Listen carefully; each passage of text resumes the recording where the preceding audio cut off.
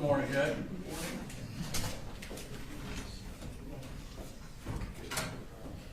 We do have a uniform malfunction this morning. I understand. I'm not trying to throw him under the bus or anything at it. But you're pointing out that you have your jacket. I don't see that any other way than throwing it. That's okay. Do you want me to say anything to the jury, or do you want to just? No. I was going to approach it with the jury. His son is on the way. He should be here. We'll start Momentarily, within an hour. Jimmy's going to handle all the crosses this morning anyway. I have a lot of cross, so. I suspect you will owe your son for that one. Well, it might even out. Just to let you know, our second witness is Zane Zinni. He was a senior in Apalachee, so he's over 18 now. He does not have a problem with his face being on camera, so we don't have to worry about that. Thank you. Are there any juveniles today? No, sir, he would have been the only one. Using the restroom. All right, they're all here. Just let them take a restroom break before we get started. Driving fast. I know, I can hear fast.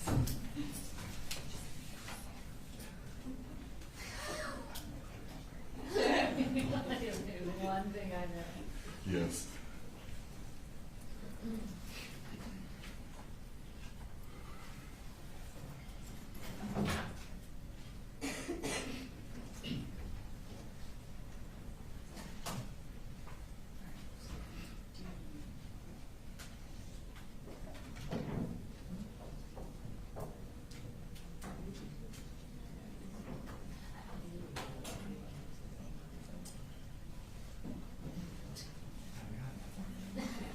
Wasn't like 10 minutes. There's some emails that are all like Oh, yes.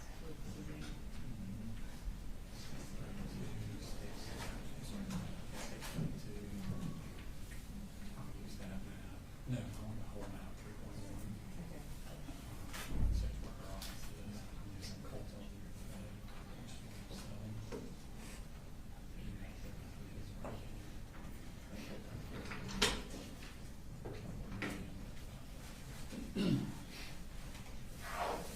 So yeah, I think the only thing is maybe the address is the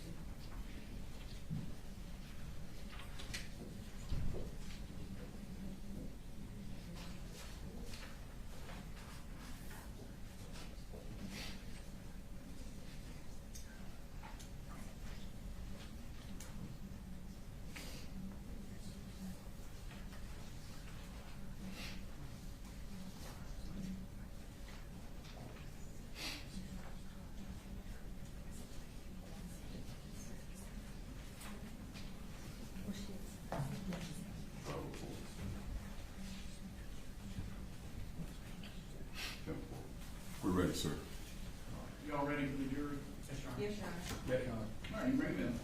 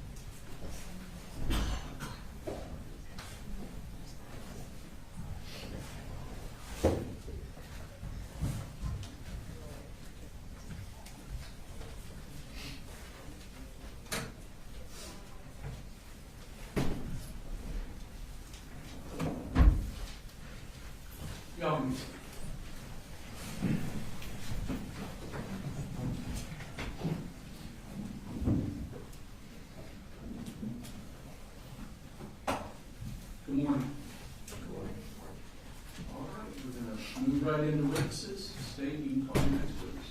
The state calls Special Agent Joseph Clark.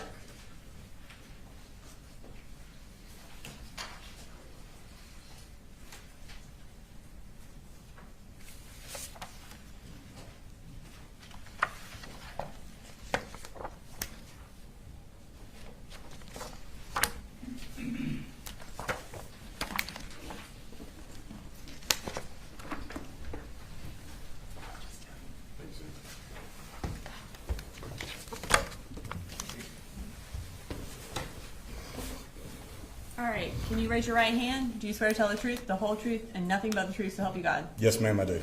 And can you introduce yourself to the jury, and then also go ahead and spell your last name for the court reporter? I'm Special Agent Joseph Clark. It's spelled Josephclark. Okay. And you said you were a special agent. Who do you work for? I'm currently working with the Georgia Bureau of Investigations in the investigative division. And what region do you work out of? I work out of the Region 10 Atlanta office. Okay. And what region is Barrow County in? Barrow is in Region 8. Or 11. Or 11, excuse me, Region 11, sorry. So in the Atlanta office, you said you were in the investigative division. What Yes, exactly do y'all do in the Atlanta office? So the Atlanta office is a little different. We cover pretty much everything in the metro. GBI does the same thing where we support local agencies, primarily dealing with felony type cases. Region 10 specifically, due to the difference in the population, we primarily work homicides and majority of officer-involved shootings within the state. And generally speaking, in order to become involved in an investigation, how does that happen with the GBI? So with the GBI, we have to be requested as a request agency, and usually we get a notification that, hey, we need your assistance. From that point, they'll assess of what resources they need, and from there, we'll go ahead and disperse the resources, depending on how big the scene is, small or large, or if we need to pull other regions and other agents from different places to accommodate what's requested of us. So in this case, was the GBI requested to help with the Apalachee High School shooting? Yes, it was. So even though Barrow County is in Region 11, were other regions requested to help as well? Yes, they were. And so as far as Region 10, how did y'all become involved? Well, at the time of the notification, I was actually working up in North Metro, Georgia. Was notified that there was a active shooter situation at Apalachee High School. When I called in to see where they needed me, they advised that our whole office had actually shifted from the office in Conyers and worked their way towards Apalachee High School. Myself, I let our supervisors know, due to our high volume of calls that we have, that I would respond down to the Atlanta area. That way, if something did go out, we would have personnel at Region 10 to be able to accommodate what's requested of us at that time. And as part of your assistance in the Apalachee High School investigation, what was the first thing you did? I was notified that there was potential casualties, extreme casualties coming in. With Atlanta, we have Grady Hospital, which is a trauma 1. That's where usually the most severe go. I was advised that we would have patients going there. There was several numbers going around due to the chaos. There wasn't an exact number, but there would be multiple people coming in, possibly there as well as CHOA. So they asked me to respond to Grady. Since we go to Grady so much, we know the processes, we know, how to get things working. So they asked me to go and respond there and then start the process. Okay. So I guess initially you were unsure of how many people would actually be coming to Grady. When you arrived, did you determine how many patients had actually come to Grady? Eventually it was determined that there was, I originally heard that there was 3, and then there was 2, and then there was 1 patient that was at Grady Hospital. Okay. Was anyone else at Grady Hospital in addition to patients? Yes, the family members of 1 person was there at Grady Hospital. Okay. And how did those family members end up at Grady? The family members were originally in the understanding that their family member was being transported there due to their injuries. They weren't advised that that person was not there at Grady. So when they arrived, I had to make contact with them. Okay. And did you have to do any sort of notification to that family? Yes, once the family got there, basically what I did is I set up a family room for everybody and called in resources with Grady. They provided the family room for me as well as the other agents that were there. Then I had to provide a death notification to the wife and the parents of the person. Okay, and who was that? It was Ricky Aspinwall. Okay. After you provided the death notification to that family, what did you do next? After speaking to Miss Aspinwall, I then made contact with the doctor of Taylor Jones, got a short briefing, just basically if she was stable or not, and then found out where her family members were in order to go make contact with them. Okay. At the time that you found the doctor, was Taylor in or out of surgery at that time? She was currently in surgery at the time. After locating the family members, what did you do? After locating the family members, we were able to obtain the evidence or the clothing of Miss Jones. Since she was in surgery, they had already removed that and gave that into our possession. Once we got the evidence, we went and met with her grandfather, I believe, and the rest of the family. There was about 20 or 30 people there. There was multiple family members. Given Taylor's situation, were you ever able to talk to her or interview her while you were at Grady? No, ma'am. She was in surgery the whole time, so we just didn't have a chance to talk to her. Okay. And you indicated that you received her clothing from medical personnel. What did you do with that clothing? It was originally given to me in a brown bag with a label on it. Once we finished what we were doing at Grady and Choa, I then responded back to, basically we had a command center at Apalachee High School where I took the evidence from Grady to Apalachee High School. I then took that evidence and turned it over to crime scene specialists so that way they could process it at a later date.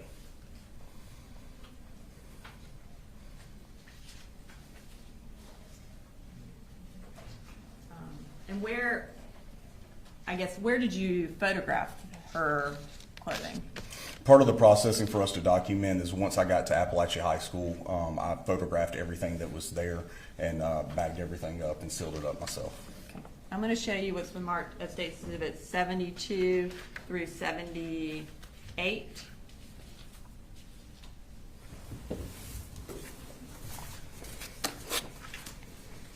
Will you review those and let me know if you recognize them?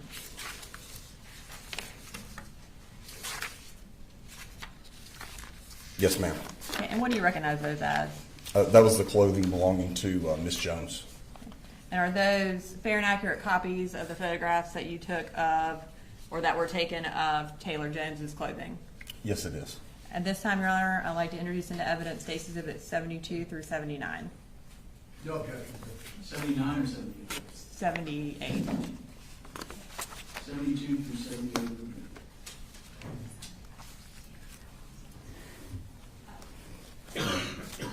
And are also, and we'll just to clarify, are some of those pictures also of Melanie Delira Castaneda's clothing? Yes, ma'am. Okay, and we'll get to those later. All right, so starting with State's Exhibit 72, let's go ahead and display that for the jury. Can you tell us what that is? It's women's underwear that's got a apparent red liquid substance on it. Okay, and is that Taylor Jones's clothing? Yes, ma'am. All right, and moving to 73, what is that a picture of? I believe that is the pants belonging to Miss Jones. Okay, and were those removed during medical procedures? I don't know for sure, but I would assume due to the cutting, the style, the way the cutting is, that it was removed while they were trying to assist her in her medical. And then State's Exhibit 74? It's a jacket, I believe, or no, it's the pants, excuse me. It's the pants of Miss Jones. And then and those are it for Miss Jones's clothing. All right, so the next thing I'm going to do at this time, I'm going to introduce into evidence State's Exhibit 79, which are Taylor Jones's medical records from Grady Hospital. We're introducing them under the business records exception.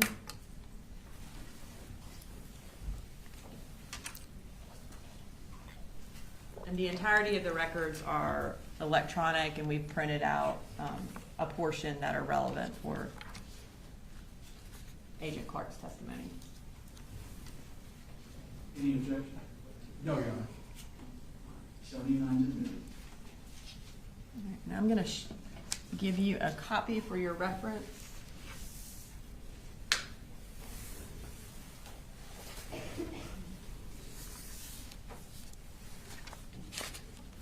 I know you're not a medical professional, but I know you did speak with some at the hospital. I want to talk through Taylor Jones's records with you so we can talk through what her injuries were and what the treatment was.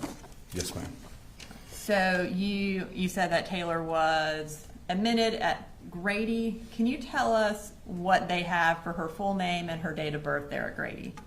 They have her listed as Taylor Leanne Jones with a date of birth of 10/14 of 2009. Okay. And on the next page, can you tell us how she was transported to Grady? Yes, ma'am. On the September 4th of 2024, she was transported via airvac. And is that like a helicopter?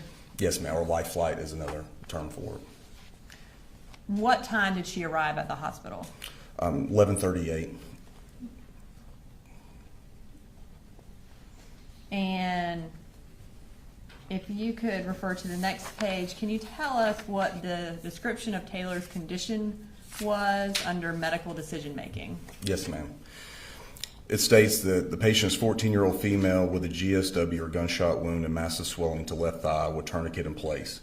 Patient appears pale with cyanotic mucous membranes and a cool skin. O2 being delivered via NRB mask. She was speaking, oriented, and maintained her airway. No traumatic injuries noted to head and neck. Manual and automated blood pressure cuff unable to assess BP. On arrival with only access present, an IO in the injured leg and 20G IV in left hand. Access rapidly established with peripheral IV and A-line placed in right femoral artery. Patient given 2 units with rapid infusion device. Once BP obtained, patient rolled and no other injuries noted. X-rays of chest and lower left extremity obtained and analgesia achieved with pain doses ketamine. HR remained tetracardic in 130s to 160s. Tourniquet left in place and patient immediately taken to the OR, 2 unstable for CT imaging. Okay. And then I'm also going to pull up page 8 from the medical records for the jury. Okay. And does this indicate the location of the gunshot wounds on Taylor's leg? Yes, ma'am. Okay. And how are they notated on this picture? With the numbers 1 and 2 and the circles around them. Okay. All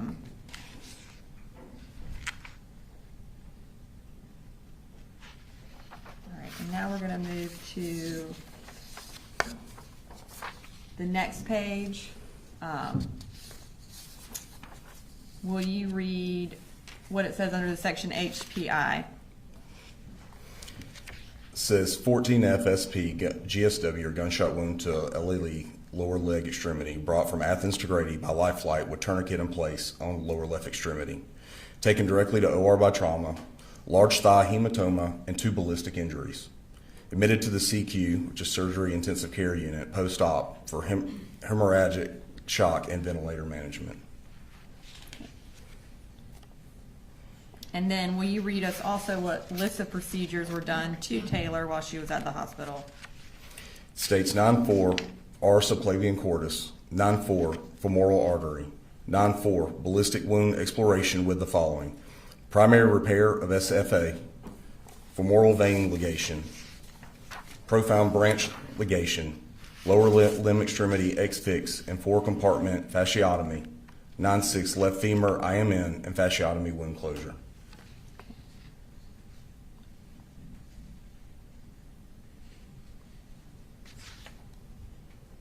Okay. And then next I want to talk briefly about what Taylor's mental state was while she was at the hospital.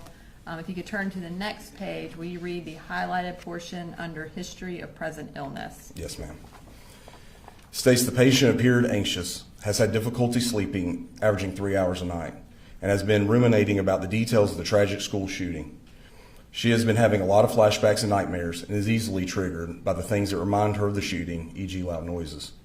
The patient has had tremendous family support from great-grandfather, her custodial parent, siblings, friends, and clergy who are all around the clock.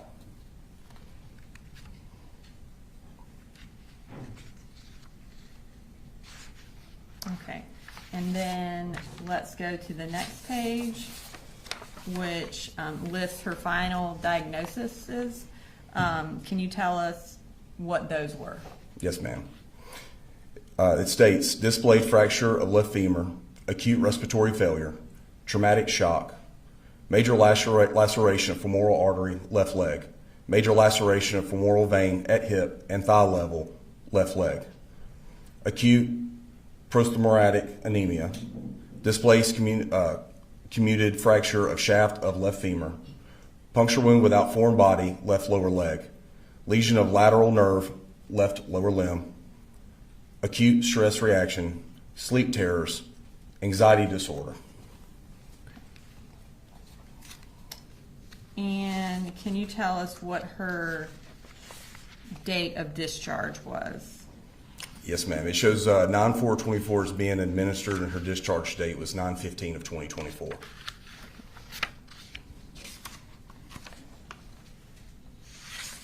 And then we're going to turn to the next page. Was she admitted back into the hospital the next day?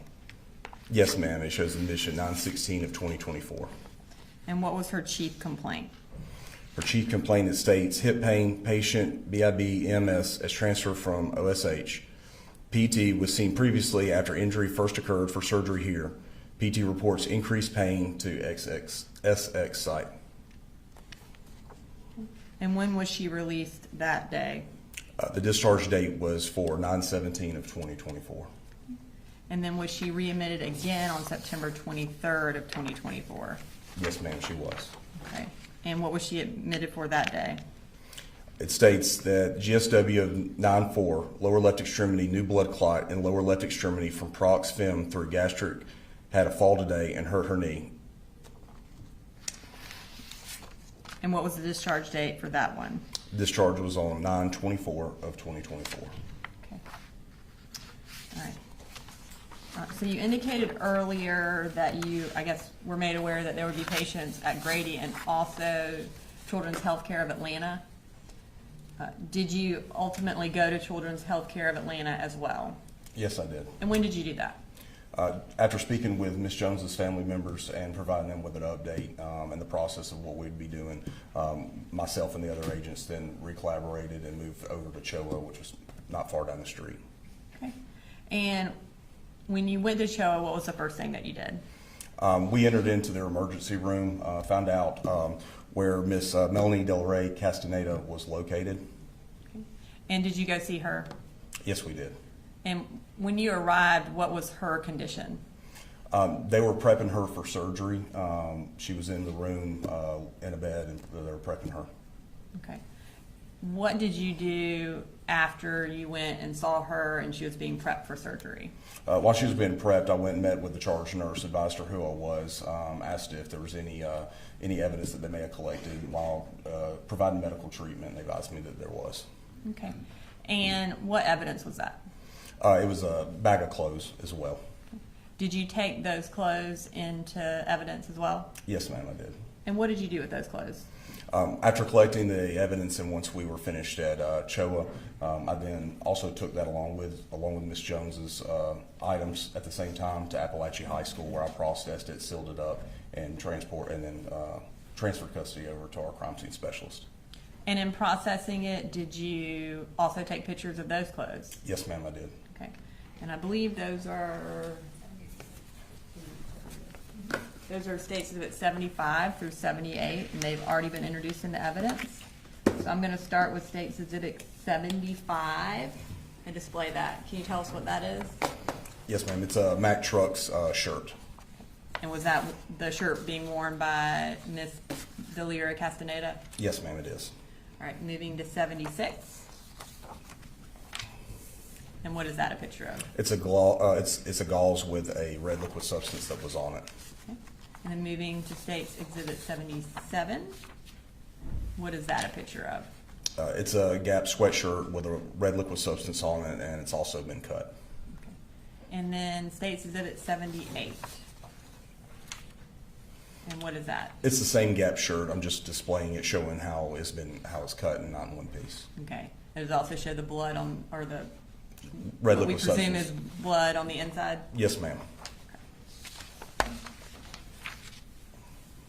don't have any further questions. Thank you. No questions, Judge, thank you. Thank you, sir. You're pretty good. Thanks, Your Honor.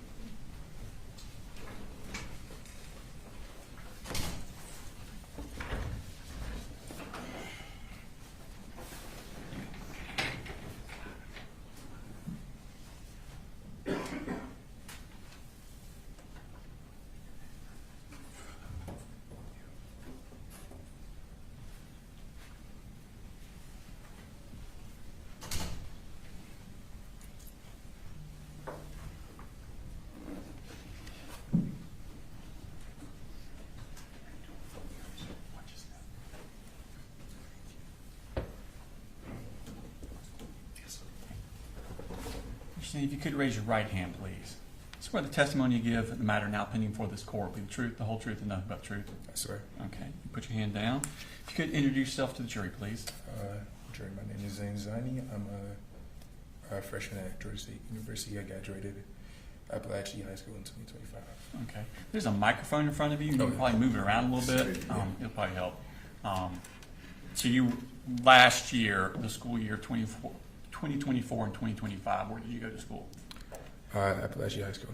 Okay. And how old were you on September 4th of 2024? 17. 17. Okay. And what grade were you that year?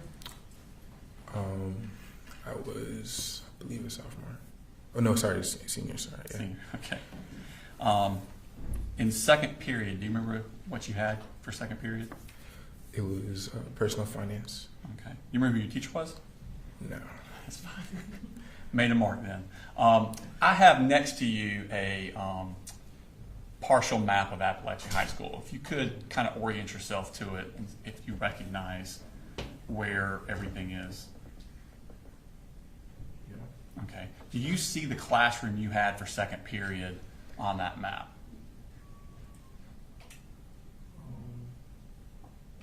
Yes. Okay. And where was that? You can get up and point it out. You don't have to stay glued to the chair. It was on this hallway. I believe it was one of these two classes. I believe this one. Okay. And at some point during the second period, did you leave that classroom? Yes, sir. Where did you go? So the bathroom was located right over here. Okay. And when you left the bathroom, how was everything normal when you left the bathroom? Yes, sir. Okay. And on your way back to class, did something happen? Yes, sir. Where were you when you first noticed something? I was at this classroom right over here walking back to my class. Okay. And what did you first notice? I first noticed. See that microphone? I first noticed loud banging, Okay. and I thought that some kids were messing out in the bathroom. Then later on, I seen a girl run past me. I was wondering what was going on, so I turned back to look. That's when I saw the shooter. Okay. And what did you see when you say you saw the shooter? Describe him for me. I don't remember close his. I remember he was a bit of a shorter guy, white, like blondish hair, and he did have a gun. Okay. Describe the gun to me. Probably something typical like an AR that a lot of people are familiar with, that they probably never held, but they've seen before. Like an AR? Yeah. Okay. What was he doing with it? He was pointing off toward, well, not in my direction at the time, and I assumed that he was shooting because of the loud bangs. Yeah. Okay. Well, that back hallway, do you know what it's called? No. Okay.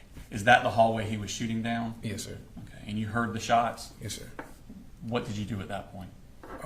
At that point, I had run back to my classroom, and per the rules, the teacher couldn't let me in, so she had told me to go hide in the bathroom. So that's what I did. I'd run down the hallway. May I show you? Sure. So I was here, so I run down here, and I gone this way. I could have gone this way, but I was looking at the time, so I gone this way. And hidden those bathrooms down at the bottom? Yes, sir. Okay. What did you do in the bathroom? I had just waited. I was just waiting. I had texted my family at the time, but after that, it was me just waiting to see if he would come after me, because I did see that he saw me. You noticed that he saw you? Yes, sir. Okay. So I was waiting beside the door in case he did come in. So you didn't go in one of the stalls? No, sir. Where did you go? I was just right in front of the door, so in case he did come in, I'd be able to at least defend myself somehow. Okay. And did he ever come in? No, sir. How long did you stay in that bathroom? I would say a couple minutes. Okay. Where did you go from there? I went to the library because some officers had come, and they had checked out the bathroom, and they had saw me. Okay. So you stayed there until the officers came and got you out? Yes, sir. Okay. And I think you said at the time you texted your family? Yes, sir. Who did you text? We have a family group chat, and I texted them. A group chat? Yes, sir. And what things did you text them? First I texted to see if my sister was okay, but she wasn't responding at the time. Did your sister go to school there also? Yes, sir. Okay. I texted them. I texted my sister. She was okay, but she hadn't responded in time. So I just texted my family, I love y'all. And I just told them what the situation was. Okay. Were you afraid for your life? Yes, sir. Okay. After law enforcement got you out, what did you do? So we headed to the library, and after, I believe he was in custody, I'm not sure, but after that, were taken to the field. The football field? Yes, sir. Okay. And did you wait there with your family, for your family? Yes, sir. Did someone come and get you? Yes, sir. Who was that? My sister. Okay. And did you find your other sister that was in school that day? Yes. Okay. And was everybody okay? Yes, sir. Okay. Did you give a statement to law enforcement? Yes, sir, I did. Okay. I have no further questions for you, Ken. All right, any cross? No question, Judge Nance. All right, thank you. You're free to go.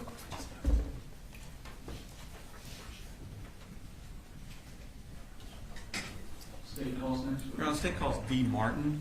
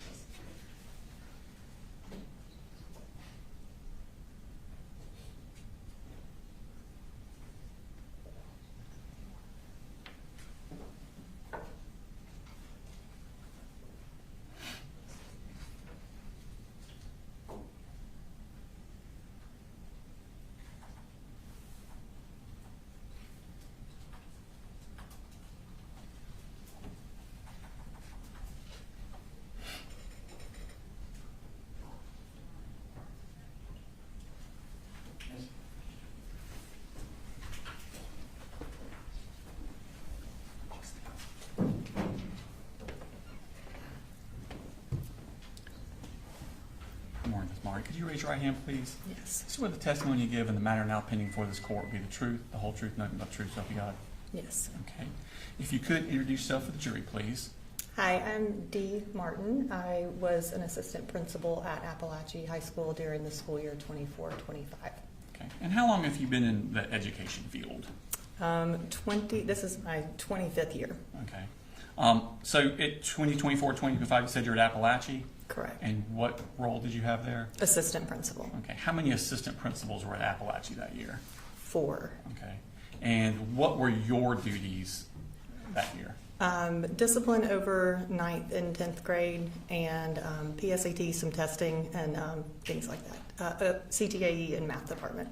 Okay, so you were over the CT. What's the CTAE? I think Ms. Harris said It something about is that. kind of our agriculture, technology areas. Okay, and as your CTAE,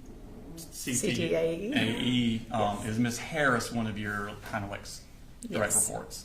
Yes. Okay, and is that separate from your vice or assistant principal duties? It's in conjunction. In conjunction with, okay. Mhm. I want to take your attention to the morning of September 4th, 2024. This would have been the day of the shooting. Before the shooting, what were you doing that morning? The day before, we did not have Wi-Fi, so I was playing catch up on documenting things that happened the day before, and going through the discipline queue. Okay, so you're in charge of discipline for, you said 9th and 10th grade? Yes. And so what is the discipline queue? It is where teachers put in referrals, and they are in a list, in a waiting area, and we go through and handle the situations as they come up. Okay, and by handle them, what, I know they're all different, right? But just Right. in general, what are you doing? So having conversations with students, figuring out their side of the referral and what happened, and then going through to decide what the best course of discipline is for that student. Okay, so are there students in your office? Yes. Okay. Had you heard of a student named Colt Gray? Not before the email from Ms. Harris that morning. Okay. And so during first period, did you get an email from Susan? Is it Suzanne? Suzanne. Suzanne. Yes. Suzanne Harris. Yes. Okay. I'm going to show you what's already been introduced into evidence. It stakes number 32.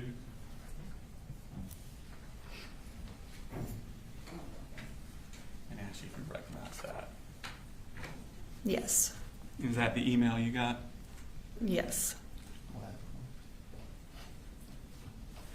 And who is Suzanne Harris in relation to Colt Gray?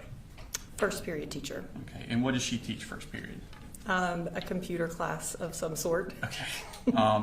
And when did you receive this email? Timestamps 8:46. Okay. So I probably looked at it within the next 5 minutes. I was going to ask you that because I don't read my emails for a long time. How quick are you at reading your emails? Very. Okay. Yeah. I mean, definitely within 5 minutes. Okay. And what is she telling you there? She is making Lisa Butler and I aware that this student has asked about active shooter drills. Okay. And who is Lisa Butler? Lisa Butler is Colt Gray's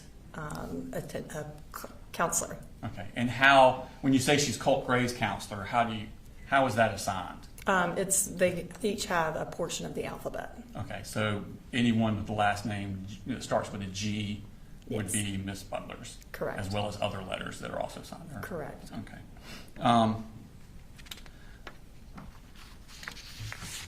What did you do with this email at that time? So I was CC'd on the email. So Lisa and I did have a conversation in which she brought up the lapse in education for him, that he didn't have an 8th grade year, and there were some concerns about that. And so I started looking into those pieces. Where That he did not have school the year before? Correct. Okay. Right. Was this apparently new information to Lisa Butler, that he did not have school the year before? I do not believe so. Okay. At some point after that, did Miss Harris come to your office? Yes. Okay. When was that? It was in between first and second period. Okay. And so that would be sometime between 9:38 and 9:45? Correct. All right. I'm going to show you a map of the full school. This is kind of partial, and your office is not on it. Okay. So we're going to pull it. It should be popping up on your screen Okay. there. Okay. If you could orient first where Miss Harris's class is or was, if you knew. I don't know if you knew where she was. Okay. And Do you want see me to just that there? describe it? Can I can you put pop the it? annotation on if you want. I think we can probably do it. That causes more problems. Do you want me to just describe? She's going to do it. Oh, okay. Or better yet. Yeah, I can throw it up. We'll go old school. That's fine. Can you point on there?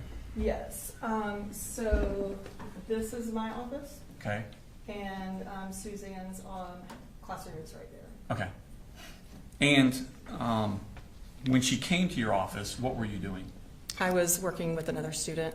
Was that one of those discipline things we were talking about earlier? Correct. Okay.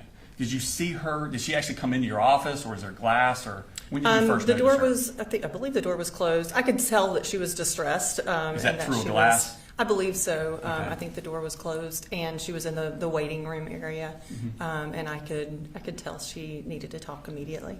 Okay. So what did you do? I asked the student to hang tight and went out, closed the door, and Suzanne and I went into Mr. Neely's office, which is the third office that's in that area. Is it right, kind of in that little green extra thing there? Yes. Okay.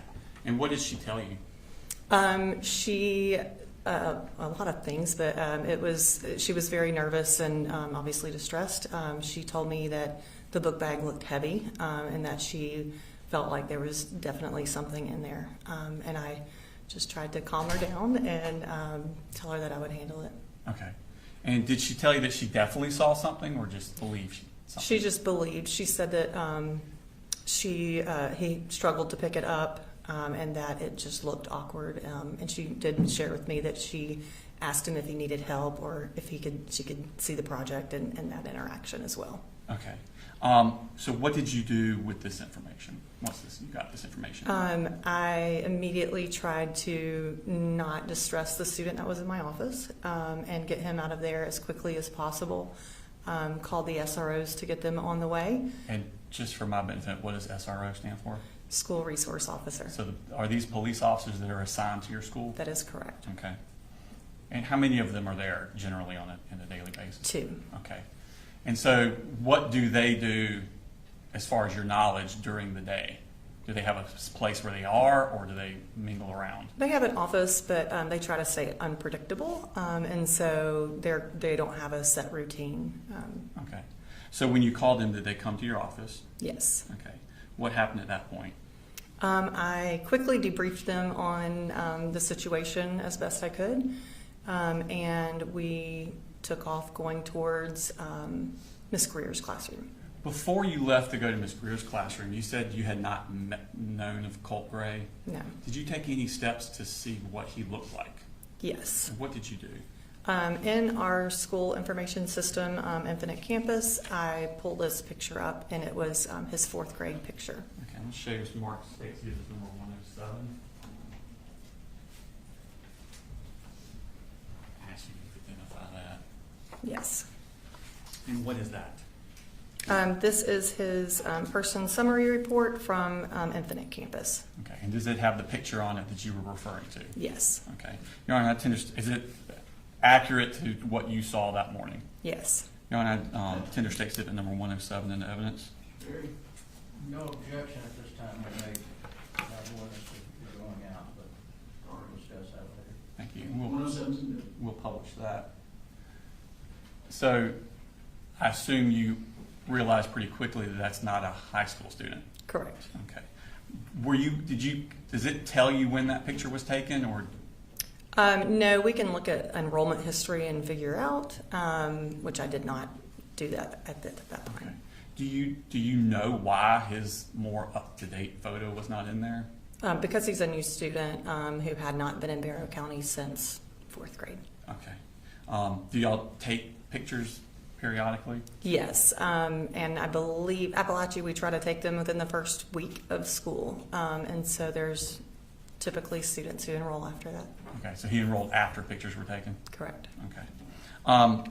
So at this point, is this when I think you said y'all went to go find him? Yes. What information did you have as to where he was?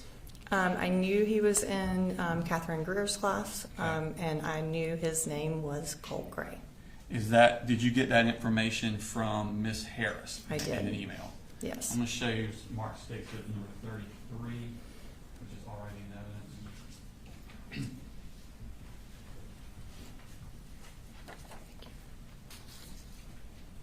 And is that the email you got from Miss Harris?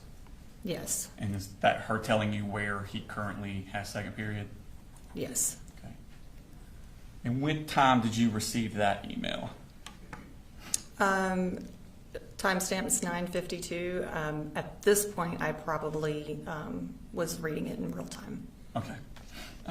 So who are the school resource officers that arrived to assist you? If you remember their names? Brandon King and Dawson Matherly. Okay. And are they normally assigned to Apalachee? Yes. Okay. Do you know them Yes. professionally, I guess? Yes. Okay.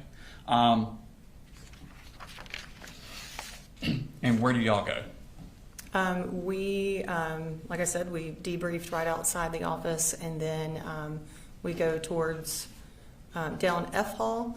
Pull that map back up and you can show what you did there. So I leave my office here and go down F Hall to Miss Greer's room back in the J Hall. Thank you. When you get, and the SROs are with you? Correct. Okay.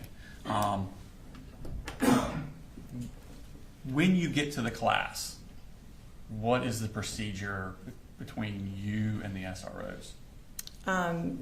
No conversation, really. I mean, we know our roles. And what generally are those roles? Yeah, so I have rights as an assistant principal to act in role of parent, and so I have more freedom to conduct searches, whereas law enforcement does not. Okay, so you you have more authority to search a student than a law enforcement officer does. Correct. Okay, so because of that authority, what's the role you play in this scenario? The main one, I'm walking into the classroom, talking to the teacher, talking to the student, and taking the lead, so to speak. Okay, and so do you go in the classroom? I did go into the classroom. She had told me that he was in the restroom, that his things were still there. And so at this point, I thought it was smart to get the bag and take it with me. Okay, so this student's bag was still in the room? Correct. Okay, and it was given to you? Yes. What do the school resource officers go into the room, the classroom? No. Okay. What do y'all do at this point? We take the book bag and walk towards the restrooms there on J Hall. And the SROs enter, because it's a boys' restroom, so I cannot go in there. And so the SROs did go in to retrieve Colt. Okay. And did they bring the student out? Yes. Okay. And who did they bring out? They brought out Colton Gray. Okay. And do you know Colton Gray? I don't. Okay. Did you know him at that time at all? I did not. Okay. What happens at that point? We take him into a workroom adjacent to the men's restroom, and anytime I'm conducting a search, I want to make sure they understand why they're being searched. And so I was explaining to him that his first period teacher, Miss Harris, had alerted us, and he said, "I don't have Miss Harris," and I immediately knew we did not have the right student. Okay. Did you search his book bag anyway, just to be safe? Yeah, I think I did. Just kind of glance through it. And he immediately, as I was doing that and talking to him, was like, "Hey, I think you're looking for the guy that sits across from me. His name's Colt Gray." And we kind of knew that was the mix-up. Okay. So what do you do at that point? We exited that workroom, and I had Colton stand against the lockers while I went back in the classroom. And Ms. Greer explained to me that, there's another student with a similar name. He's in the counseling office. And so I put Colton Gray back into the classroom, and the SROs and I walked towards the counseling office. And if you could show on the map where the counseling office is. Yes. Counseling office is... Okay. And when you get to the counseling office, what do you do? I ask the clerk that's in there, and I ask her if she's seen Colt Gray. She says no, so I walk back around the loop there, past Miss... Inside the counselor's office? Yeah, there's like a little loop-de-loop. I walked around, and when I got to Lisa's office, Lisa Butler? Correct. She was hanging up the phone. She said a lot of things, but all I really understood was that he had access to weapons. Okay. So at that point, I went to Miss Boyd's office, still in the counseling suite, shut the door, called my principal, and said, I think we've got a situation. Okay. What did you do at that point? There was a 10:15 alarm that went off on my phone randomly, and so I thought it was a transition. I have alarms on my phone for transition, so I was like, we need to lock the school down, and then we realized it wasn't transition, so we did not lock the school down at that point. So we met in my office, Miss Rayberg and I, and when we were in the office, we were trying to get a visual of Colt, so we knew who we were looking for in the hallway because we didn't have any picture. Okay. So you're on. Do you have access to the security footage of the cameras in the? Is Yes. that in your office? Yes. Is that where you went from the counseling office? Yes. And is that G Hall? I guess you went down. Yes. Okay. So you're trying to find the student that you don't know what he looks like. Correct. What steps do you do to try and do that? So we are trying to first get a visual of him when he left the classroom. So we were trying to nail down what time he left the classroom, so we knew where to look on the cameras. Okay. I'm going to show Mark 6 and 34, which is already a minute ago. Actually, right past that.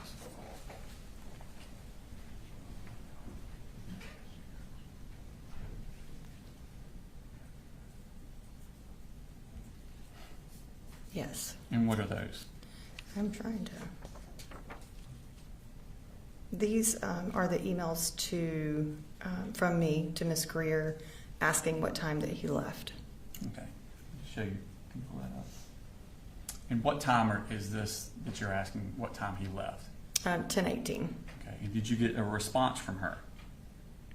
Yes, I called into the classroom and asked her to check her email, and she responded at 10:20. Okay. What did you do at that point? We went to the cameras and found a student who left around 9:50. Took a screenshot. I don't even remember if we got it emailed to her, but it was not Colt. Okay. And did you subsequently get an email from Ms. Greer? Yes. I'll show you State Citizen 35. Already exhibited evidence. Ask you if you recognize that. Thank you. Yes. And what is that? This is Ms. Greer's email to me at 10:22:04 saying he just came back to class. Okay. How soon, that came at 10:22:04, how soon after that entered did you see it? Oh, immediately. Okay. How soon after you saw that did you hear shots? Or did you hear shots? Definitely heard shots.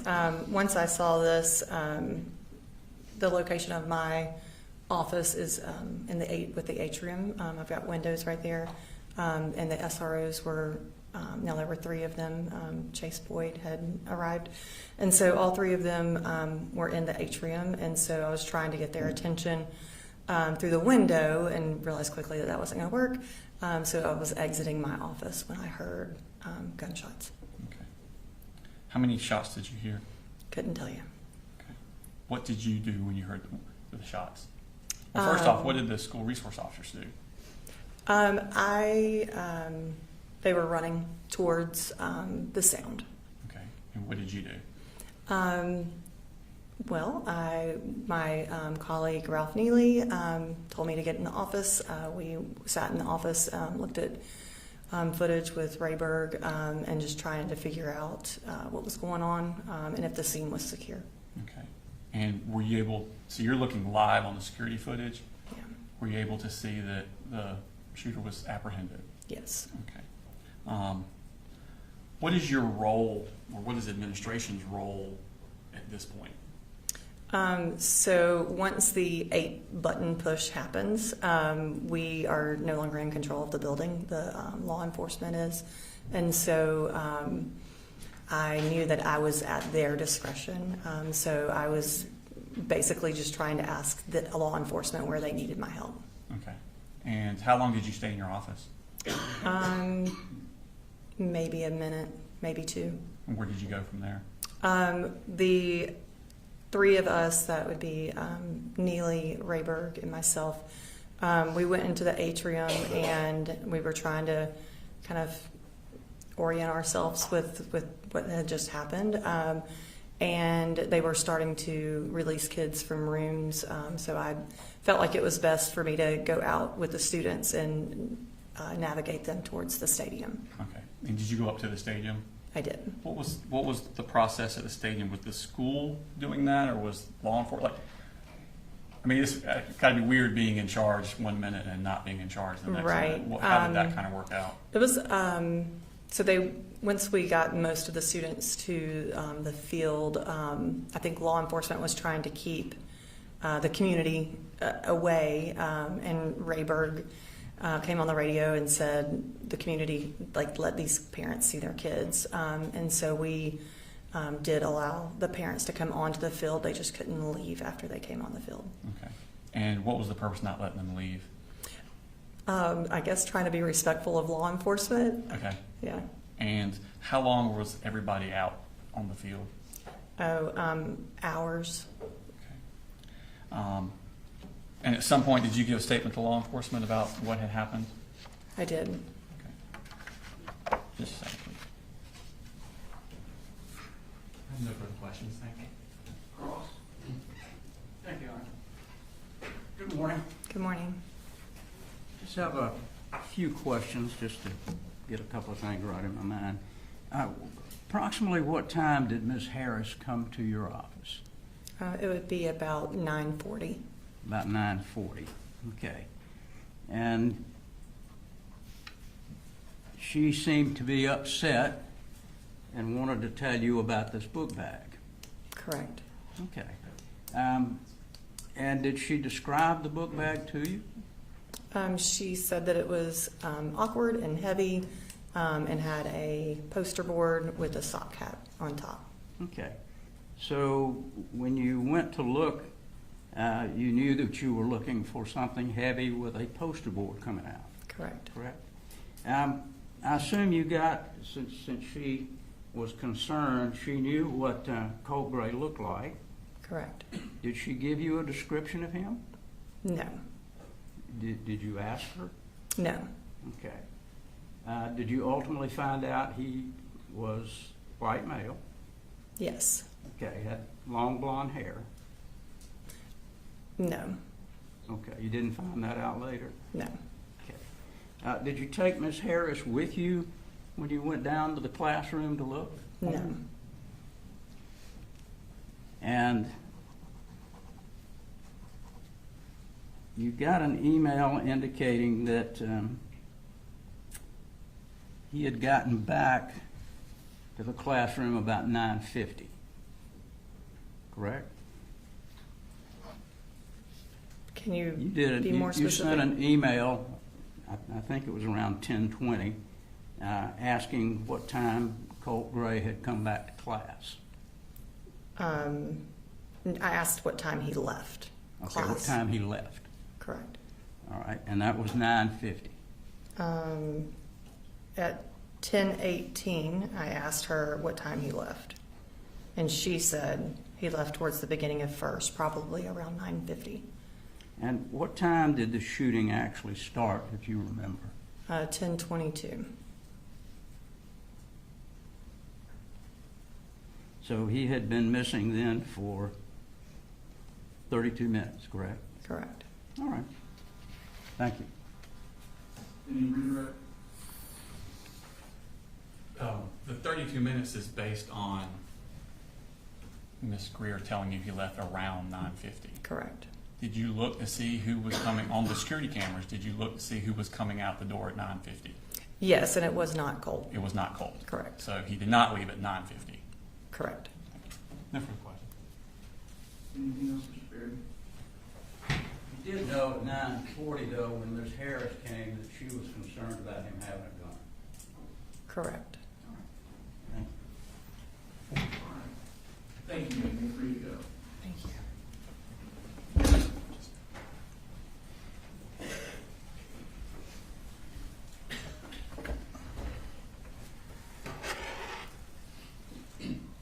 State calls next week.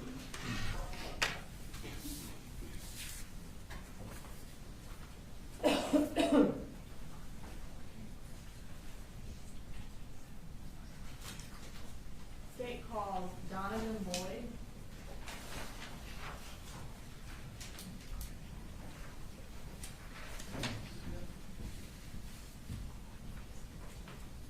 She's back. Yes.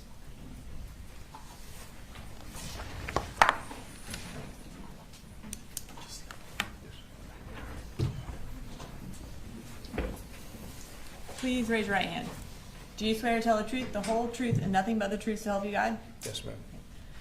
Can you go ahead and have a seat, and then tell us your name and go ahead and spell it for the court reporter. All right. I am Donovan Chase Boyd, Donovan, Boyd, Boyd. Okay. And what do you do? I am one of the sergeants for the school resource officers. So I supervise over half the county, depending on which semester we're in. And are you with the Bexar County Sheriff's Office? Yes, ma'am. Okay. So as a sergeant, you said you supervise half the county. Tell me what you mean by half the county. So we have the county split up into north and south as far as the number of schools that we have. So there are two sergeants. One of us is on the north side, and one of us is on the south side. And then each semester we flip. So we have equal exposure and working with everybody and being able to help everyone. So. And about how many schools are on each side? It's fairly equal. I didn't think to count how many, but like there's an equal number on both sides, thereabouts. Yeah. And does that include elementary, middle, and high schools? Yes, ma'am. So you'll have an equal number, more or less, on both sides, but the alternative school is actually located on the south side. So. And then, as far as your role in overseeing that, kind of tell me what your day-to-day is like. So it can vary as in any law enforcement capacity. Typically what I'm doing is I'm going and checking and making sure my guys have what they need. If they're dealing with an issue at a school, I try and be there to help them kind of work through things. Checking on how they're doing personally and, just making sure that they have what they need to do the job that they're doing. Addressing any concerns or issues that may be going on. And then doing any kind of like spot training or planning for training in the summer. And tell me what the typical job of a school resource officer is who is assigned to a school. So our primary function is to see to the safety and security of the school.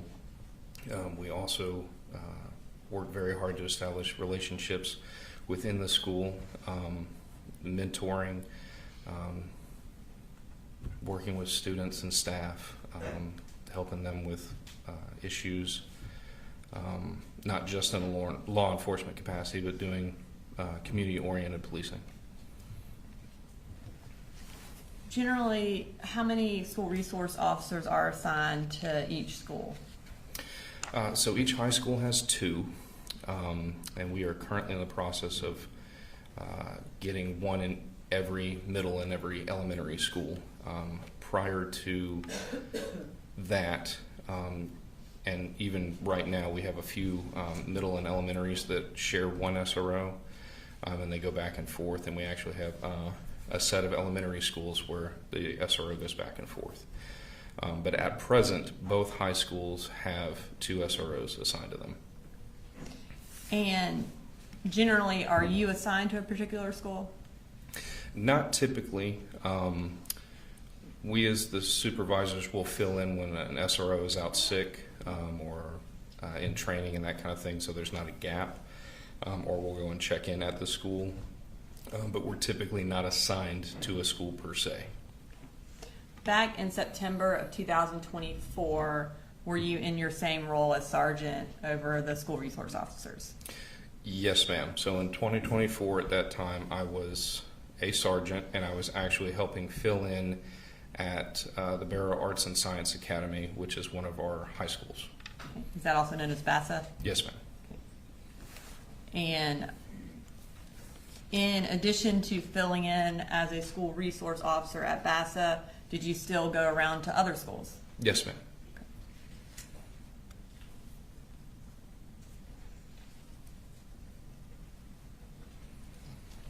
I am going to draw your attention to September 4th. Did you go to Apalachee High School that day? Yes, ma'am. And were you, at that point, temporarily assigned to BASA as well? Yes, ma'am. Okay. What brought you to Apalachee that day? So that morning I was actually going to meet with one of my police explorers to give him a Bible.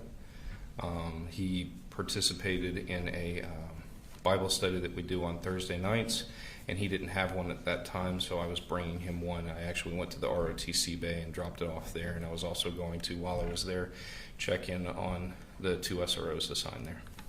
And what is the Police Explorers? So the Police Explorers is through the Boy Scouts of America, or Scouting as it's known today.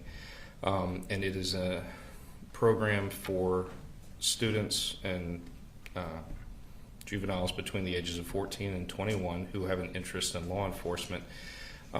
They can learn from us, and we do it once a week in a like training type capacity. And so you indicated that you went to the ROTC office to drop that off. Can we pull up the full map? And I'll just have you, if you could look and tell us where on there the ROTC is? Oh, goodness. There should be a pointer up there after you kind of orient yourself. Yeah, sorry. It's weird to see it in this format versus walking through. Use this? Yes, sir. Okay. All right. Just for the record, is this 3.2? This is 3.1 for the record. Right. Sorry. Oh, gosh. So the ROTC bay is going to be right in here. I believe, if I'm looking at this correctly. And do you remember approximately what time you got to the school that morning? If I had to guess, it was somewhere between like 9:45, 9:50-ish, maybe. And you indicated you wanted to check in on your two SROs who were assigned to that school. Who was assigned to the school at that time? Deputy King and Deputy Matherly. After dropping off the Bible at the ROTC bay, Mm-hmm. what did you do? As I recall, I went back to the atrium. Do you want me to point to Yes, that? yeah, that'd be great. Okay. So at that point, I went to the atrium here, and I ended up meeting with Deputy King. He was briefing me a little bit about a potential issue at the school, and we were also discussing, as I said, we do Bible study on Thursday night, so we were actually standing there talking about what that topic was going to be.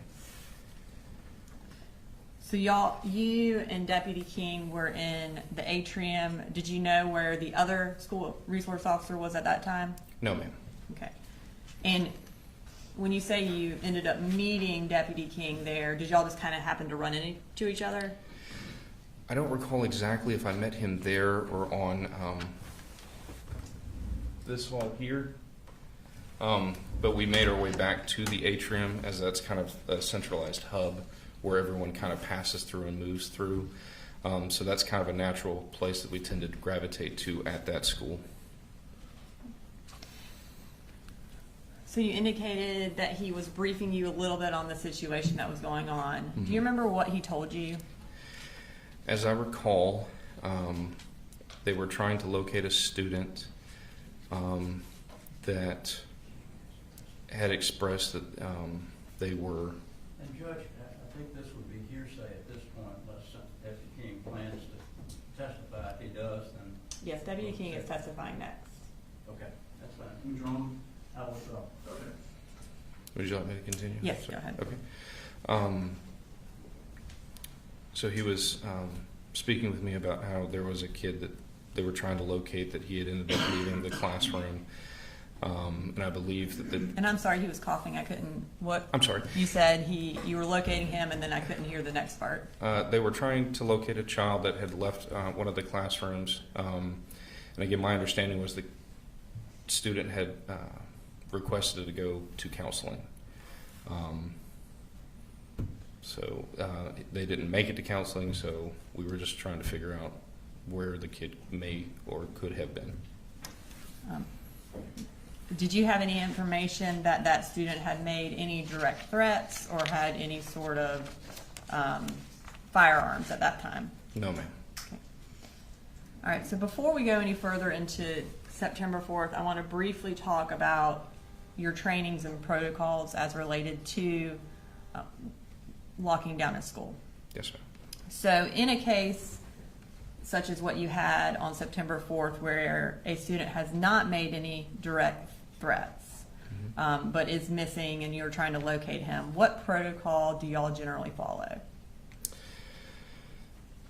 So for us, if admin is asking us to help look for a student, we will look in bathrooms, hallways, depending on where the student's coming from.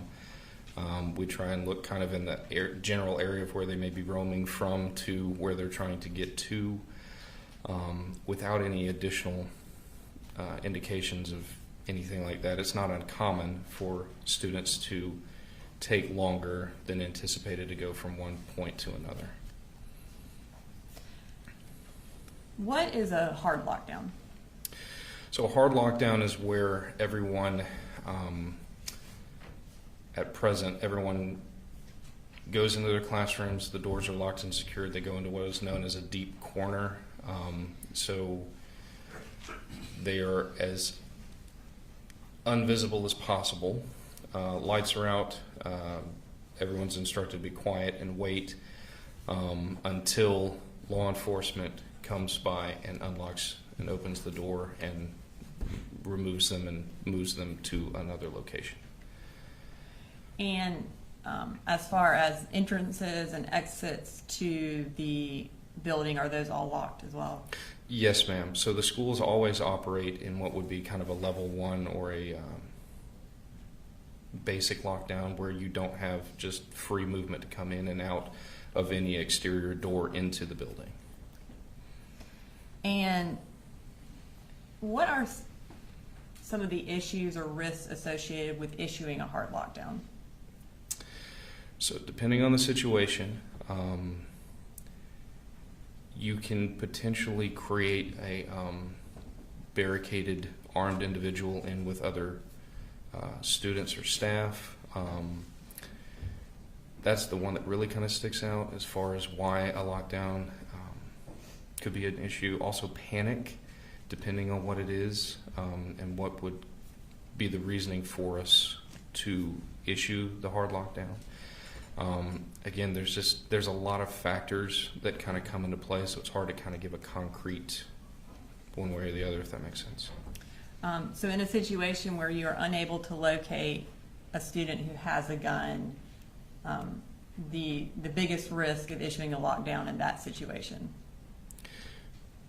Could be, and again, it depends on if we're during the middle of a transition or if they're already in class, or if the student is not in class and we don't know where they are. So again, all of those are going to factor into whether or not we determine the best case or best course of action would be to do the lockdown or not. Ultimately, it's going to just kind of depend on a case-by-case basis. And so in a case, I guess, where kids are in class, it's not a transition, and you are unable to locate a student who potentially has a gun, what's the risk of, is that the risk you were referring to of issuing a lockdown, creating a barricaded situation? So if we don't have a reason to believe they're in a classroom necessarily, then that would reduce the risk. Ultimately, what we are typically doing with situations like this is we're letting the school make the call, unless it's something like what you're describing. But again, as far as that day went, we didn't have any indications of anything like that. Okay. And so at that time, there was no, a hard lockdown was not something that y'all would have done in that situation? With the limited amount of information that we currently had at that time, no, ma'am, because it's not uncommon for a student to leave the classroom to go to, say, guidance or counseling in a high school setting. And again, it would depend on the school that we're in. In an elementary school, if a child goes missing, we are more likely to call a lockdown in that regard, because then we don't have students moving about and it's easier to locate a missing juvenile in that age range because they can't really take care of themselves as much. In a middle school, it changes a little bit, but not as much. And then in the high school, because they're more apt to be able to take care of oneself, it's not as critical to do a hard lockdown just to locate a student that's missing from class. And I guess, is your main goal to find that student? Absolutely. Okay. Yeah. And of course, finding that student would prevent any future incidents if you found that student at that time, I guess. If the student had a gun and you found him, then that would hopefully eliminate the situation. Is that correct? Sure. Yes, ma'am. And I mean, that does happen on occasion, yeah. Okay. All right, so we'll circle back to September 4th. Okay. So you are in the atrium with Deputy King. What happened while you were there? He and I were standing there, again, discussing Bible study after we'd kind of spoken about the very limited information we had at the time. There was a group of students with like the big pickle jars type things, and they were kind of tapping on those. and then we end up kind of hearing like a tap, tap, tap.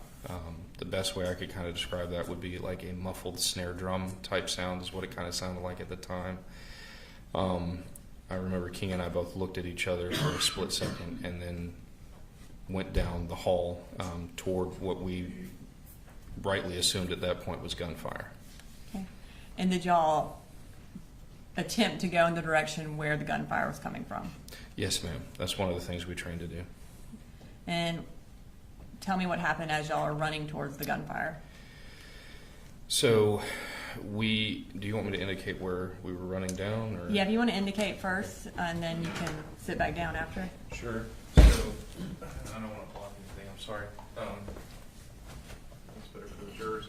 So we're here in the atrium, and we hear everything, and so we start heading down this hall here to what we would refer to as a T intersection, because it makes a T. As we're coming down this way, as I recall, I got on the radio to let dispatch and other units know that we had an active shooter at Apalachee High School, and we just continued to that T intersection. Do you want me to continue with? Yes, go ahead. Once we got to this T intersection, there was a slight pause as we're listening, because there was a brief moment where we didn't hear gunfire, and so we're trying to orient and see which direction to go, because again, you have two options. Then we round the corner, and when we make the turn and turn right down the hall, Deputy King and I are presented with a lot of smoke and dust in the hallway. The concussion from the AR firing and the drop ceiling, as best as I can understand, I'm not an engineer or anything like that, but the dust and everything shook down, making it very hard to see. All I could make out was a dark or black silhouette in the smoke toward the end of the hall. It's actually, he was backlit. This exterior door here, you had sunlight coming in. We're down here when we first make the turn, and we end up making contact with them around in here where these bathrooms are. As we're coming down through here, I want to say somewhere in here, one of the victims was laying in the hallway. Because of the smoke and the dust and everything, I initially thought it was a duffel bag until I got close enough. Once we got pretty close to Colt, we were able to see that he was a student. The AR was down in front of him. He was compliant. We were able to get him down while Deputy King covered him with lethal cover. I proceeded to handcuff him and do a search and pat down for weapons and anything else. While doing that, I was able to take multiple full magazines for the AR-15 out of his pockets and kind of secure those out of the way. And then, as I recall, the next steps were to let dispatch and the other deputies know what we had, where we were at, and what we needed, so we could start responding to everything else that was going to need to be addressed after. So as you indicated, as you round the corner, you saw a black silhouette. Yes, ma'am. What did y'all, at that point, did you know it was who y'all presumed was the shooter? No, ma'am. What did y'all say as you round the corner and saw that? Show us your hands, get on the ground, drop the weapon, all things that we practice and trained to say. Again, at that point, we didn't know if it was a student, we didn't know if it was a staff member or teacher, and we didn't know if it was the shooter. We were purely going and trying to make contact with whoever it was in the hallway so we could make an assessment of where to go from there. As y'all continued to run down the hallway, did y'all know if he had dropped the gun at that point? No, ma'am. Again, we could not see. So y'all are basically just running in blind? Yes, ma'am. Okay. So you take him into custody and you search him and you take out the magazines. At that point that you are telling dispatch, hey, this is what we need, what do you start doing? I'm on the radio saying that we need to shut down the front from like Tom Miller down to like not quite to Carl Bethlehem, but like over by Kendall Park, so that we can get med teams in and that kind of stuff. I let them know that we had one in custody, that we don't know if there's any other shooters. I have no idea how many are wounded. I have one in the hallway that I'm unsure if there's anything that we can do for, and I'm not exactly sure how I phrased that at the time. And at that point, we're just kind of holding the hallway because it was just King and I at that moment having to hold. So we're having to hold here, which is terrible to try and do with two people. Because again, we don't know, sorry, we don't know if there's any additional threats at the time. So we're having to try and hold, and we have to keep control of Colt, and we're responsible for him at that point once we took him into custody. Excuse me. A short time, and it felt like a long time, but a short time later, Deputy Cook responded from Heyman Morris, and he helped us hold things until additional units got there. And were additional units there pretty quickly? Yes, ma'am. I would say that they were there very quickly.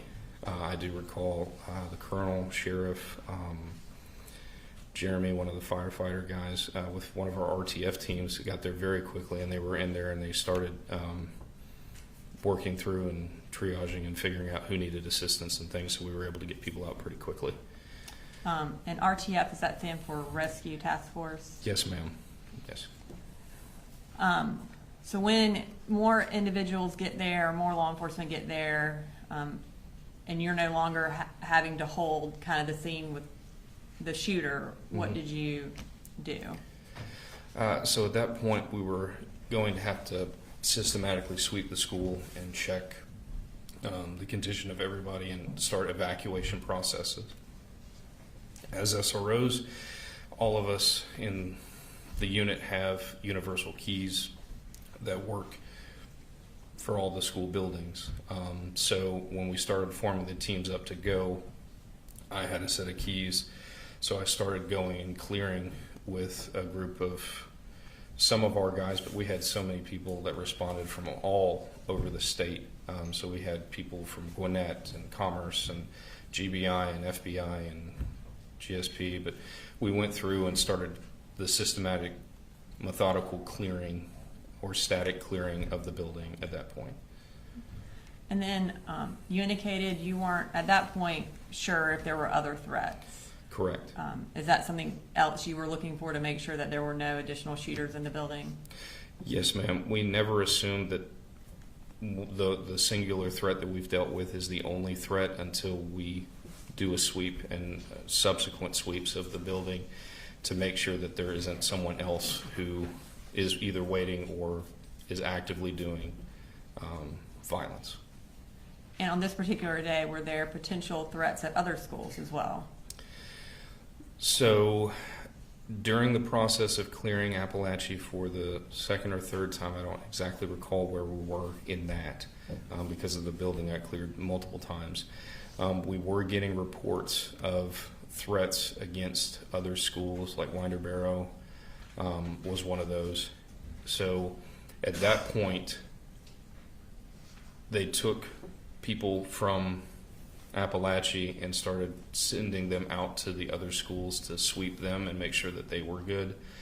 At that point, Deputy Good, who had come to the scene and was the SRO the previous year, he and I, who were at Bassa normally, left this school and went over to Bassa and cleared it and held things there until I came back later in the evening. I don't have anything further. Thank you. The defense may have some questions. Just a few things. Thank you. Good morning, Sergeant. Morning, sir. How are you? Great, thank you. just want to ask you a few questions. You gave a statement to, I think, David Kissinger, GBI special agent, shortly after the incident. Is that right? It was that evening, yes, sir. Okay. You remember indicating to him that you arrived about 10:30. Sure. I don't exactly recall the time, no, sir. I don't want to put any words in your mouth. No, I'll I be get glad it. to show you if you'd like one. No, and I believe you have no reason to think that it's Do you not. recall it was about that time, though? Sure. Okay. And you indicated to us that you were having conversations. Was there more than one person there that you were talking with? In other words, was an assistant principal there at that time?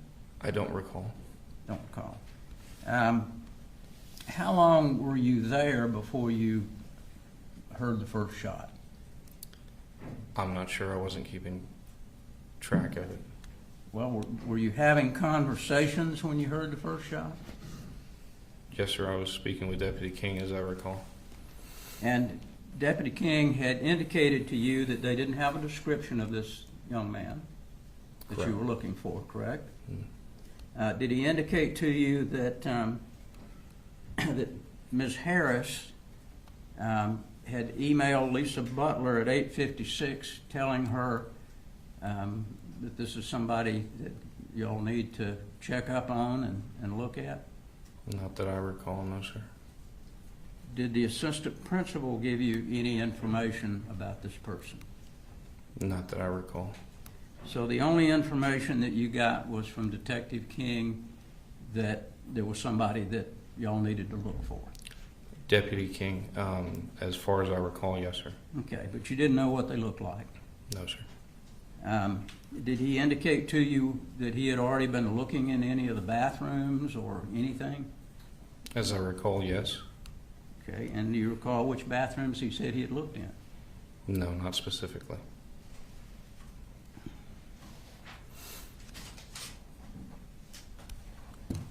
So you don't really know, other than you know that y'all were looking for somebody. Do you know how long people had been searching for this person? No, sir. So if there was an email from Ms. Harris to counselor at 8:56, it would have been about an hour and a half before the shooting. Is that right?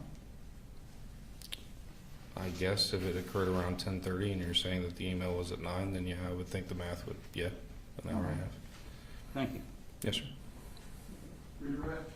Nothing further from the state, Your Honor. May he be excused? Ready to go. Thank you. Thanks, sir. Ladies and gentlemen, let's go ahead and take a little morning restroom break, 10 to 15 minutes.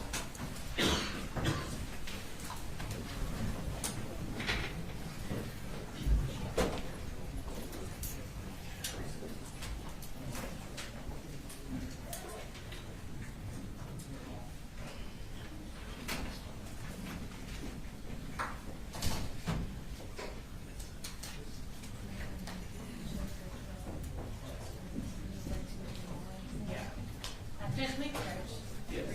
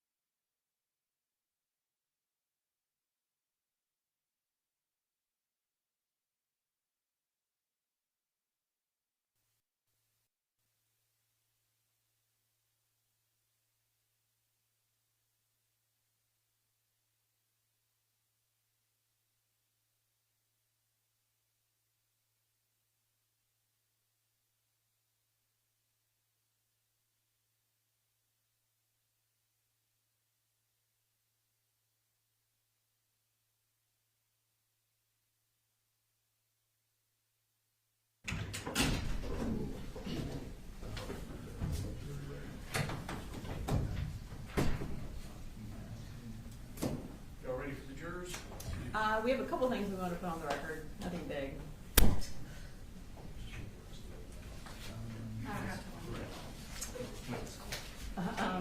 The first thing is I inadvertently gave the Grady medical records the same number as another exhibit. So I announced on the record it was 79, but they are actually 71, and those are Taylor Jones' medical records, just so the record can be corrected for that. So 79 is actually 71? Yes. Yes. No correction. The 79 was previously tendered, I think it's now the Griffith's medical Yes. records, and that was correct. 79. And then we went ahead and presented our charges. I gave them to Danielle and the defense, and I'll file them later. We are going a little faster than anticipated, so I didn't want to wait until the last minute to do that because we could be done by Friday, next Friday. We'll be getting ours together too, Judge. On Friday. Thank you. Hey, Friday, not this Friday. The other thing, Judge, is so our next witness is going to be Deputy King. After him is our crime scene witness. We do expect her to be pretty long, so we wanted to give the court notice because we're probably going to land at kind of a weird time that we'll either break late or early, so to give you that choice. The other thing about Special Agent Stewart, we are going to be publishing sensitive material through her. We wanted to let those in the gallery know that we'll be publishing the first thing early on in her testimony, essentially recording walkthrough of the school that was filmed of the crime scene. So there is sensitive material in that walkthrough that some people may not want to observe. We'll then show pictures of the crime scene, which obviously may be upsetting for some people if they don't want to see that. We wanted to give everybody a heads up. We do have a few pictures of the deceased victims, but we will put a disclaimer before we publish those, both for the media and anyone who specifically wants to avoid exposing themselves to that. Yeah, just make sure that we in the media are aware of those things that are not to be recorded based on our Friday motions and consent order, y'all.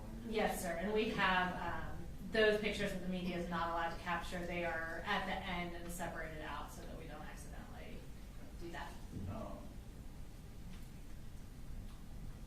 We may need to break mid-direct or somewhere in the direct, just the lunch Yes, sir. we kind of already had it in the works coming, so I don't know. I don't want it to sit for 30 minutes before they get their food, so. All right, ready for the jurors? Yes, Your Honor. All right, bring them in.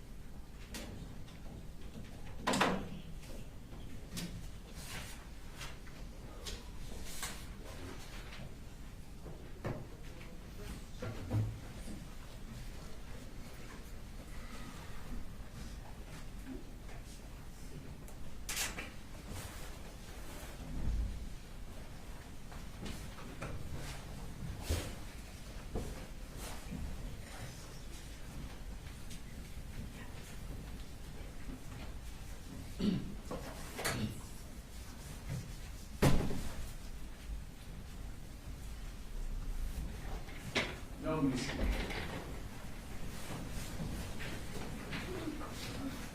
Somebody calls next one. State calls Brandon King.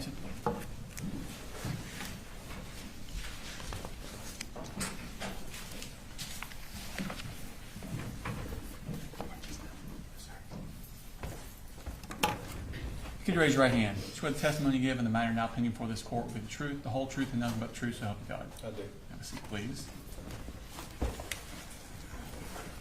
If you could speak into the microphone when you get the chance, and if you could introduce yourself for the court, please. Good afternoon. My name is Brandon King. I'm a deputy sheriff with the Bexar County Sheriff's Office. currently assigned to the school resource officer unit. Okay. And what is a school resource officer? We are a sheriff's deputy, but we're just assigned to the school. So we are just in school during school hours, during school activities, and all that to provide security for the school. Okay. And how long have you been a school resource officer? I started January 2nd, 2024. How long have you been in law enforcement in general? About 6 years. I was with Gwinnett for around 4 years. Gwinnett County Police before. Okay. And so when you came to Barrow County, did you go straight into school resource officer? No, sir. So I got hired with Barrow County October 30th, 2023. I did field training because I was a transfer, and we did that, and then I started with the SRO unit January 2nd, 2024. With being part of the SRO unit, do you have specialized, do y'all do any sort of trainings for active shooters? Yes, sir. So we do it during the summertime. Our unit usually does our own training for about 2 weeks-ish during the summer. I was a part of one of their trainings before, and then all my other previous training was with Gwinnett County Police, and we did active shooter training, single officer response. Okay. Were you part of the big thing they had done at, I believe it was Russell Middle? Yes, sir, in earlier March. In March? Yes, sir. You were part of that? Correct. Okay. And what was the purpose of that training?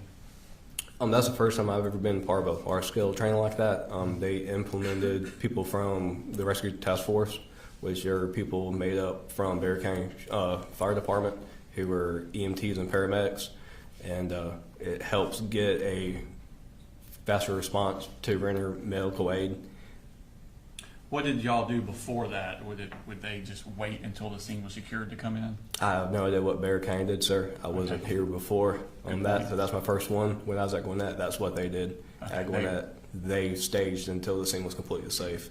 Here at Barrow, I don't know what they did. Okay.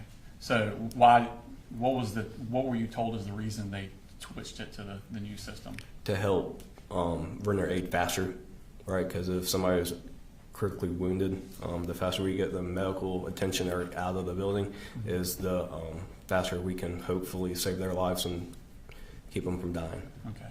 I want to take your attention to September of 2024. Were you school resource officer on that day? Yes, sir. And what school were you assigned to? Apalachee High School. How long had you been assigned to that school? January 2nd. Or actually, probably the second week of January. When I started the 2nd, I did a field training officer with our SR unit, which is I went around different schools and learned their process. So probably the second week of January in 2024. Okay, so basically the second semester. Correct. Yes, sir. The spring semester. What do school resource officers do in the summertime? So we go help the roads.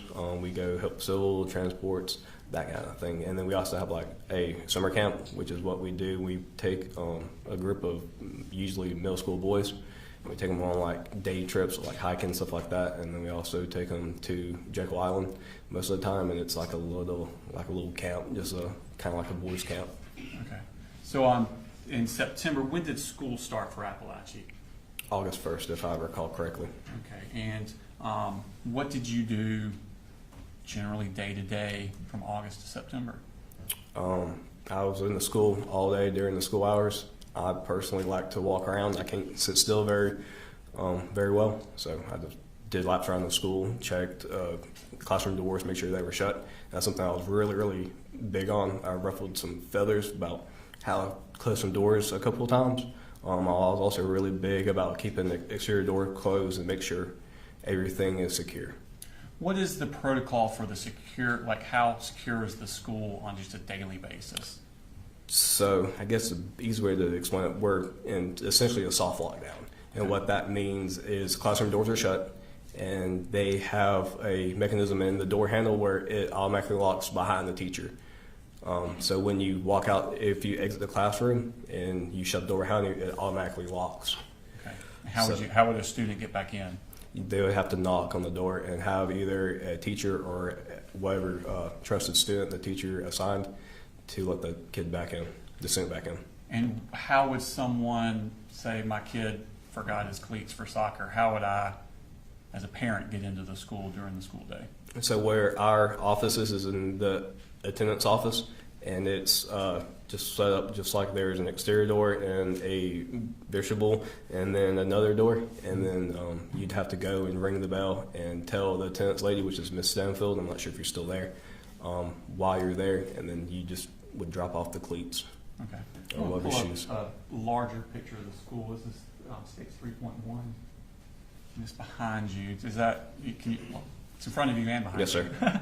Could you orient yourself to the school and then tell me where is this office that's your office or y'all's office? Do I have permission to stand? Please, that'd be great. There should be a pointer there.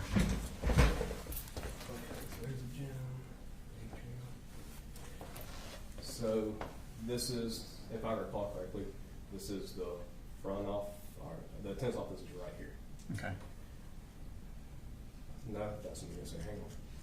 That's turned weird. It's atrium. I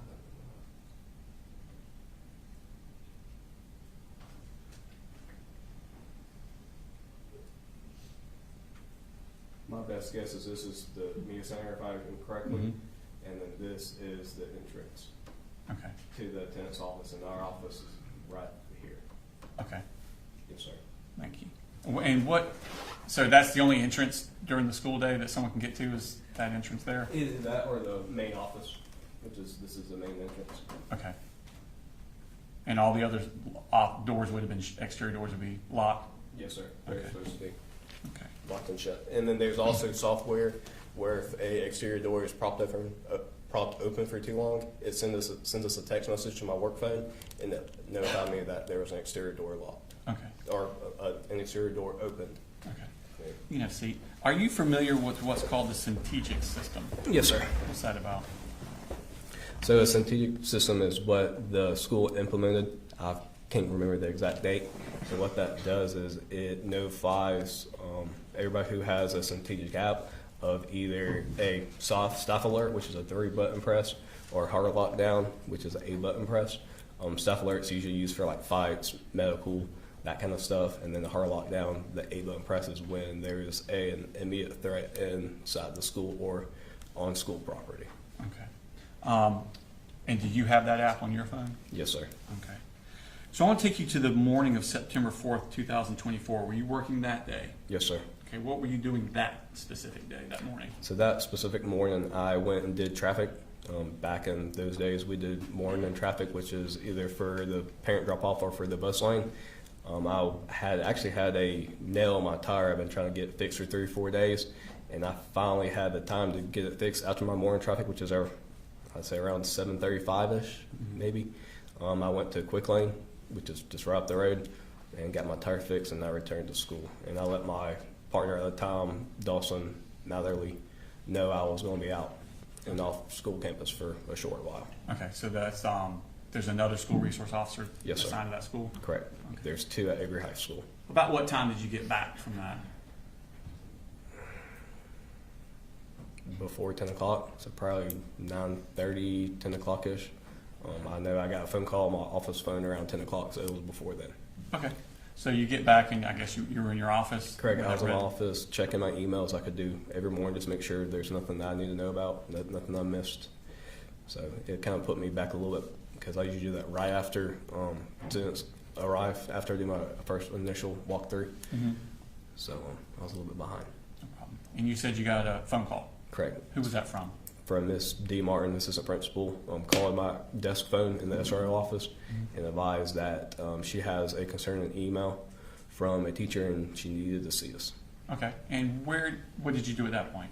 So me and my partner took the most direct route to Miss Martin's office, which is an admin suite, which is pretty much in the center of the atrium. Okay. And could you show us on the map Yes, sir. where you went? Permission to stand? Please. So this is the atrium, and these are the admin offices. So we went out, the attendance office doors here, took a right, went in the atrium, and then the entrance to the admin suites back here.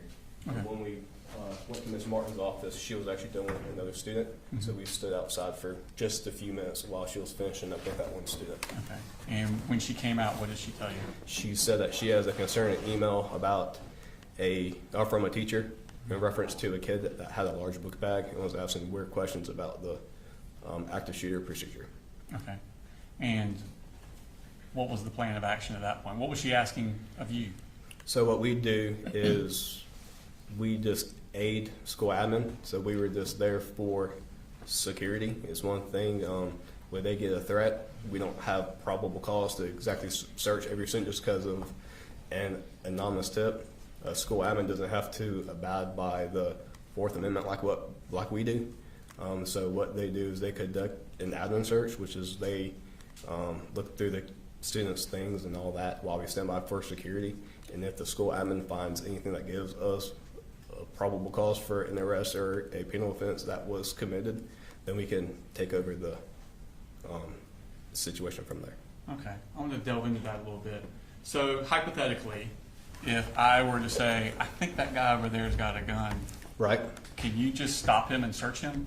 No, sir. And So what we could do is called a Terry frisk, which is just a brief, it's not a search, it's a quick pat down of the person's clothing or items to make sure that they don't have a weapon. okay, so under the Fourth Amendment, for you to search somebody, being law enforcement, what you need to have, what you said, probable cause? Yes, sir. Okay, but is a teacher in the same position as a law enforcement at a school? No, sir. So at school admin, they also, if I understand correctly, when every student enrolls in Bexar County schools, they pretty much essentially sign what I call a Fourth Amendment waiver, which means that when the student is at the school admin is acting as a parent to the child at that time, and they have custody, I guess is a better word for it. So school admin just has to have anything to do with school safety that they can articulate about why they want to do a search. Okay. So normal procedure would be for the administration to take the lead and you guys provide kind of like a security Correct. backup. Yes, sir. Okay. So at this point, what do you know about this student? Nothing at all, sir. Okay. Do you know what he looks like? No, sir. Okay. What's the plan? The plan was to go to where the student was at, pull the student out, and stand by for security while school admin conducted their investigation and did an administrative search of the student to ensure they did not have a weapon. Okay. And did you go, where did y'all go? We went straight down F Hall to J Hall and went to Mrs. Greer's, if I remember correctly, her classroom where the student was supposed to be. Okay. And did you go into the classroom? No, sir. We stood outside, close by the door, just to provide security for Miss Martin. And did Miss Martin go into class? She went to the door. She might have took one or two steps into the classroom. Okay. At that point, just requested that student come speak to her. And was that student in the classroom? No, sir. Okay. And were y'all directed where that student may be? So we were close enough where I could hear the teacher say he was in the bathroom. So I immediately went to the closest bathroom, which is on J Hall. Could you show us that on the? Yes, sir. So this is J Hall, and the closest bathrooms are right here. I'm sorry, no, there's a closest bathrooms are right here. Okay. So that's where y'all went? Yes, sir. So Miss Greer's is one of these classrooms. I think it's the third. I think it's that. I think if I'm saying correctly, that's Miss Greer's. We went straight down here into those bathrooms, and I went in and asked if anybody in there was Colt Gray. Okay. And was that the name you'd been given? Yes, sir. Okay. And how many kids were in the bathroom? There were several kids in the bathroom. One student was laying up against the wall on his phone. He says, "I'm Colt Gray." And I requested him come talk to me. Deputy Mallory also went with me in the bathroom. I requested him check the rest of the bathroom while I got that one student out, and we escorted him to the nearest teacher workroom. Okay. And where's that located at?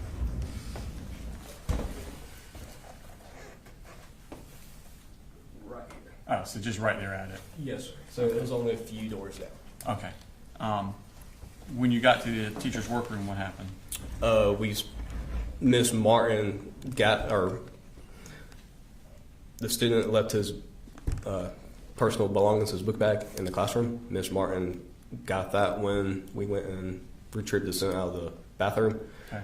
Miss Martin conducted an admin search of his book bag, and I did a quick Terry pat, which is me patting him down with an open hand.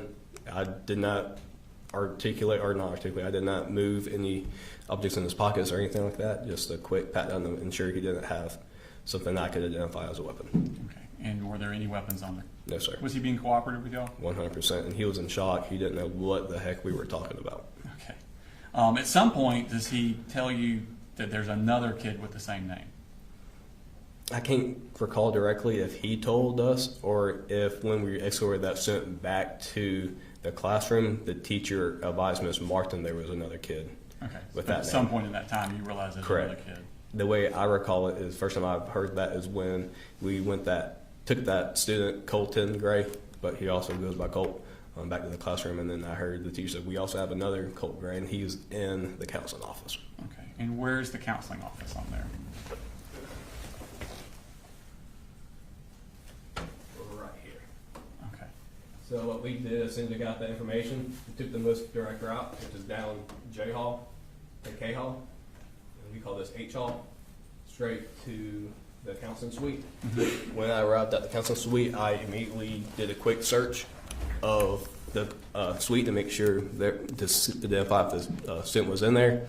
We checked closets and bathrooms, and he was not in the counseling suite. I talked to school counselor Miss Butler, who said that she received a call from the student's mother that morning, and the mother was just concerned about him. And then I asked her questions about concerned why. And she said, "Oh, she's just concerned about him. We just need to check on him." Okay.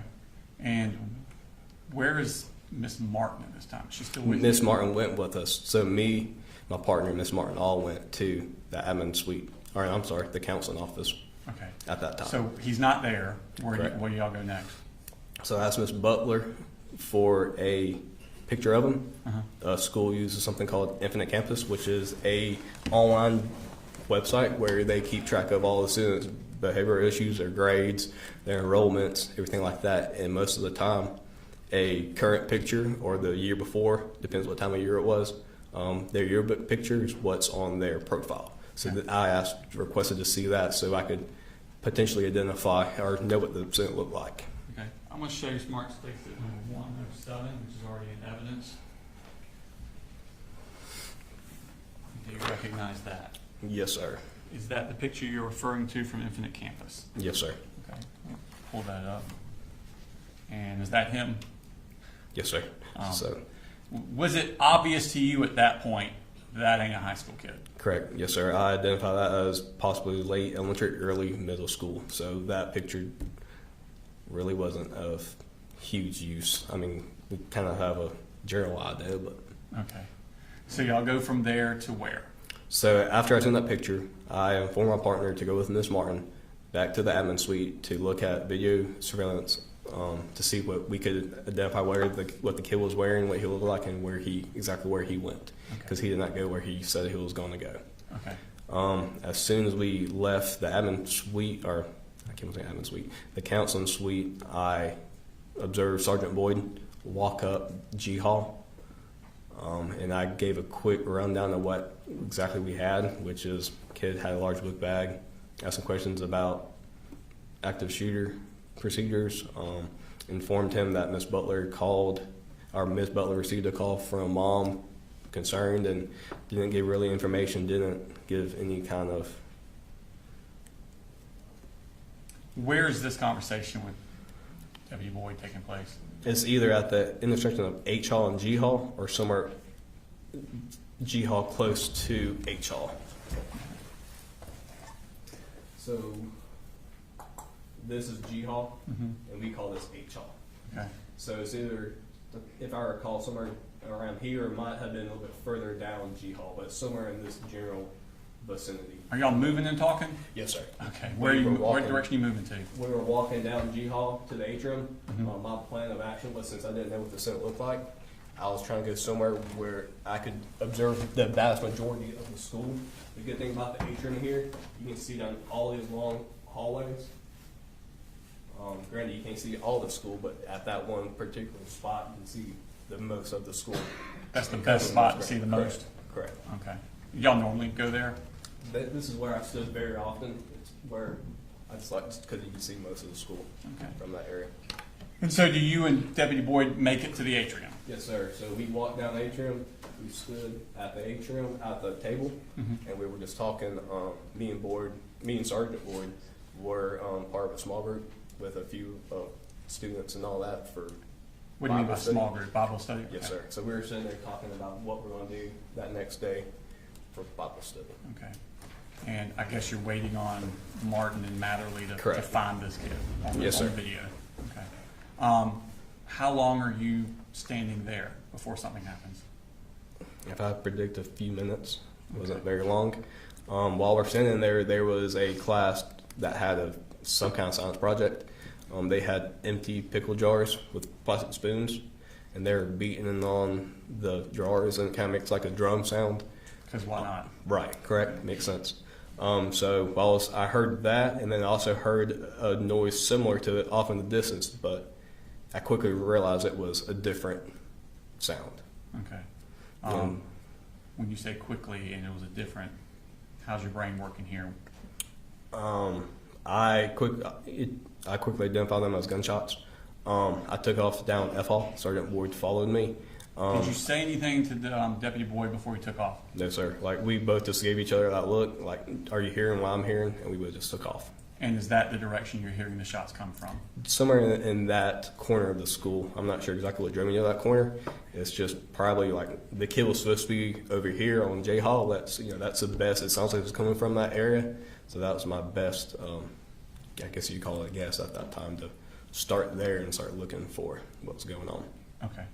So tell me about the trip down J Hall. Are you in front of Boyd or? Yes, sir. So I ran down F Hall and I paused at F Hall and in search of J Hall. I heard one more gunshot. I couldn't really direct where it was coming from, so I looked behind and Sergeant Boyd was a few feet behind me. I was like, you good? Making sure that he wasn't shot or he wasn't one that was shooting. He says, no, we're good. And then right there at the intersection, there was a bunch of haze. The best way I can describe it is on like a very, very foggy day where you can only see a few feet in front of you. And then on J Hall, the two corners of J Hall, the end of the hallways, they're exterior doors, big windows in them. So that also diminished a lot of visibility. Was it a bright day that day? Yes, sir. So it's very similar. Like if you're driving down the road in your vehicle and it's really foggy, you turn on your high beams and it washes it out even more. It was very similar to that. Okay.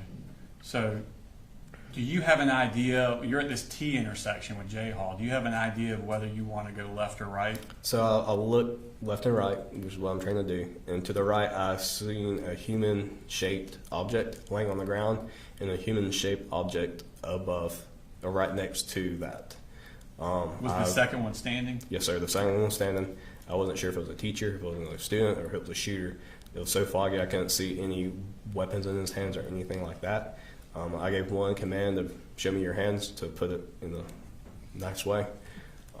Did you say it in a polite manner? No, so I said, show me your fucking hands. Okay. And where about on that were you when you started yelling?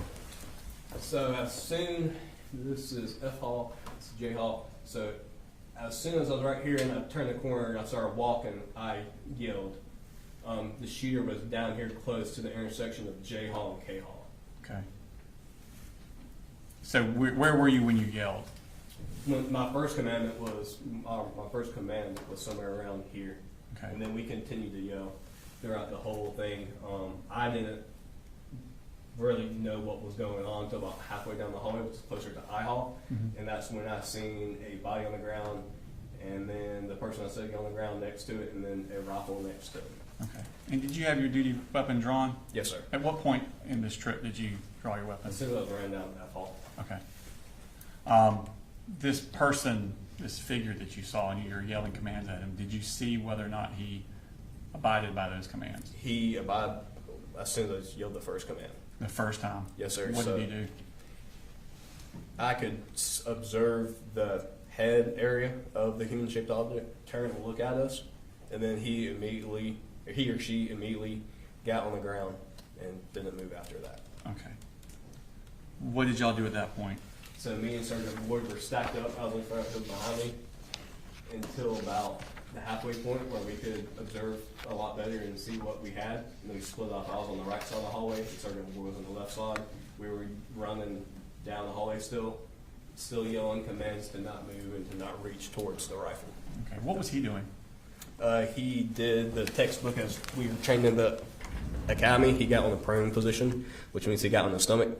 He put his arms out to the side like an airplane, and then he turned his head and didn't look, turned his head away from us and wasn't looking. Are you telling him to do these specific things? No, sir. So he's doing that on his own volition? He did exactly on his own, almost like he knew exactly what to do. So what did y'all do when you were riding with him? So when we got close enough, Sergeant Boyd pulled his handcuffs out, and I kept him at gunpoint to provide lethal coverage while Sergeant Boyd placed him in handcuffs. Okay. Were you able to determine what was on the ground? So the human-shaped object was a body laying motionless. There was what I identify as an Air Star style rifle very close to the shooter. And then after Sergeant Boyd placed him in handcuffs, he conducted a search incident to arrest, where he found several magazines still fully loaded in the shooter's pockets. Okay. I'm going to show you what is marked as state exhibit.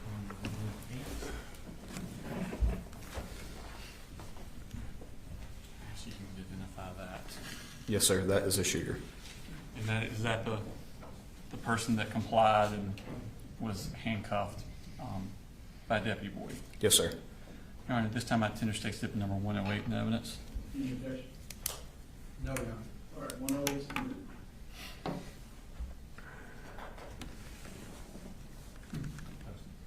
Oh, there you go. And is that what he looked like when y'all arrested him? As far as the hair color and everything, yes, sir. But that was not the clothes he was wearing. He was not wearing those clothes. Correct. Yes, Okay. sir. I want to now show you smart state exhibit number 111.117. 111.117. Yes, sir. I should identify that. Yes, sir. That is the aerosol rifle I observed on the ground very close to the shooter. And is that the condition that y'all saw it in once Deputy Boyd pulled out the magazines? Yes, sir. So where the rifle was laying, as far as I know, nobody touched the rifle. I know I didn't and Sergeant Boyd didn't. And when the first wave, nobody moved the rifle. The magazines were placed next to it out of the shooter's pockets. Okay. And is and that so were the accurately, glasses and the AirPods. okay. Is that accurately reflected as you remember seeing it that morning? 100%.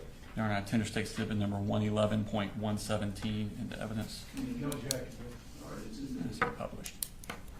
So those are the one magazine in, 3 more magazines. Is that correct? Yes, sir. And those eyeglasses, did they come from the shooter? Yes, sir. And there's like a little AirPod there. Did that come from the shooter also? Yes, sir. Okay. So you have the shooter now. Deputy Boyd has cuffed him. What happens then? I immediately went to the human-like object on the ground to render aid. I quickly identified the human-like object as deceased. The human-like object had a gunshot wound to either the face or neck region, and there was no amount of medical care we could give or I can render to potentially save his life. Okay.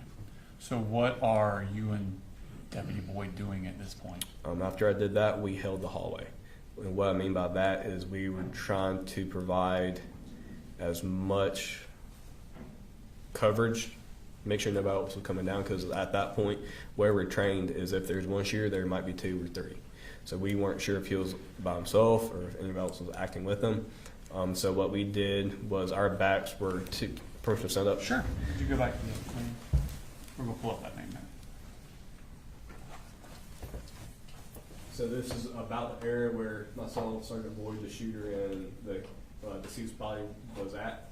Me and Boyd stood in this general area, so we see down this hallway, and behind us, while I watched the suspect in handcuffs. Sergeant Boyd went into these 2 classrooms to make sure they were clear. What I mean by clear is make sure there was nobody else in those classrooms that could potentially harm us. Why were you worried about those particular ones? Because that's where our backs were to. Okay. So we kept our backs towards the classrooms, and so we could see on the hall, see down, see out of this exterior door, and see down all of J Hall. Okay.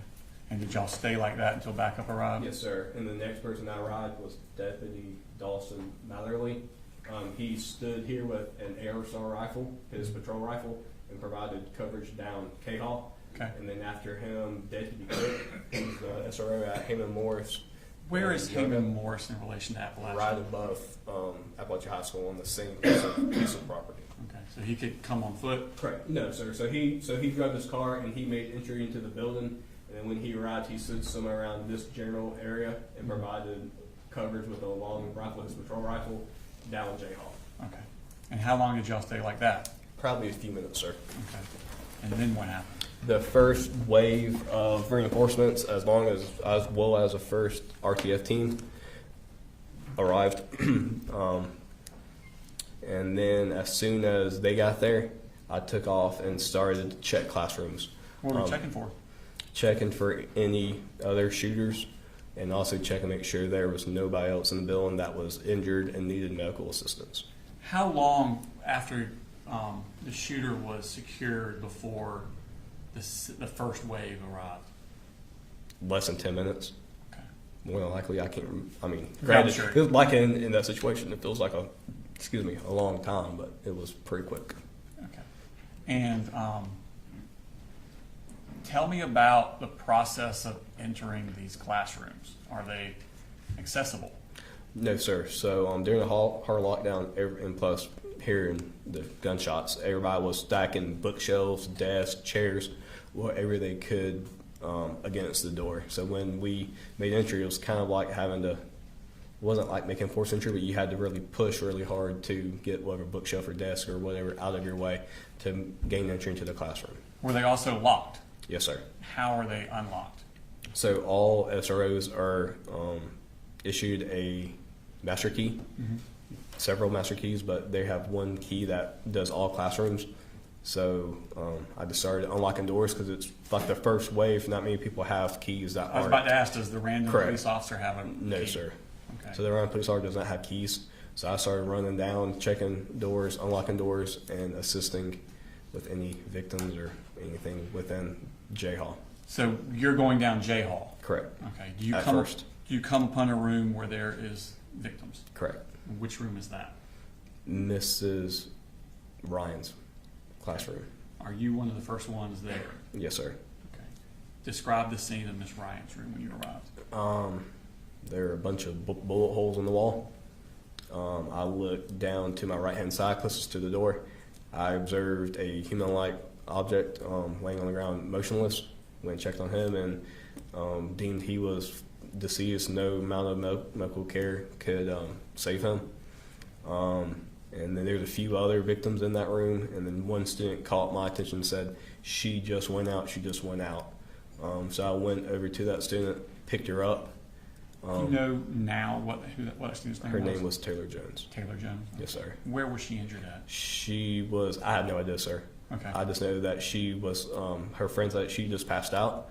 I went up to Miss Taylor Jones and I observed her. She was laying motionless. She was white as a sheet. Her lips were blue. I wasn't exactly sure. So I picked her up and started making my way to the door. So then made my way to the door. A stretcher was right next to that door. I laid her on the stretcher, myself and Lieutenant Woody. Started to see where she was hit. I lifted her shirt to see if she was hit anywhere in the upper torso region. Lieutenant Woody went down around her lower, like her legs and all that. I said to lift her shirt. He started doing her legs, and the RTF member came up, and then I immediately left and started checking more classrooms because that's not my area of expertise. Okay. Where did you go after that? I just started checking classrooms down F Hall, and then after that, Were other people coming into Correct. Miss Ryan's room? Yes, sir. So you checked which hall after that? F Hall. And that's the one you had originally run down? Correct. And then I went everywhere. I think I ran 7 miles that day according to my watch. So, You said first wave. right. How long before the second? What do you mean by waves? So the first group, sir. The Okay. first group of people came, and then I took off. I really wasn't paying attention to when more people got there and how many people. I was very antsy. I was want to make sure nobody else was hit, nobody else was injured. So once that first wave got there, I just took off, started checking, and I was just trying to stop the dying. Okay. And how long before y'all had cleared the school? I have no idea, sir. Like we cleared the whole school probably 5 or 6 different times. Okay. And about how many law enforcement personnel arrived that you could notice? Honestly, sir, I didn't know how many people were there until after everything calmed down, and I went out the attendant's office door just to get some fresh air, and then I was just in awe of the amount of support we had between blue lights and red lights. Okay. How long were you working that day? If I recall correctly, I think I was forced home because I wouldn't leave around 7:30ish. Okay. Could be wrong.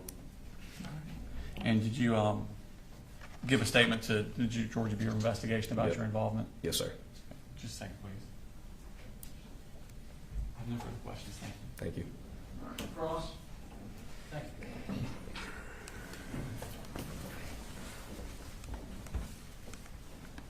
Good morning, Deputy King. Morning, sir. How are you? Good, thank you. Where in relation to Ms. Greer's room is the closest bathroom? Permission to go up and show you? That'd be great.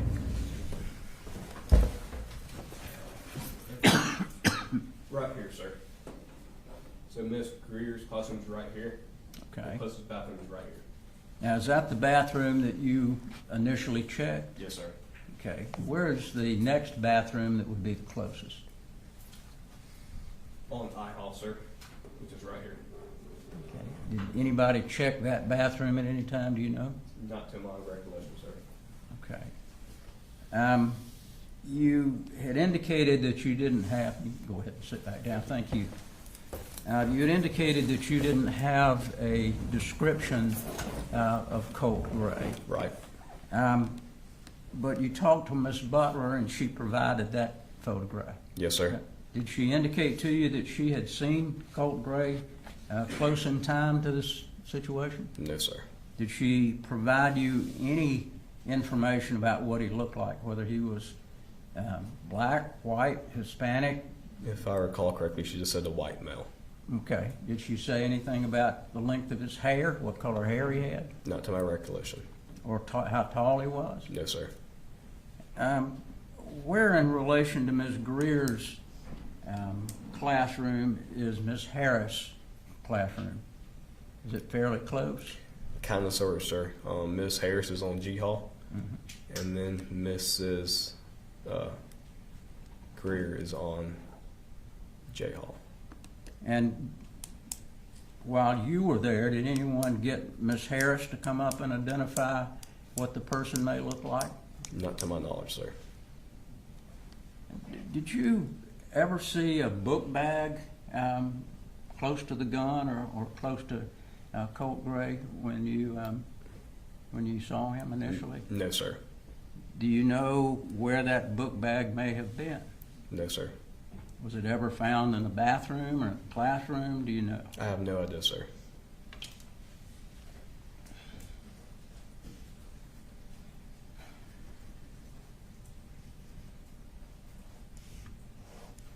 You didn't take a statement from Mr. Gray, correct? No, sir. All right, that would have been someone else. Correct. Yes, sir. All right, thank you very much. Thank you, sir. Can you rewrite? No, Your Honor, I ask you to be excused. Thank you. Thank you, sir.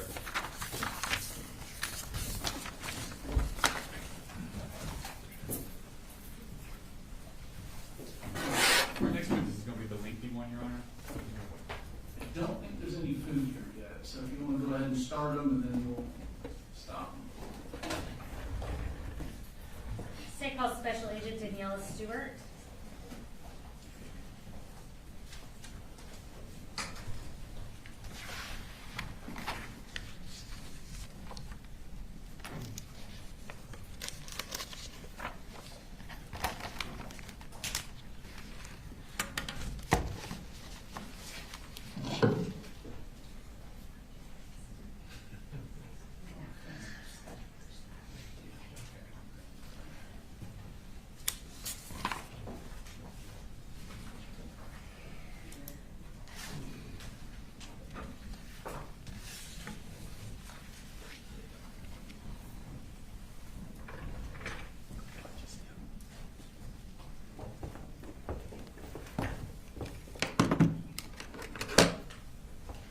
you want to go ahead and raise your right hand. Do you swear or affirm any testimony you're about to give in the matter now pending before the court is the truth, the whole truth, and nothing but the truth, so help you God? I do.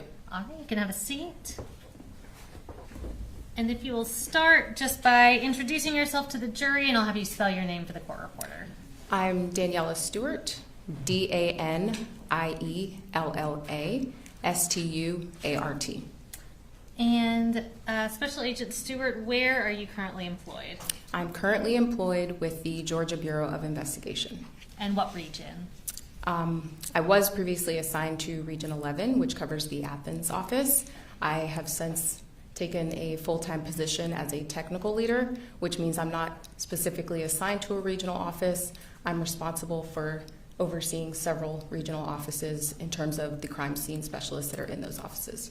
Okay. And back in September of 2024, were you specifically with Region 11 at that time? Yes. Okay. And tell us about Region 11. What area does that cover? Region 11, the office is in Athens, and it covers the 11 counties that surround the Athens area, and Barrow is one of them. All right. And tell us a little bit about your role now, and then I'll have you kind of go into what your role as a crime scene specialist is as well. Okay, so as a technical leader, like I stated previously, I'm responsible for helping train new crime scene specialists and teaching them how to work crime scenes. I'm responsible for 4 offices. So I have the Athens office, I have the Calhoun office, which is in the northwest region of the state. I have the Metro Atlanta office, and then I also have the Augusta office. Okay. And tell me about what being a crime scene specialist entails. So in my role as I'm a technical leader, I'm also a crime scene specialist. So my official title is special agent, but I specialize primarily in crime scene. So being assigned as a crime scene specialist to the Region 11 office back in September of 2024, my responsibilities specifically were to only work crime scenes. I'm not typically the one responsible for interviewing witnesses or getting medical records or running the case, so to speak. I'm responsible for running the crime scene and gathering the evidence that goes along with that crime scene.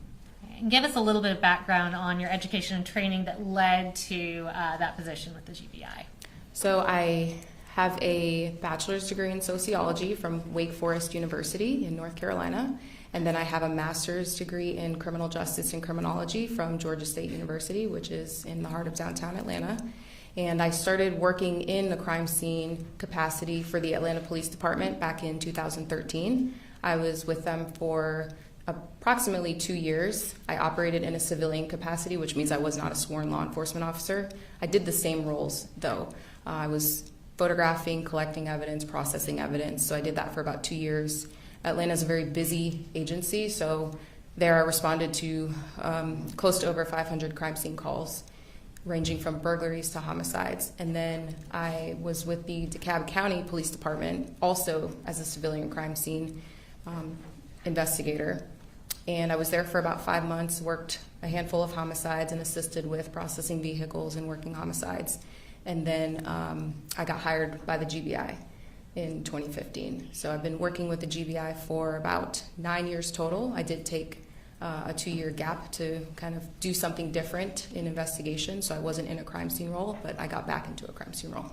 Once you're with the GBI, do you get additional training in crime scene processing? You talked about photographing, collecting evidence, that kind of thing. Does the GBI continue to train and hone your skills in that area? Yes. So we go through a special agent academy. Well, first of all, to be certified as a law enforcement officer, you have to go to a police academy, which back then it was about 10 weeks. You have a 2-day crime scene processing class within that academy. And then when you get hired with the GBI, we have an agent academy, which back then it was about 11 weeks. So another 400 or so hours of additional training. We have a week specifically of crime scene in there. I am also a graduate of the National Forensic Academy, which is an 10-week academy in Oak Ridge, Tennessee, which is just outside of Knoxville. So we do training in bloodstain pattern analysis, shooting reconstruction, latent print processing, photography. We get specialized training specifically in working crime scenes and analyzing evidence. I also teach for the University of Tennessee, so I teach crime scene classes throughout the state and also throughout the country. for them. And specifically within the GBI, we have additional training crime scene wise. We do monthly training on various crime scene topics. So we're constantly training in the area of crime scene and forensic science.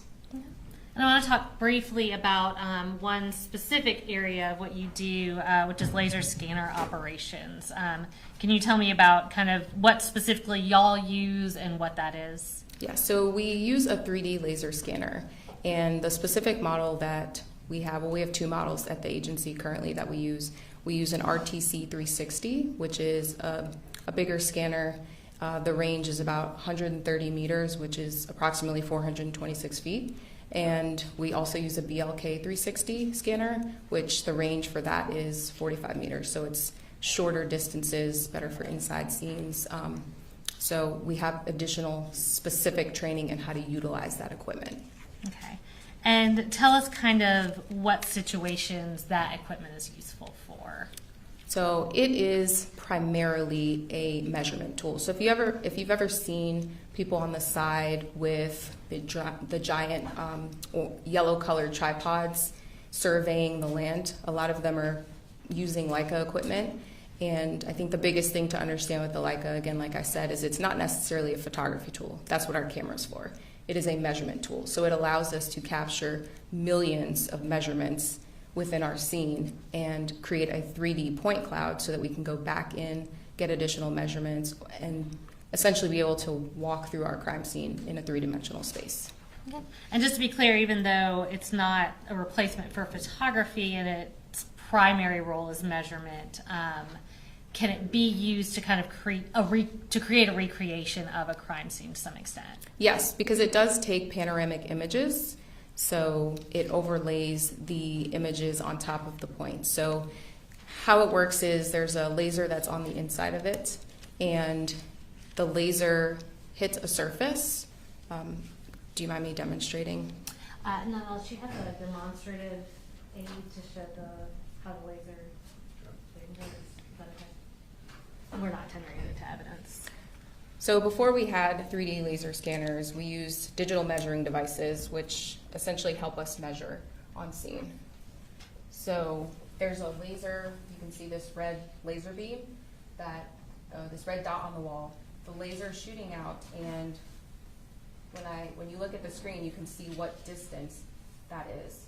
So the scanner is essentially using similar technology. There's a laser inside of the scanner that you can't see, like you'd be able to see that red dot. You can't see that laser, and when it strikes the surface, it returns that information back to the scanner, and it's measuring that distance. It captures approximately 2 million points per second, and it is very accurate. Okay. And have you testified as an expert in court before? Yes. And how many times? I've testified as an expert approximately 2 or 3 times. Okay. And Judge, at this time we would tender Special Agent Stewart as an expert in crime scene processing and Leica scanner use and data. No objection. No objection, Judge. All right, so we get the new as an expert. So I'm going to ask you kind of a broad question. When you're processing a crime scene, so I'm talking specifically regarding to photographing, scanning, collecting evidence, talk us through what your general process is in doing that when you get to a crime scene. Yeah, so my general process when I get there is I first make contact with whoever was on scene, get a little bit of a briefing, kind of understanding of what's going on, what am I working with here. And then we typically would do a walkthrough with that individual, and then we start taking photographs because we want to photograph the scene exactly how it was before we add evidence markers or anything additional to the scene. And then once we take the overall photographs, we start putting out the yellow evidence markers that you've probably seen on TV. Sometimes we have different colors. But we start putting out the evidence markers. We will then use the laser scanner to scan the scene to get measurements. And I think the other thing I didn't explain about the scanner is its line of sight. So it's not able to see through things specifically. So if you can't see an object behind a door, the scanner won't be able to see that until you move the scanner to another position for it to be able to view that. So we set it up in multiple places in our scene to capture all of the information that we need, and then we combine it together. So we scan, and then we usually collect our evidence and do a secondary search for additional evidence. Okay. And you referenced kind of being brief when you get there. We've heard some testimony about this, but is the GBI a request-only agency? Yes, we are request only, which means we have to have a local agency ask us for help. Okay. And let's move on specifically to this case. So going back to September 4th of 2024, did you respond to Apalachee High School in Barrow County? I did. And was the GBI requested to assist in that case? Yes, we were. What was your role in this investigation? So this was a little bit unique because typically when I'm getting a request for a crime scene, I am not at the scene almost immediately when things are happening, when people are trying to clear the scene or put up the crime scene tape. I'm usually responding, a little bit after the incident has happened. The scene's already secured by the local officers or deputies, and then I'm in my crime scene role almost immediately when I respond. In this case, we responded to an active shooter. When there's this type of call, everybody who's available goes. So I responded in that capacity and was part of the process of kind of securing the crime scene. And then once we kind of figured out what we had going on, then I switched into my crime scene role at that point. Okay, so you kind of ushered the transition from active investigation to evidence collection, processing, that kind of thing. Yes. Okay. And how long did it take to process this crime scene in total? So this took approximately 3 days for us to process the scene. Okay. I'll go ahead and start with one specific aspect of the investigation. So in processing the crime scene, did y'all use a Leica scanner, the type of scanner that you've been talking about? Yes, we did. And how many did you use? So we actually used 3 scanners. A couple weeks prior to this incident, we had specific Leica training. A representative from Leica came to our training center in Forsyth, and we had a week-long training about how to use multiple scanners in a scene and then put those scans together. So the exact skills that we used during the Apalachee scene were the skills that we had learned during that training. And at what point did y'all actually use these scanners to scan the crime scene here? We started the crime scene examination, I think around 1:30, and we immediately started using the scanners because we had decedents that were in the hallway and in classrooms, and we wanted to properly document that. So we had a couple of people taking photographs of that and then immediately scanning that area. And just kind of generally talk us through what it looks like for, in this case, for y'all to obtain the appropriate scans from this whole school. Yeah, so like I said, we deployed 3 scanners. We had about 5 or 6 crime scene specialists and our crime scene coordinator on scene. That's not typical of us. Typically, it's 1 crime scene specialist working a scene and we have 1 scanner. But because we had evidence in different hallways and different classrooms and we wanted to work efficiently, we deployed 3 scanners and we captured 151 scans of the evidence. Okay, and you testified that y'all had recently been trained in using multiple scanners and combining those into one image. Were y'all able to do that in this case? Yes, we were. And have you had the opportunity to review that 3D mapping of Apalachee High School prepared by those combined Leica scanners in this case? Yes. Is it a fair and accurate depiction of the crime scene? Yes. In preparing for this trial, did you take that scan and essentially pre-record a walkthrough of the crime scene using the scan? Yes. And in doing that, were you essentially trying to follow the shooter's path in this case? Yes.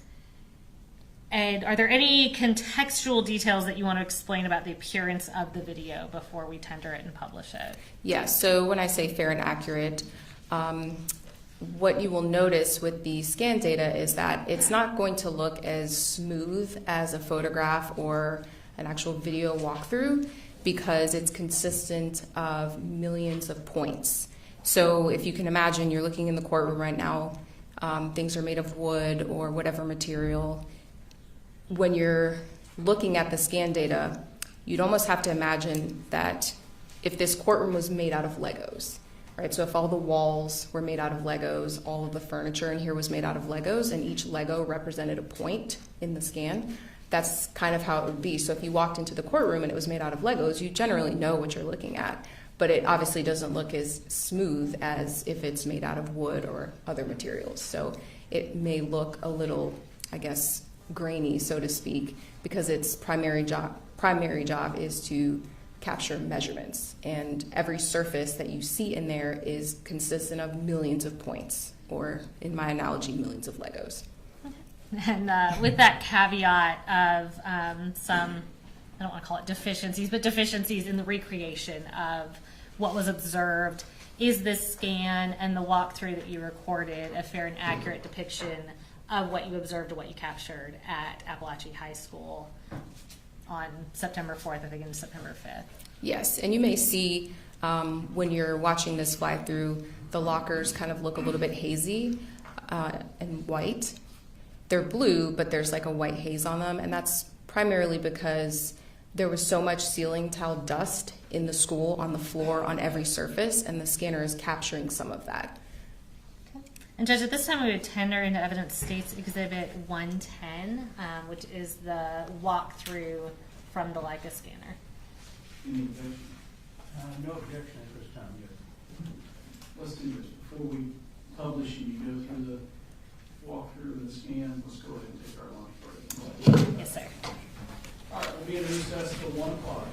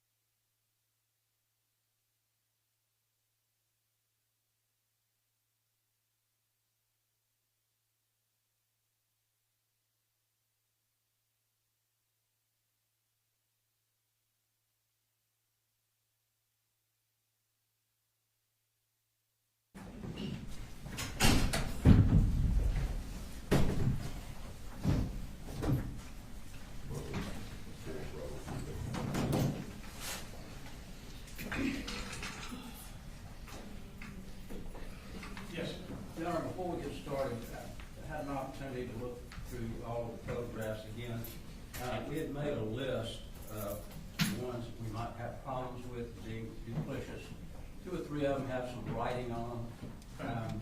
I don't know how the court wants to handle that. If you want me to write you out a list and you can look at those that you think are duplicitous, make a ruling on those before we get to them. Whatever procedure you feel like you want to do, but we do have some. And you're objecting to the admission of them or the publication? The publication of them to the jury, because duplicitous, some are not even probably, I don't even know why they're in there. So, How many are we talking about? probably about 15, 18. Has the state seen his list, or have y'all I have talked about not. the issue at all? I haven't given it to them because it just came back out and looked at Yeah. a couple of others. Okay. So I can write that list out, give it to them, they can look at it, and I can give you a copy. Let's start there, and if they may consent to some of it, and that can narrow it. If not, then that's fine.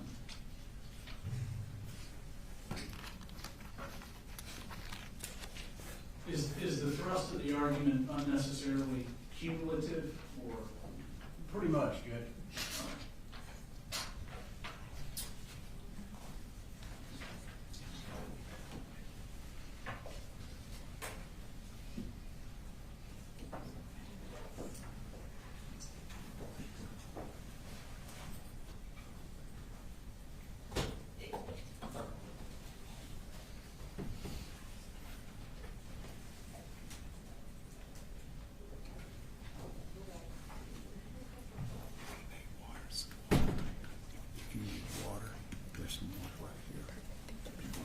Oh, no, I'm good. You sure? Yeah.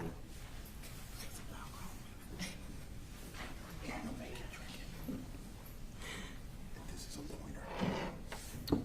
Just in case they bring anything up there, you got a point. So,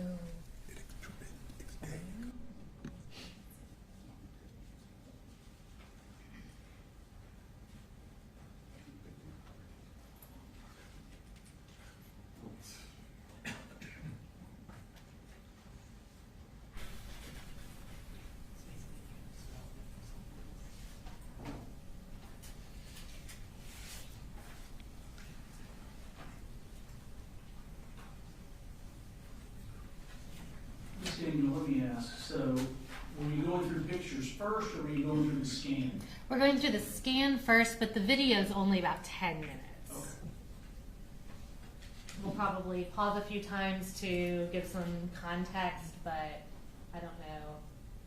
If you're asking for efficiency's sake, I don't know if bringing them in for that's really if we're about to have an hour of testimony Right, before we right. get to the pictures, then I was going to say we can just go ahead and start and Yes, sir. take a little break, but if it's 10 minutes in, then we might as well address it now. Sure.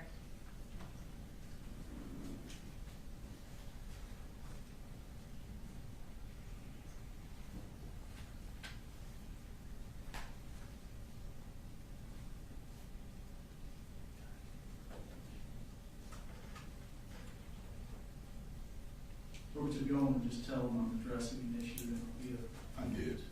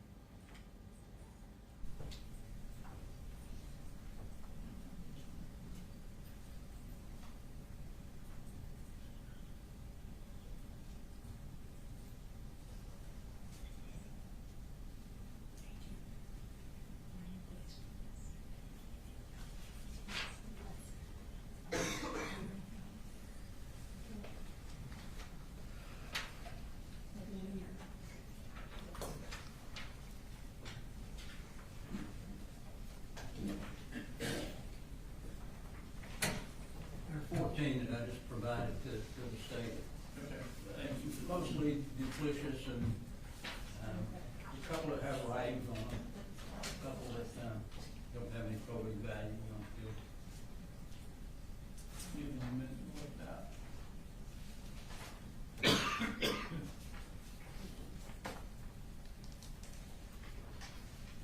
Court like for me to provide you a copy of that too. You gave her the list, Ms. Daniel. I can take it from her. Well, you have it already written out? No. Here, I'll just take a picture of it, Judge, and I can hand you the original.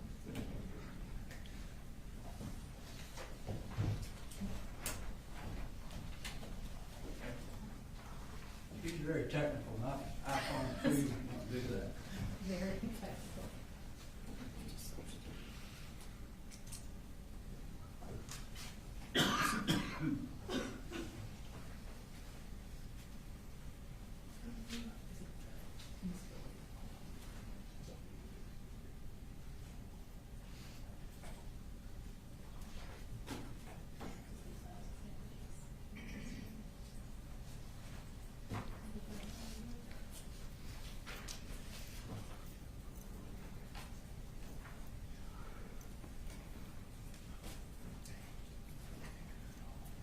When you say, when you say same, do you just mean they're showing the same thing?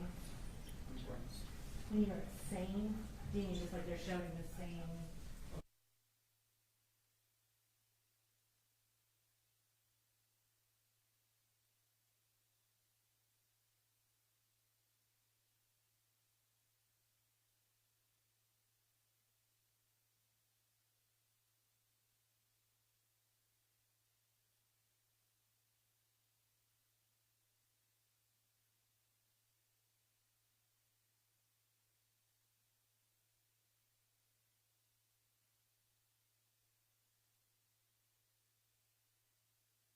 Is that what I started?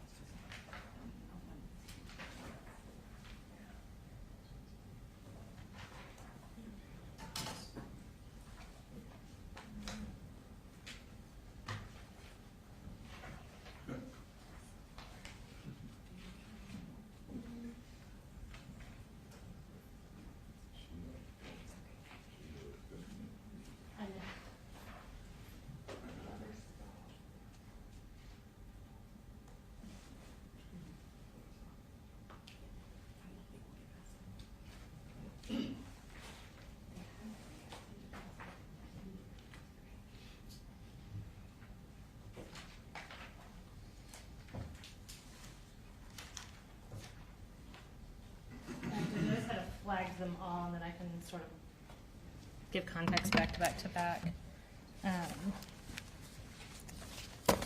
So I'm going to start with States Exhibits 111.9, 10, and 11.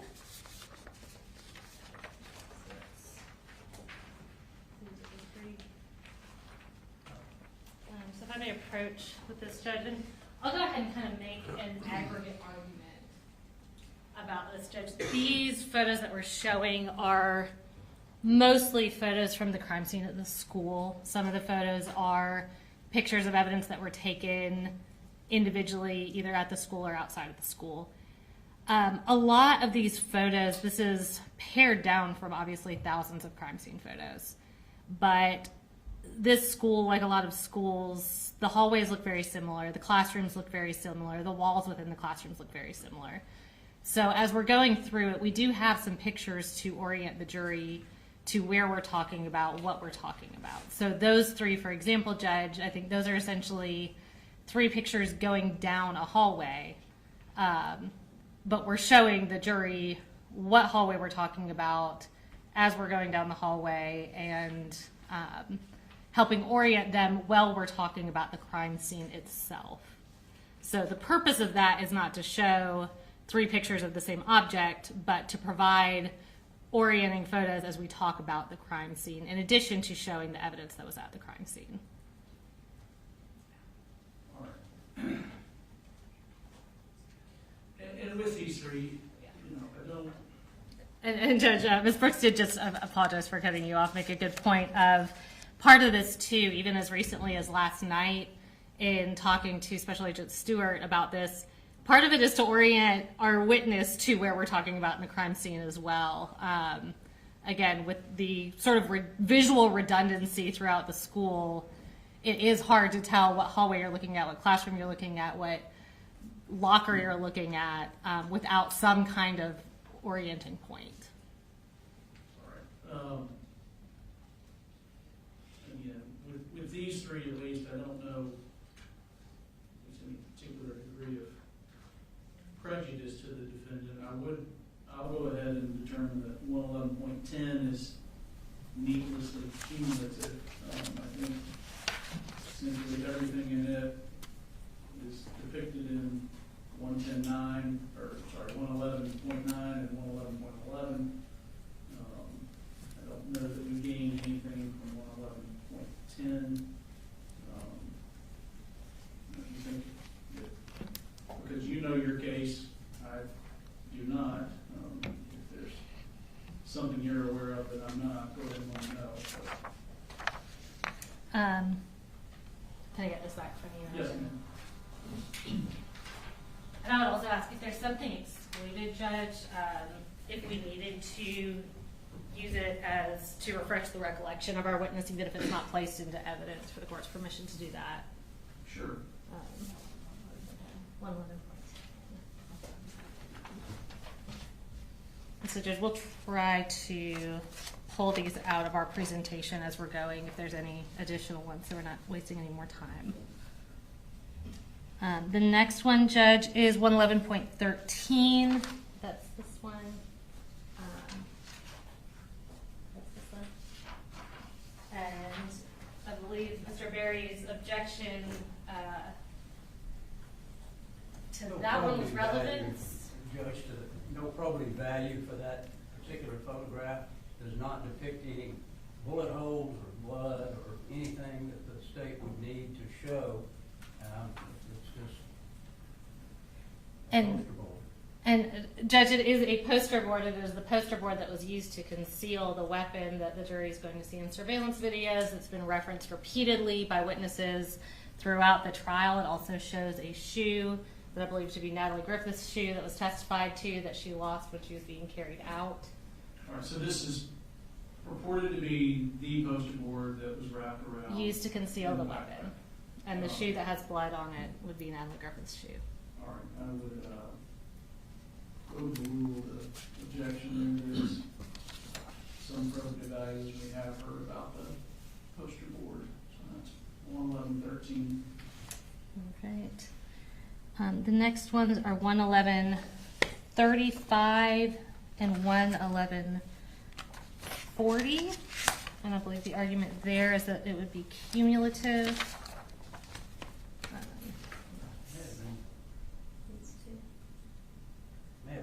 130, I'm sorry, 139.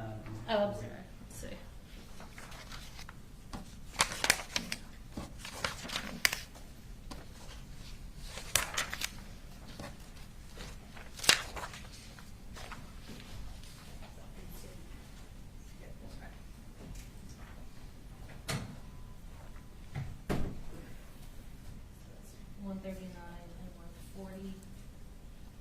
And Judge, again, those photos orient both the witness and the jury as to where we're looking in the classroom. One photo shows evidence markers that the other does not show. One shows closer up the evidence in the classroom better than the other one. I think it's important to be able to show, this is a complex crime scene, and these classes are specifically from Miss Ryan's room. I think it's important to be able to orient the jury and show the totality of the crime scene. And Judge, Yes.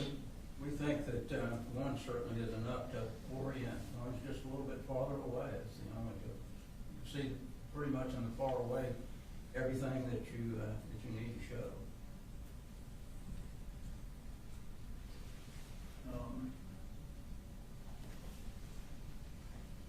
I'll come back to those. Okay. The next were 51, 54, and 57.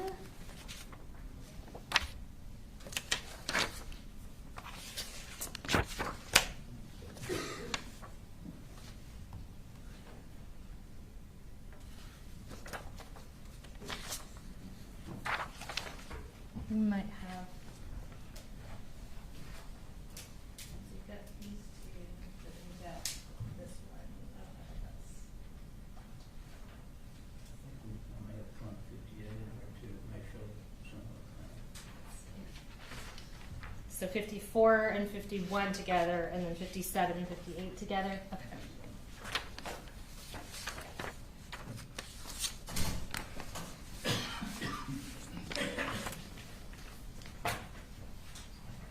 So this is 51, 11, 51, and 54.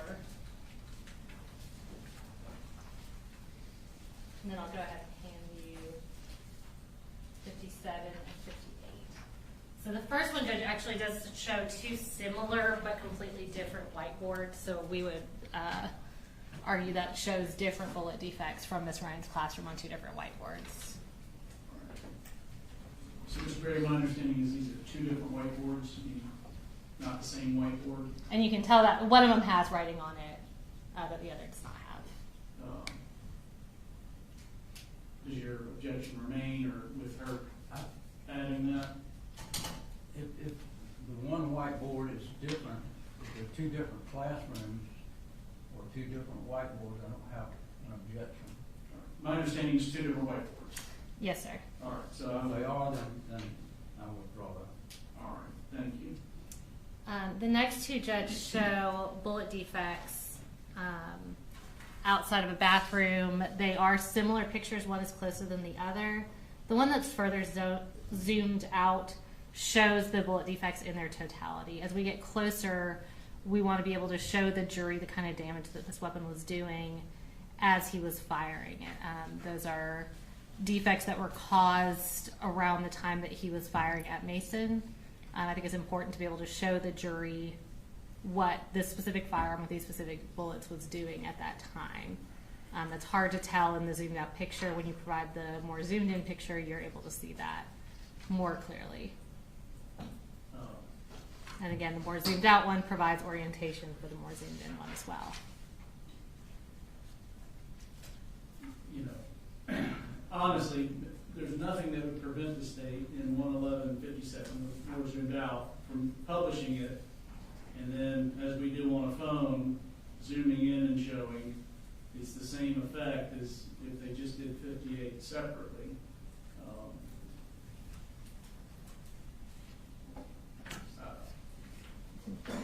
And we have technical limitations that may prevent us from being able to do that versus just showing two exhibits that I would argue are not prejudicial in any way. They're just photos of the evidence. All right. Come back to those. What else? Next, he has.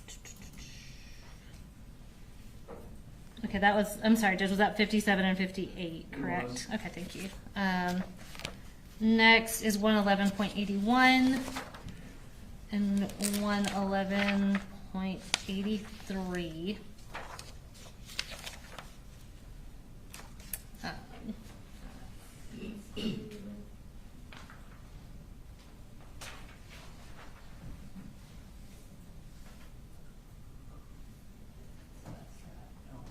I'll withdraw that one, Judge. I think one is a close-up, but you can't really see it that well, so we'll withdraw our objection on that. All right, thank you.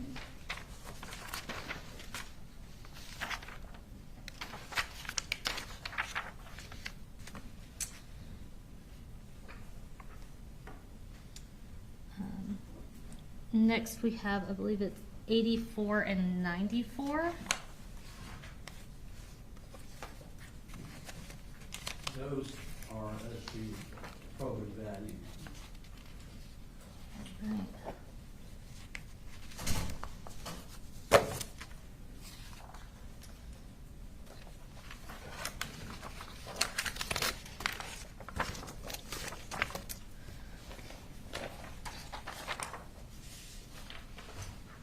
Judge 111.84 does show a defect. It is small, but again, it's orienting for the jury. It's above the poster board there. That's a hallway we have very few pictures of because I believe that's the only bullet defect on that wall. 111.94. This is Miss Lancaster and Mr. Phoenix's classroom. If my memory serves, that is the only picture we have from within their classroom. Looking out, other than one a little closer that shows specifically where Mr. Phoenix fell. But that is to show from the inside of the classroom looking out. All right, I will. To the extent it's an objection, I'll overrule it. If we treat it as a motion in limine, I would deny it as to 111.84 and 94.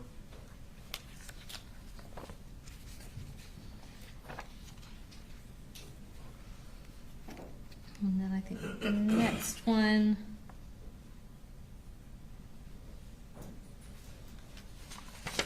I believe that's 146. Okay, that's Straight down the list. is that 146, Mr. Berry? Couldn't tell if it was 146 or 116. 116, Judge, I think. What's this one? Right. It has writing on it. Generally, I don't know who put the writing on there, but it is directive sometimes, so I'll always object to any writing on the photograph. That just shows. That is going to be this witness's, I believe this witness's writing. Correct. That's just to orient where it comes from. We're going to tender that actual physical piece of evidence into evidence. The writing on it says from backpack. It is part of the same exhibit as the backpack. So I think in this specific case, I don't really see how that has any sort of negative impact. Well, in your understanding and your proffering is that the witness is going to testify to the same that's written on here. Correct. And then when the physical objects are tendered in, they're all in the same evidence bag. That object, I think another object in the backpack. All right. What I'll do is I'll instruct the jury that the evidence, the testimony regarding this item or where it came from, not the writing on the exhibit. But I'm not going to exclude the exhibit. Okay.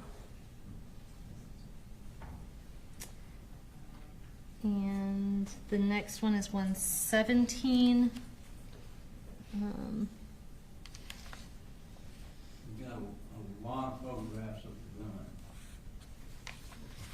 Which I don't know that we have. Plus, we got the gun. 117. Yeah, 117 was previously introduced through Deputy King. Through Deputy King. All right. So it's already admitted. Yes, sir. And the reason we have it in Agent Stewart's presentation is just to provide context for where that photo came from.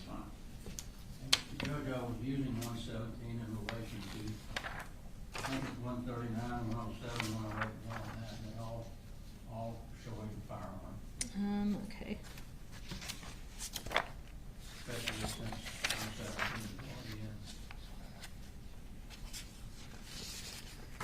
in. 107, 108, 109, and 139.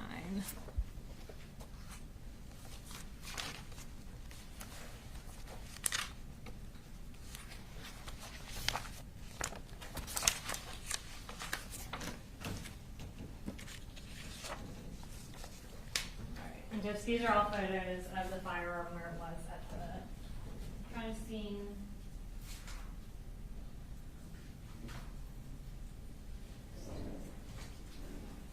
Each one of those, Judge, said shows pretty much exactly the same scene. It's not really for orientation because you can orient it completely. Okay, and if I can make my argument from the bench so that I don't try to remember this. So this is 111.107. This shows the orientation of where Colt Gray was apprehended. All right. This shows specifically these objects surrounding it. This is a better picture showing, it's hard to see in this one that these are 3 separate magazines.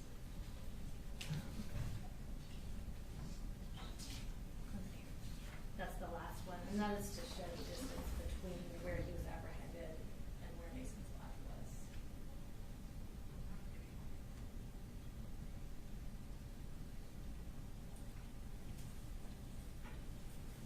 All right.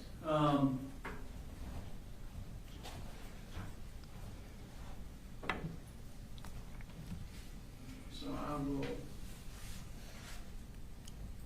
allow 107, 108, 139. There is some difference from each, whether it's orientation,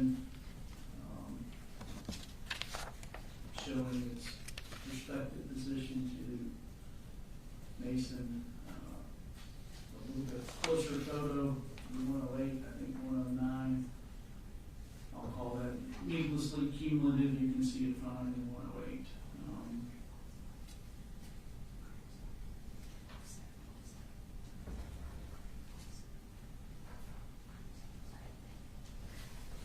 Judge, next I think we have 111.140 and 141, and that's these two.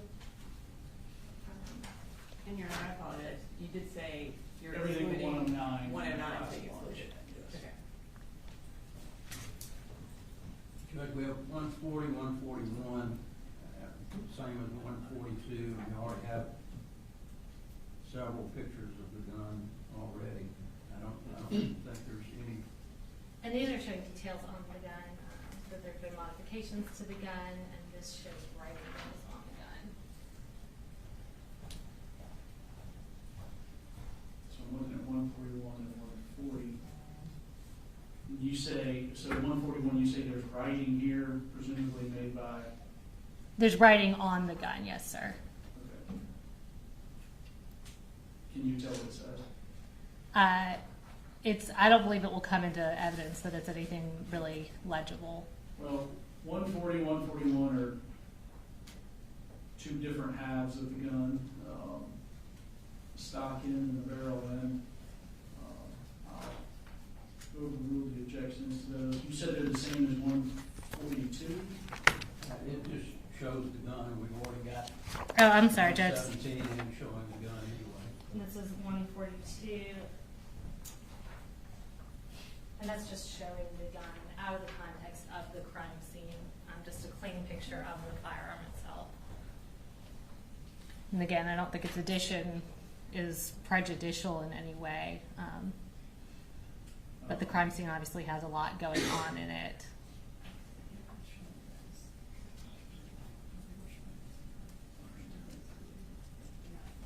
Okay, that one specifically? Mm-hmm. Okay. And Judge, we're not publishing 142 through this witness. We do want to introduce it through this witness. but it'll be used for reference at a later time. All right, well, I'll just reserve ruling on 142. Since you lay the foundation of this witness. Yeah. I didn't see what it was, but it's not your problem. 122 is the whole run in Ardmore,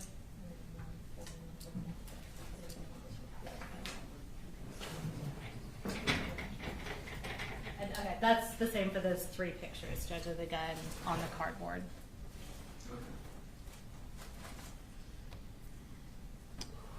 And then I think his last one was 117. I think we already went over. Did we? Yeah, that was on there earlier. We've got 120, there's writing on that photo, and 131, there's writing on the photo. I don't see 131 on your list. I do see 120.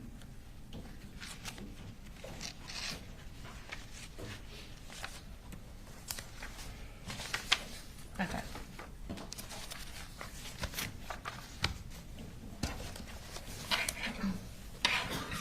And Judge, this is similar, 120, 111.120. Is similar to the previous one where it said front book bag. This is going to be our witness who made that writing. That's what she's going to testify to. That's her writing and her that took the photograph. All right. Inasmuch as the witness is providing the testimony that forms the basis for the writing, I'll overrule the objection if you want. I'll tell the jury that the testimony is the evidence, not the writing. Although the writing is just be something that is a recollection recorded or refresher recollection.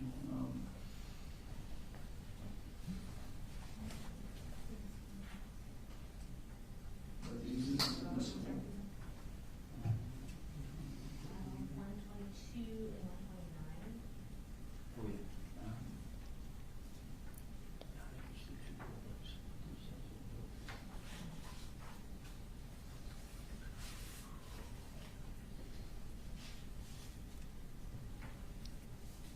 I think 122, Judge, is probity, and also 129 shows the same bullets that are, I think, in 130.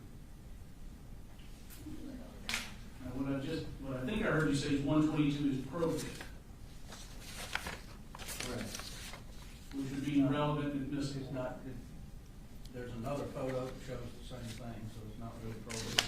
Cumulative of Showing something else. I would have to look back, Judge. I don't know that it is. There's 3 magazines at issue here.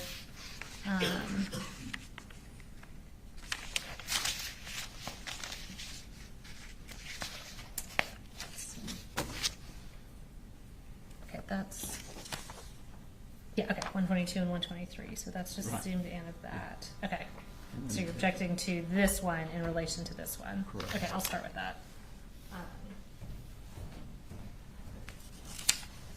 So Doug, this is 123 is a magazine. 122 is zoomed in on that, but the purpose of that is to show the capacity of the magazine. So it has that 60 capacity, but it's black on black, so it's very hard to see in that first photo. You think the 60 is the capacity of the magazine? That's the 60 capacity. Yes, sir. Is it a double magazine? Okay. Yeah, that's what the firearms expert tells us.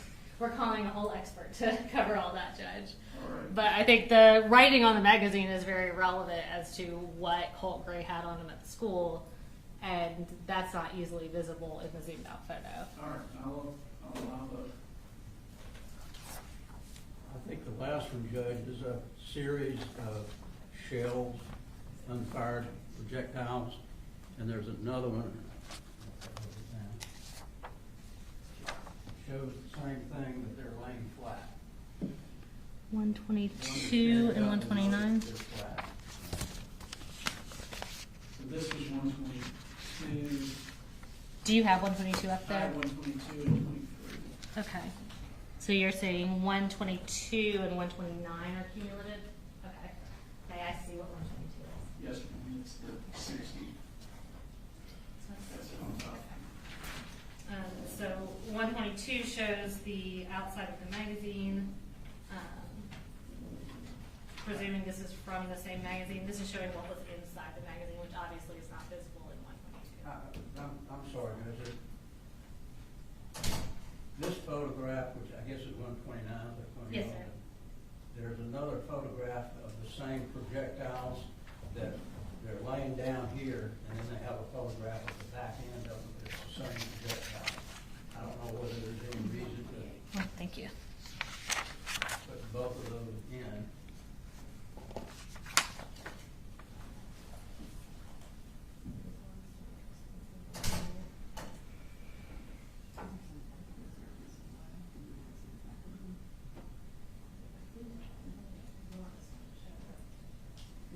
Judge, we can take out 111.128. Right. Thank you, Judge. I think that was the last one I had. All right, so 128 states, removing, Do y'all have any objection to me just showing our witness what we've taken out?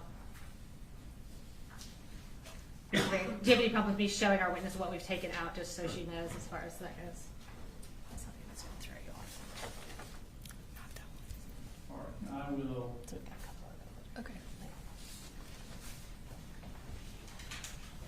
grant the motion or sustain the motion as to 140 being, I'm sorry, 40 being needlessly cumulative of 111.39 and 111.58 being needlessly cumulative of 111.57. So we're removing. 111.58 and 111.40. And can I get, Yes, ma'am. I think these are the ones that are fine. These were three that were excluded. I'm going to apologize to the court reporter in advance. I was trying to keep them in order, but I do not know that we're there at this point. So 58 and 40, in addition to, what did you say about 109, Judge? 109. That's already been removed. That's been removed, okay.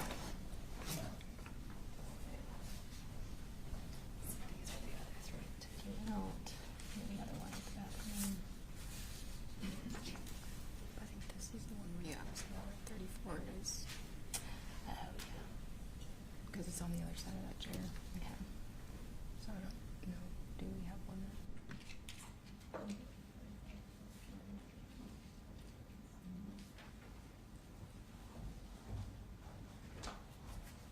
What's the delegate grade?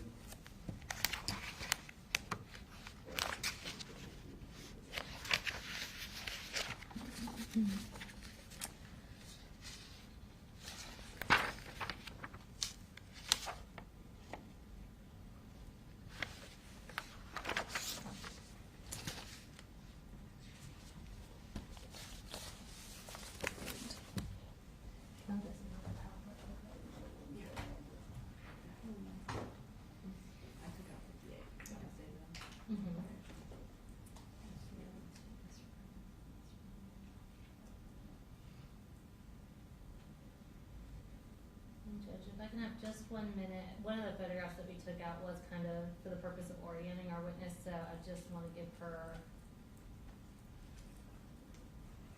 a little bit of a heads up. Okay.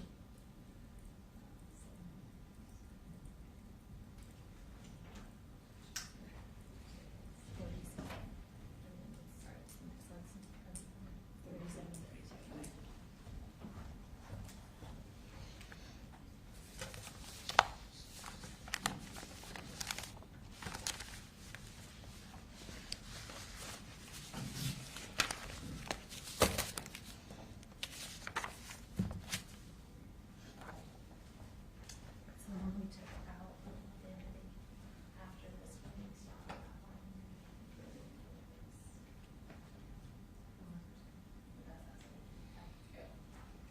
And I'll have it, like I said earlier, I'll have that one up here if you need some kind of orientation that I can refresh your recollection with that.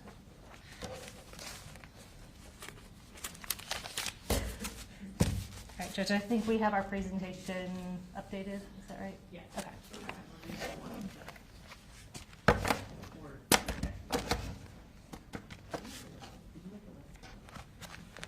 I've got a.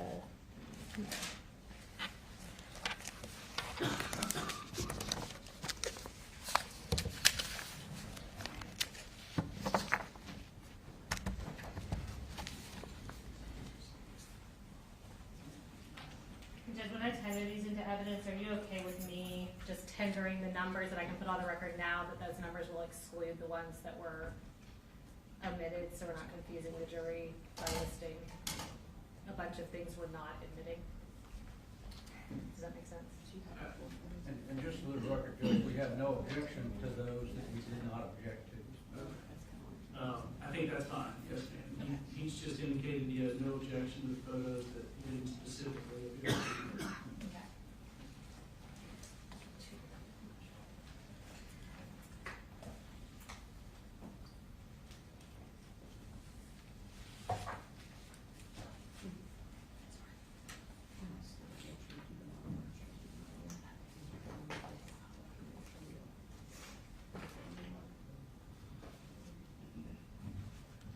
Ready for him? Yes, sir. All right, bring him in, folks.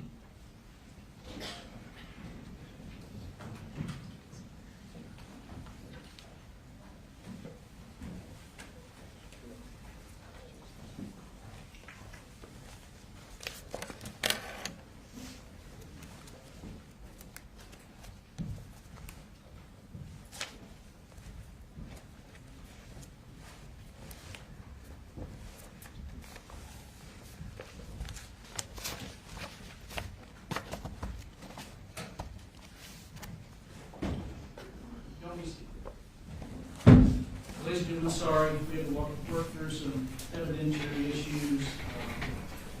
It happens. Ms. Daniel? All right, so just to kind of refresh your recollection where we left off, we had just tendered your scan of the school and the walkthrough that you had prepared in relation to that. And I remember you previously testified that there are some sort of visual defects in the presentation from the Leica scanner. Is that correct? Correct. Okay. So before we publish that for the jury, do you want to kind of just tell us what we're going to see first off to give us an idea of what we're looking at and what we'll see for the first minute or two of it? Yeah, so the video starts in the boys' bathroom that was on J Hall, and then in the video will be coming out of the bathroom and then turning left down the hall and proceeding down the hallway towards Miss Greer's classroom and Miss Ryan's classroom. All right, just for clarification purposes, is it the same bathroom that Colt Gray was in and exited in the direction he exited towards on September 4th of 2024? Yes.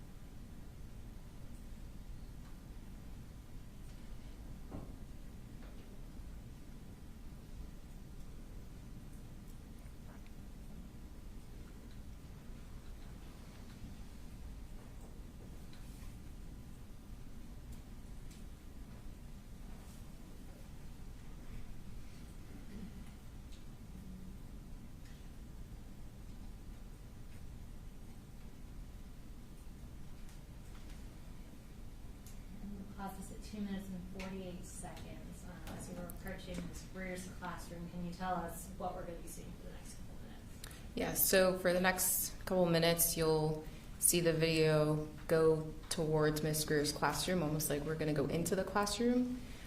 The door would have been closed during the time of the incident, but for scanning purposes, we leave the doors open so that the scanner can see into the room because it's a line of sight scanner, so it can't see through the door.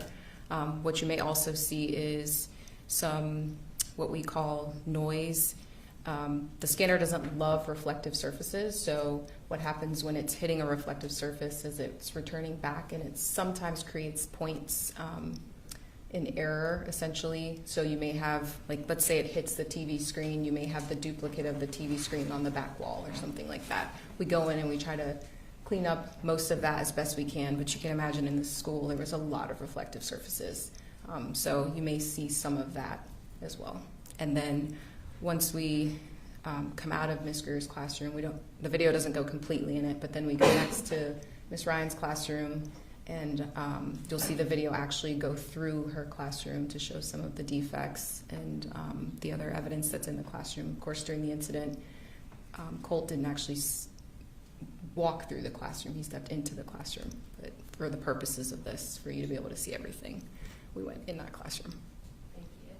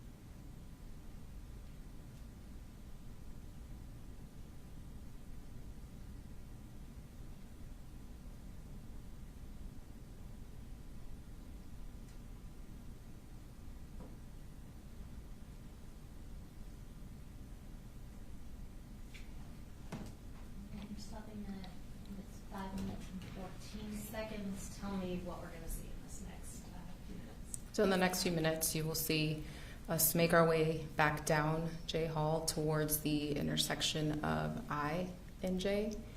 And that intersection is where Miss Irami gets shot. Colt shoots Miss Irami from that intersection, and also Coach Aspinwall and Mr. Phoenix. Okay. So is it going to look down the hallway where Coach Aspinwall and Mr. Phoenix were? Correct.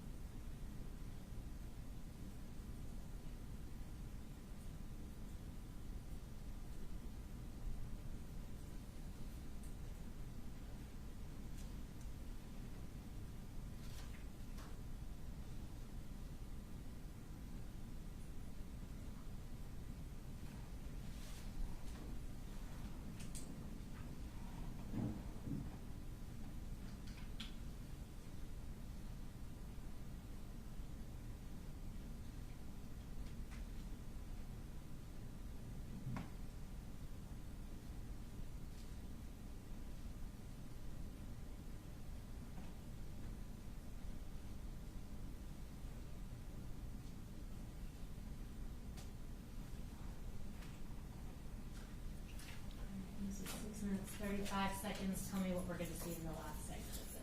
So we will continue down J hallway. Obviously in this I'm flying through very slowly because I don't want anyone to feel like they're on a roller coaster. But in the video, obviously, things were moving much faster. And is there an additional hallway we're going to look down as we get further? Yeah, so we'll get to the end of J hallway. It will turn towards that last classroom on the left side of the hallway because in the video it appeared that he almost like he looked into that classroom. I don't know if he was attempting to go in, but he looked in that classroom and then he turns around, points back down J hall. That's where he shoots Mason, and then turns and points the gun at a kid that is down K hall, and then that almost in that same moment law enforcement is making contact with him.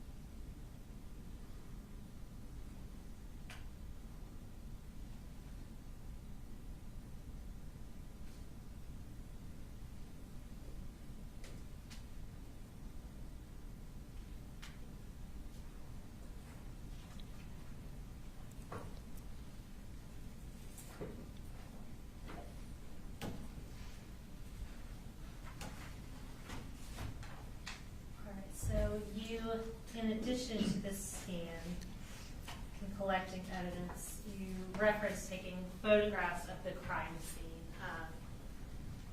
Is it fair to say a significant number of photographs were taken of this crime scene over the course of several days? Yes, I individually took over 1,000 photographs. Okay.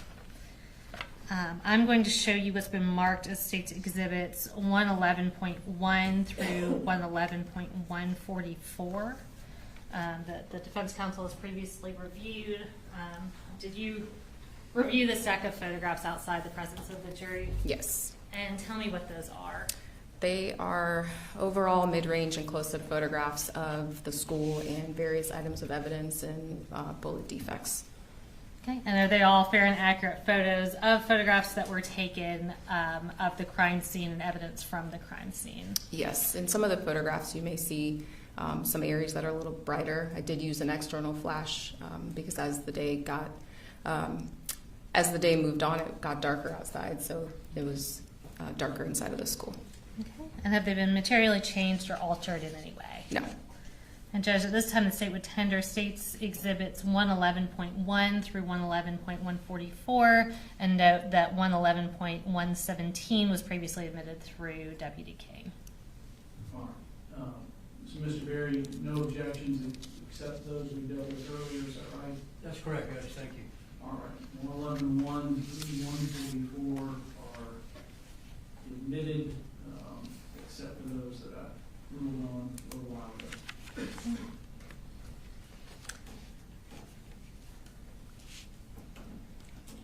We're going to pull these up, and we will start with 111.1, and we've got some orienting slides throughout this. So we'll start with pictures starting at the J Hall bathroom. And can you just tell us, is that the relevant bathroom to this case that Colt was in? Yes. Okay. And this starting with 111.1, and I'm just going to say the last part of the number. All of these are parts of State's Exhibit 111. So starting with 1, tell us what we're looking at. This is just an exterior photograph of the bathroom. Okay. And is that a bullet defect, on the right side of the bathroom sign? Yes. Okay. And going to 2. This is making my way into the bathroom. And next. Again, continuing into the bathroom. Okay, and that's 111.3. And next, and I know we've got some out of order, so I'll try to avoid saying the numbers, but so the next one, 4, what does that show? That would be the first bathroom stall on the left when you enter the bathroom. Okay, and the next one? This is a close-up photograph of the hat and hall pass or office pass. I'm going to show you what's been marked as State's Exhibit 112 and 113. And can you identify what this is for the jury? Yes, this is a bag containing the blue and white in color hat that you see in the photograph, and also the media center and office pass. And then there was also a piece of paper on the floor, so it's also in this bag. Okay. And can I have you open that bag? And I think you've got materials up there to do that, and show us that hat and tag.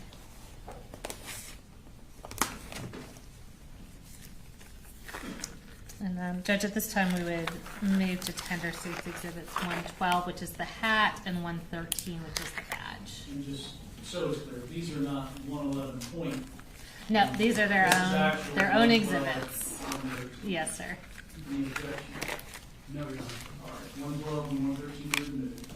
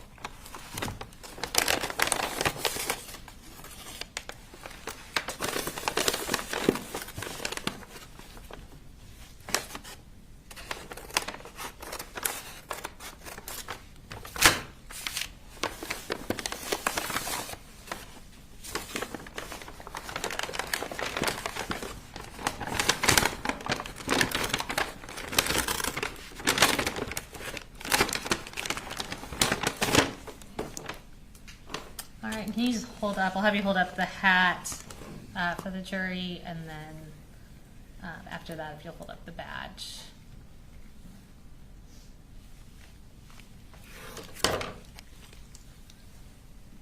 And can you tell us what the writing on that badge says? So it says Apalachee High School at the top, then it says Media Center / office, and then it says Hall J, room 2.151. Okay. And what was the writing on that hat? The writing on the hat says vendor. Okay. Now going back to the pictures, if we can go to the next slide. This is 6, and what does that show? This is a new student information paper. And thank you. And then the next slide. So these next pictures will be from outside the bathroom, going down J Hall to the classrooms of Miss Greer and Miss Ryan. If we can go to the next slide. So 7, what are we looking at here? So we're looking at the exterior of the bathrooms and then also down J hallway. Okay, and next is 8. And what do you see in this picture? Now we're outside of Miss Greer's classroom and Mr. Ryan's classroom. Okay, next is 9. Again, we're outside of that classroom, making our way closer. And what are those objects that you can see, at least in the foreground of that photo? On the floor just outside of Miss Greer's classroom was a poster and a backpack. Okay, and the next, this is 11. This is just another photograph from a different angle outside of the classroom, both of those classrooms. Okay, and in addition to what you identified previously, those blue gloves, are those from the crime scene or from medical personnel? Those are probably from medical personnel. Okay. And is that assumption just based on your knowledge, training, and experience with how these crime scenes are approached? Yeah, I mean, there was a lot going on, so they likely were trying to render aid to people and, trying to change gloves out. Okay. And next, 12. This is a shoe that was just outside of Miss Greer's classroom. Okay, and is that the same shoe that we saw in the foreground of the previous picture? Yes. Okay. And 13. This is a close-up photograph of the poster, and then there's also a crock that has blood on it. Okay. And next. All right, so Miss Greer's classroom. Go to the next slide. Right, this is 14. What is this showing? This is the area just outside of Miss Greer's classroom. Okay. And next, 15. That's an overall photograph from the doorway of Miss Greer's classroom. Okay. And next. And so referencing Miss Ryan's classroom. So going to the next slide. 16. So just outside of the door of Miss Ryan's classroom. Okay. And next. This- 17. This was taken from the doorway. It's showing the overall from the doorway and those defects that are in the whiteboard. Okay. And this is inside Miss Ryan's classroom? Correct. Okay. Next. 19. So this would be in the doorway looking down. So what you'll notice in this photograph is we have some evidence markers that are out, and then we have sticky notes on the ground. So this photograph was taken on day 2. What happened was day 1, we collected all of our evidence, and then in order to do a thorough search of the room and find additional cartridge cases, we had to move things out, but we wanted to still have a reference of where the evidence was from the previous day. So we utilized sticky notes to do that in place of those evidence markers. Okay. And that's 19. Next is 18. Just another overall of the classroom from a different angle.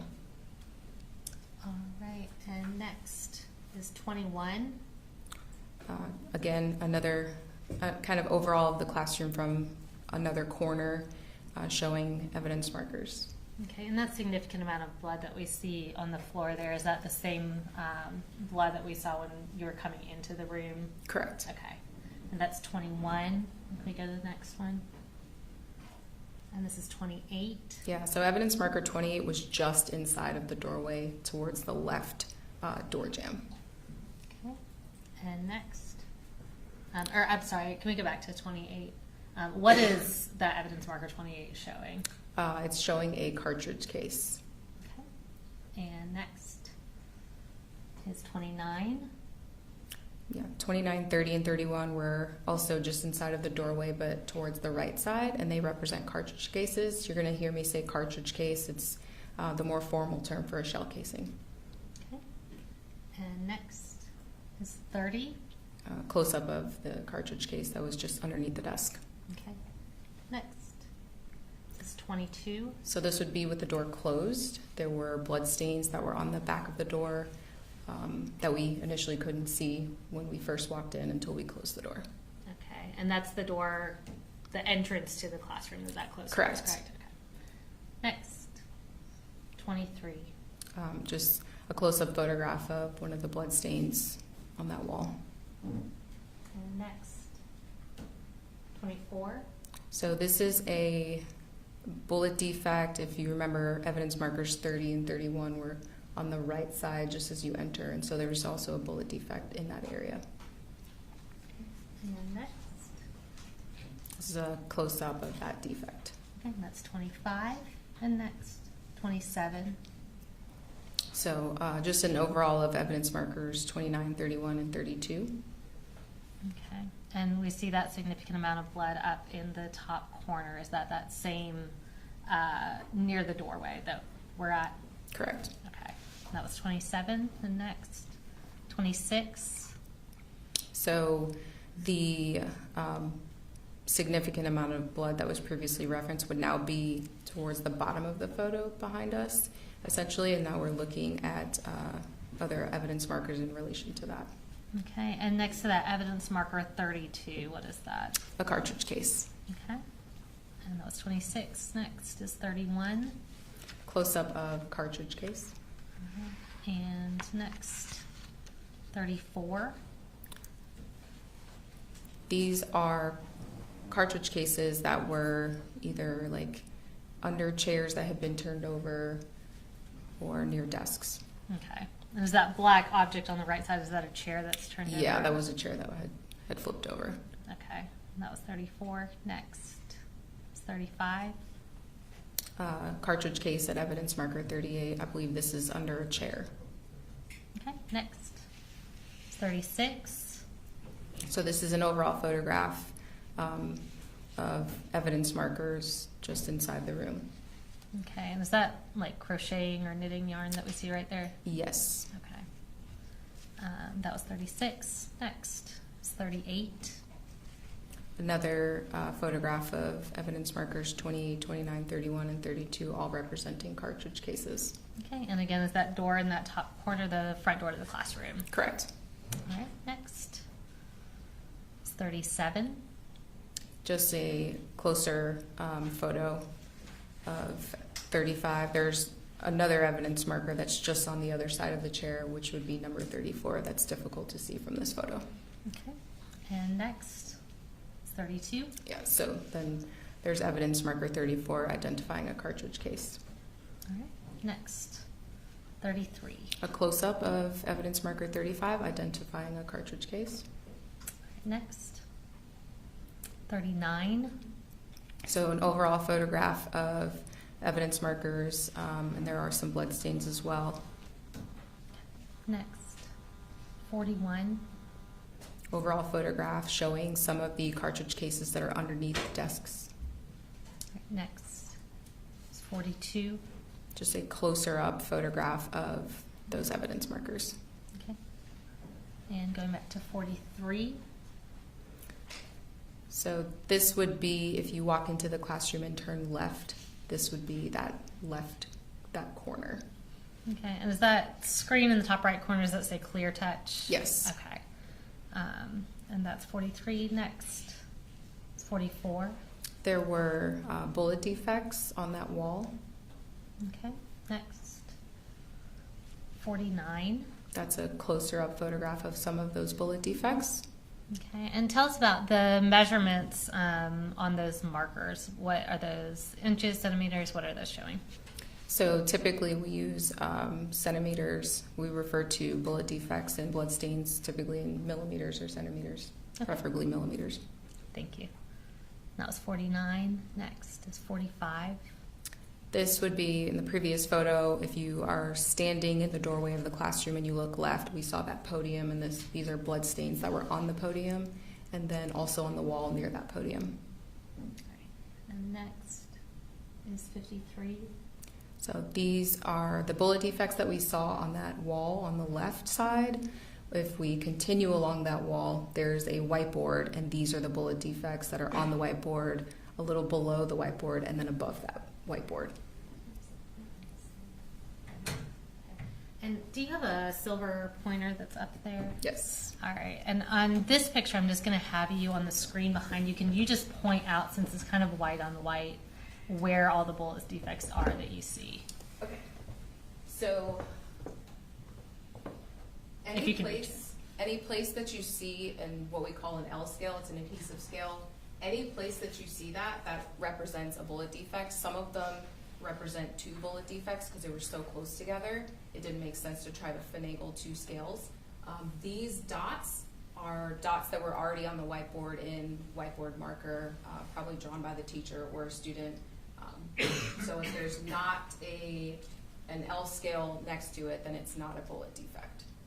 Thank you. And that was 53. We can go to the next one, 54. Is that same board? Yes. Okay. And just a little easier to see the Yes. defects there. Okay. And next.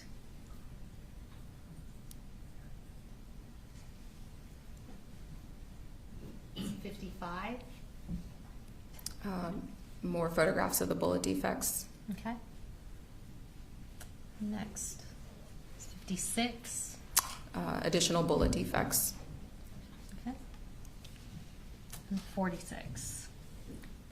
So in this photograph, there's not a scale on this one. I think maybe the next photo, I know I have photos with it, but that's a defect in a desk. Okay, and then can you point to it on the screen behind us? I think it's pretty visible, but I know it's obviously on black material. Okay, thank you. And next is 47. Additional bullet defects on desk 21. Okay. And next is 48. A defect on desk 19. All right. And next, I'm going to use this classroom seating chart. This was previously tendered as stated with it.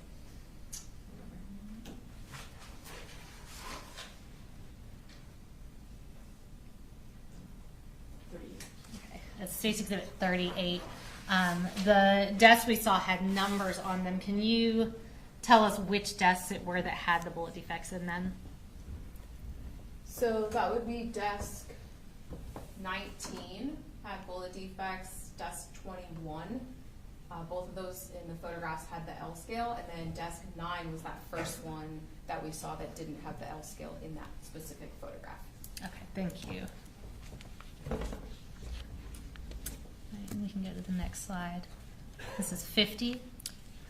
So if you're standing in the doorway and you're looking straight into the classroom, this is that wall. So there are bullet defects on the blinds and then bullet defects on the whiteboard on that wall.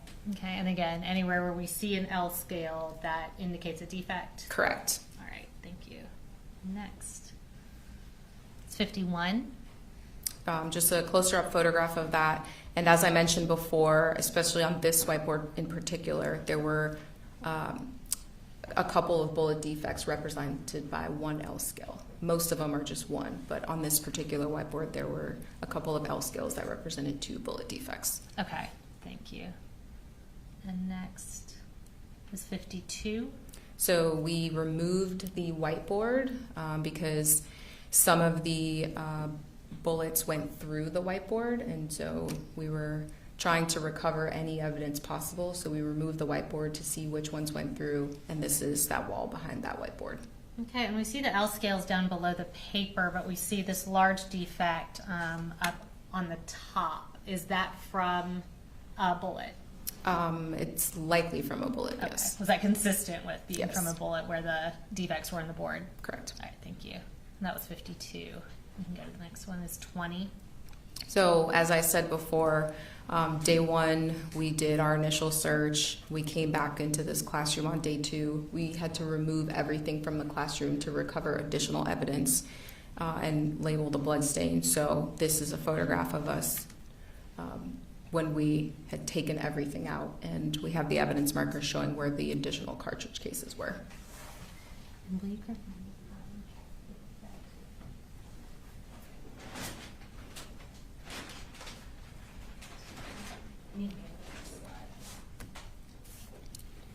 So before we go towards the next photographs, I'm going to show you what's been marked as State's Exhibit 114.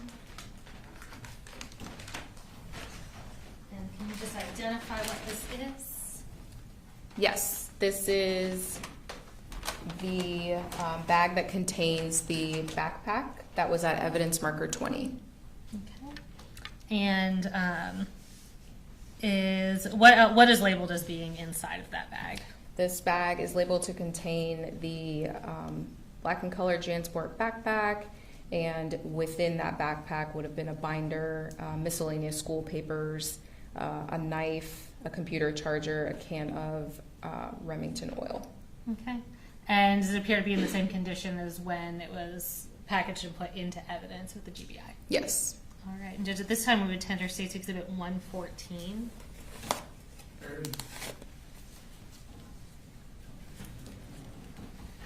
No, no, 114. All right, so I'm going to have you open that up. And specifically, if I can have you, once you have that open, display for the jury the backpack as well as the oil and the knife.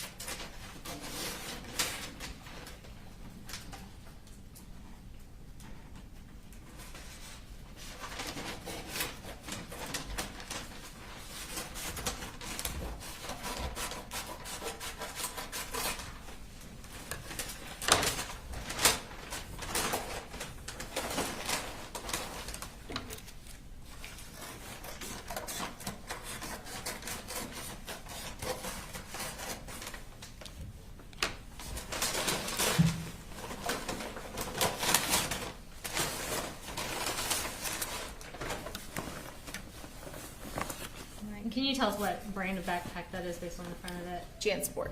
Okay, and is this the backpack that was recovered? We saw in the photos a backpack that was with a white poster board outside of Miss Ryan and Miss Greer's classrooms? Yes. Okay.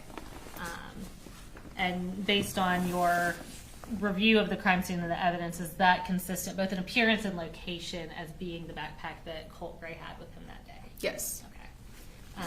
And then inside the backpack, if you could just display for the jury the oil and the knife.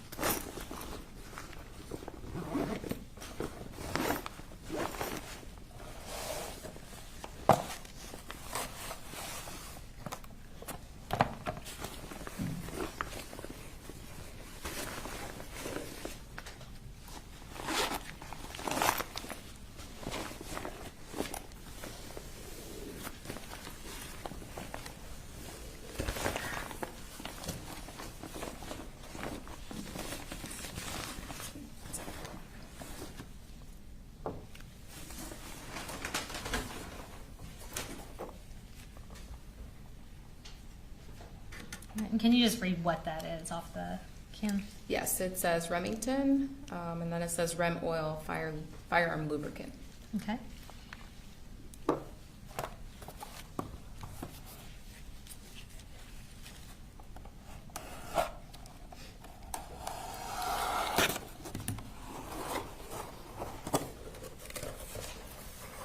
may have to step down for this.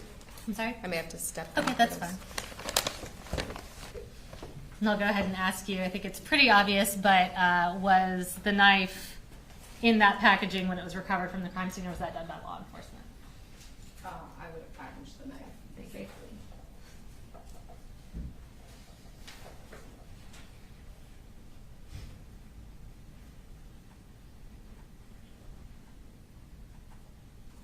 And if you want to go ahead and store that over on this table, you're welcome to do that.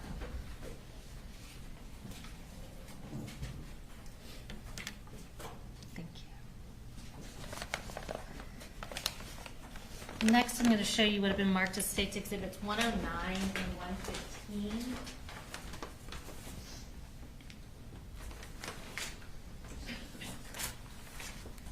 And I'm not going to have you open these up, but if you can just identify what these are.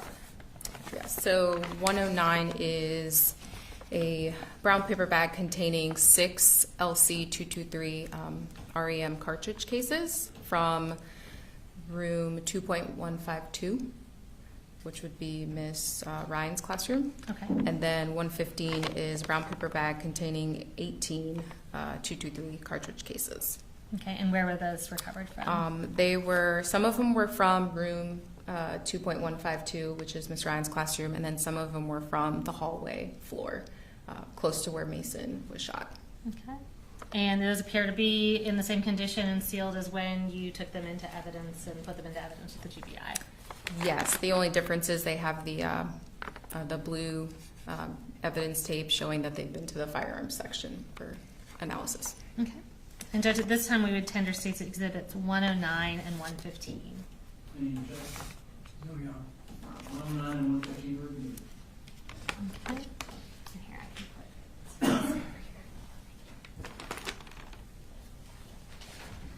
And we're going to go back to some of the photographs. So we have our next photographs from when he shot towards Miss Iramy's classroom. If we can go to the next slide. This is 64. Can you tell us what we're looking at here? So we're looking at evidence marker 14, which is kind of close to where Miss Iramy's classroom was. Okay, and is that her classroom where we see her name up on the ceiling? Yes. Okay. And next? This would be the outside of Miss Iramy's classroom. Okay, and that's 65. And next is 66. Just a close-up of the outside of her classroom. Okay. Next. So in this photograph, this is an overall of, there are actually 2 pieces of bullet jacket and I think lead core, so bullet defects that are just outside of her classroom.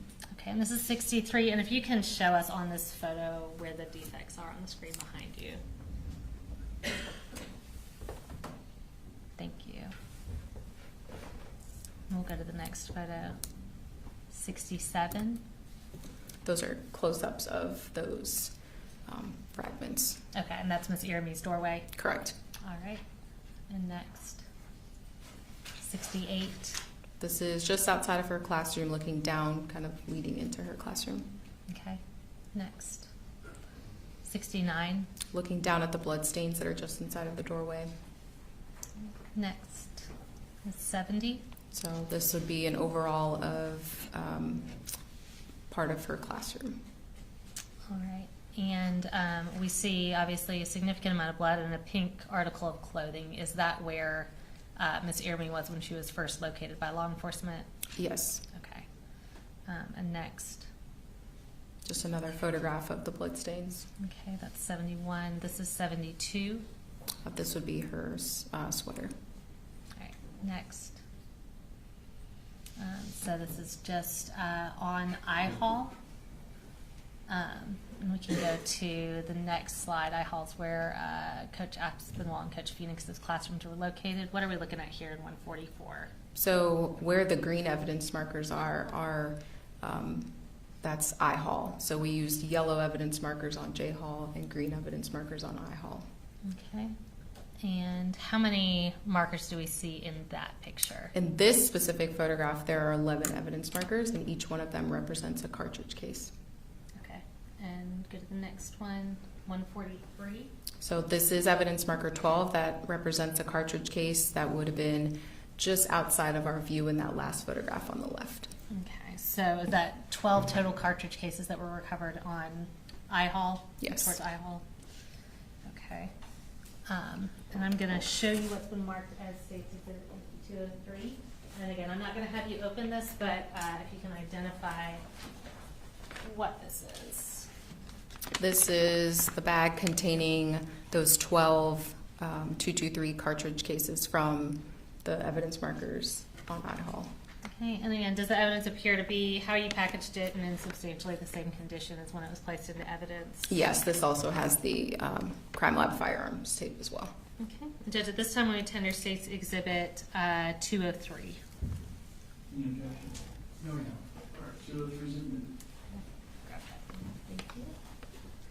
And we can go to the next slide. What are we looking at here? Just an overall down the hallway, and you'll see Ms. Lancaster's classroom on the right and Coach Aspinwall's room on the right as well. Okay, so I know the evidence markers aren't there, but this is still IHAL. Correct. Okay, and that was 73. We'll go next.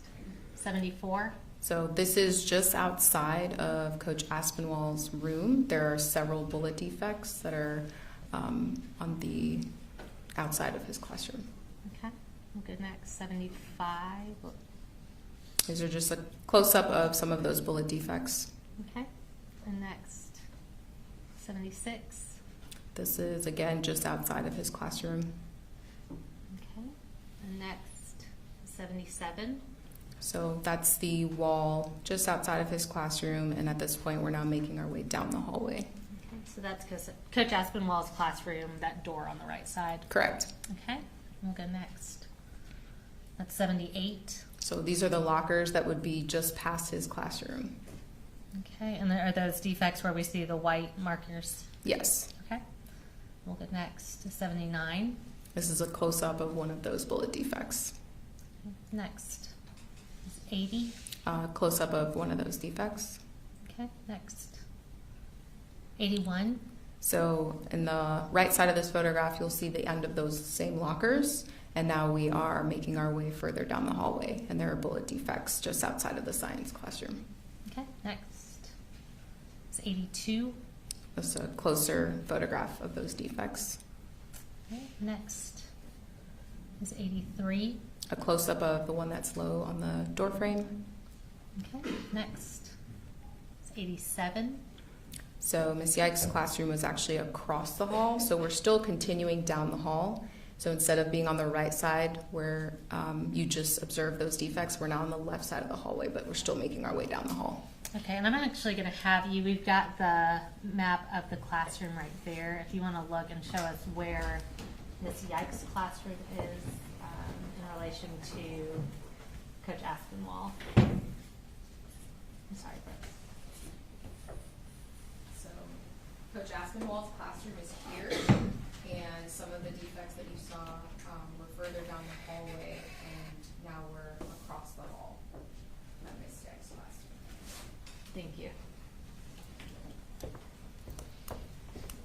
All right, and that was 87, and we'll go to the next one now. 88. Those would be close-ups of those defects. Okay, in Ms. Yike's doorway. Correct. Okay, and next is 89. And now we're continuing down the hall. We're on the same side of that hallway. Okay, and are those each where we see numbers and or markers? Are those all bullet defects? Yes. Okay, and we'll go next. 90. There's close-ups of the bullet defect.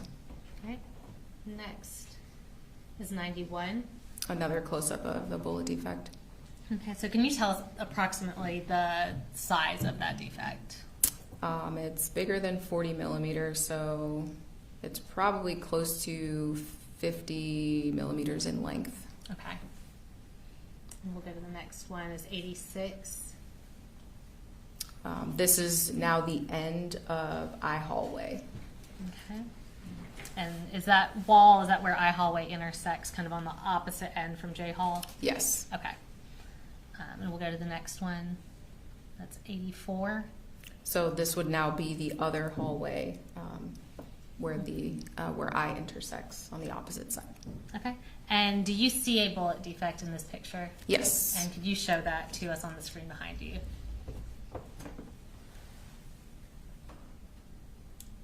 Thank you. And that was 84, and we'll go to the next one, which is 85. That's a close-up of that defect. Okay. And we'll go next. All right, so looking at Mr. Phoenix and Ms. Lancaster's classroom specifically, And we'll go to the next slide. It is 92. It would be just outside of Miss Lancaster's classroom. Okay. Next. Making our way into the classroom. All right. And what do you observe on the floor here? There are bloodstains on the floor. Okay. That was 93. We'll go next. It's 94. So stepping inside of the classroom and photographing back out towards the door. Okay. And that blood we see in the doorway, is that the same blood we were looking at before from the opposite direction? Correct. Okay. And we'll go next. Is 95. And then this would be looking back out towards the door, the blood stains that are just inside the doorway. Okay, and based on your review of the crime scene and evidence, is that area of blood consistent with where Mr. Phoenix fell after he was shot? Yes. Okay. And we'll go to the next slide. 96. This is just looking back out towards the hallway. Okay. And the next one. So now moving down to Coach Aspinwall's classroom. We'll go to the next slide. All right, 97, what are we looking at? The area outside of his classroom. Okay. And next, 98. The doorway immediately inside. Okay. And that's going into Coach Aspinwall's classroom? Correct. Okay. Now we're in the doorway photographing our way in. Okay, and this is 99, and what do you observe on the floor here? There are blood stains on the floor. Okay, and we'll go next. This is 100. So this would be the opposite corner from the doorway, looking back out. Okay, and that blood that we see kind of in the middle of the photo here, is that same area of blood that we were seeing when you were coming in from the classroom? Yes. All right, we'll go next. Is 101. Just an overall photograph of that blood. Okay, and based on your review of the crime scene and the evidence, is where that blood is consistent with where Coach Aspinwall fell? I believe, yeah, he fell kind of outside of the doorway. I don't know if he was even able himself to make it in. I think someone had to pull him into the classroom. Okay. And we'll go to the next slide. Is 102. Just an overall of those blood stains, and that's kind of why you see it streaky. That appears to be the drag marks. Okay. And based on your knowledge, training, experience, is that consistent with somebody being dragged? Yes, generally. Okay. And we'll go to the next slide. So we're now going down J Hall to the area where Mason was killed.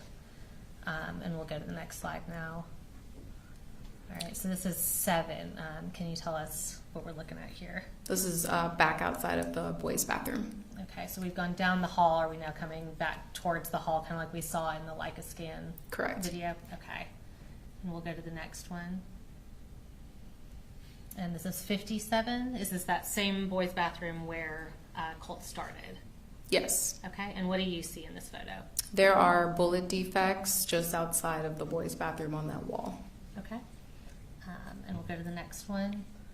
That's 59. And what do you see relevant in this photo? So on the left side of this photograph, you see part of one of the bigger bullet defects, and then there's a piece of paper, and on the paper and on the wall, there were what appeared to be blood stains and potential body tissue. Okay. And we'll go to the next slide. This is 60.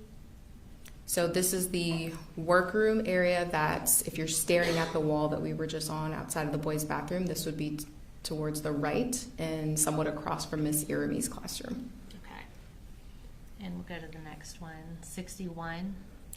So this was a paper that was hanging on the wall, like I said, just to the right of the boys' bathroom, and there was a bullet defect in that paper. Okay. We'll go to the next slide, 62. This, on the right side of this photograph, that's the workroom door, and there's a bullet defect just outside of that door. Okay. We'll go next is 103. What are we looking at here? So from where this photograph was taken, I was standing on K Hall, so the intersection of J and K, and I'm looking at the evidence markers that are just outside of classroom 2.141 and near the lockers and the blood where Mason was found. Okay, so we see this blood on the left side of the photo. Is that where Mason's body was when law enforcement arrived? Yes. All right, and we see, we'll show closer pictures, but that black object with the evidence markers on the right side of the photo, is that approximately where Colt surrendered to law enforcement? Yes. Okay. And we'll go to the next photo. Are we looking, I apologize, are we looking from K Hall on that picture? Yes. Okay, thank you. We'll go to the next one. And this is 104. So this is a cartridge case at evidence marker 9, which was near Mason's body. Okay, and I believe, was that cartridge case in one of the previous exhibits that had the cartridge cases from Miss Ryan's classroom? Well, yes, it would have been in with the cartridge cases from Miss Ryan's classroom. Okay. Yes. Gotcha, thank you. And was that recovered very close to Mason's body? Yes. Okay. And now going to where Colt was apprehended at the intersection of J and I Hall. And I believe that's actually J and K Hall, correct? Correct. Okay. So we'll go to the next slide here. This is 105. And what are we looking at here? So in the bottom left corner, we're looking at evidence marker 1, which represented a glove, a yellow glove. And then further down, we're looking at the rest of the evidence markers. Okay. And we'll go to the next slide, 106. And what does that show? One of the yellow gloves. Okay, and is that an external door here on the left? Yes. Okay. We'll go to the next one, 107. What do we see here? So that would be the gun and the magazines and some other items that were around the gun prior to me putting out the evidence markers. Okay, and the next slide is 108. And what do you see in this photo? Just a closer photograph of those items. Okay. I'm going to show you what's been marked as State's Exhibit 116 and 117. Can you just identify for us what these are? And I am going to have you take these out and show them to the jury once we've tendered them into evidence. So 116 is the right hand yellow glove, and 117 is the left hand yellow glove. And do those appear to be in the same condition as when you took them into evidence and placed them into evidence with the GBI? Yes. All right, and Judge, at this time we would tender State's Exhibits 116 and 117 and publish to the jury. Okay. All right. 116 and 117 are in there.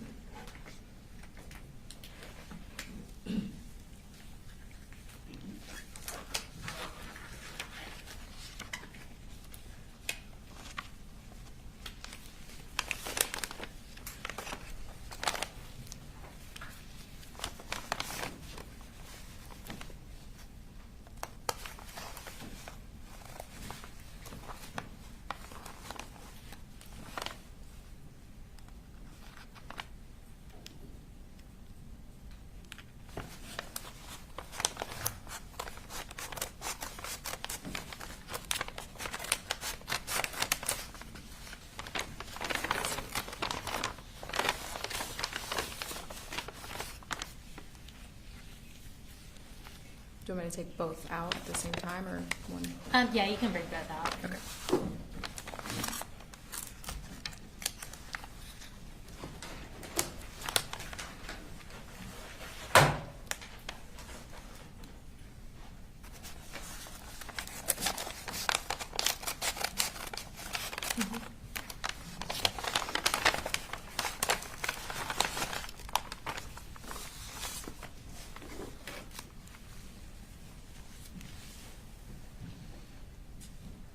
And based on your review of the evidence of the crime scene here, what's the relevance of these gloves to this crime scene? It's my understanding these are the gloves that he was wearing during the incident. Okay. And was where they were recovered consistent with being those gloves, as well as their appearance? Yes. Okay.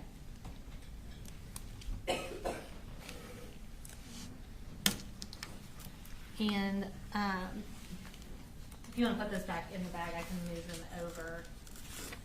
And as I do that, I'm going to ask you a couple of kind of contextual questions. Can you give us an idea of the distance that Colt was from Miss Ehrman when he fired? It would have been approximately 40 feet. And similarly, can you tell us approximately how far Colt was when he fired towards Coach Aspinwall and Mr. Phoenix? It would have been probably between 16 to 18 feet. Coach Aspinwall, I believe, was closer than Mr. Phoenix was. Okay. And then just to kind of give us some context, what is the width of the hallway, like J Hall, in the school? The width of the hallways is approximately 11 feet. 11 feet wide, okay. Thank you. And now going back, we have a few more photos. So we'll go to the next slide. And what does this show in 110? This is a overall photograph of the gun and some of the items around it. Okay. And the next slide, it's 111. What is that in that photo? That's one of the magazines. There were 3 additional magazines along with the one that was in the gun for a total of 4. Okay. And now I am going to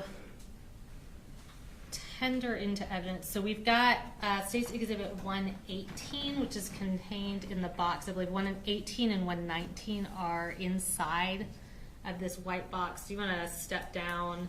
Sure. And review that and identify it for us and confirm whether it appears to be in the same condition as when it was recovered?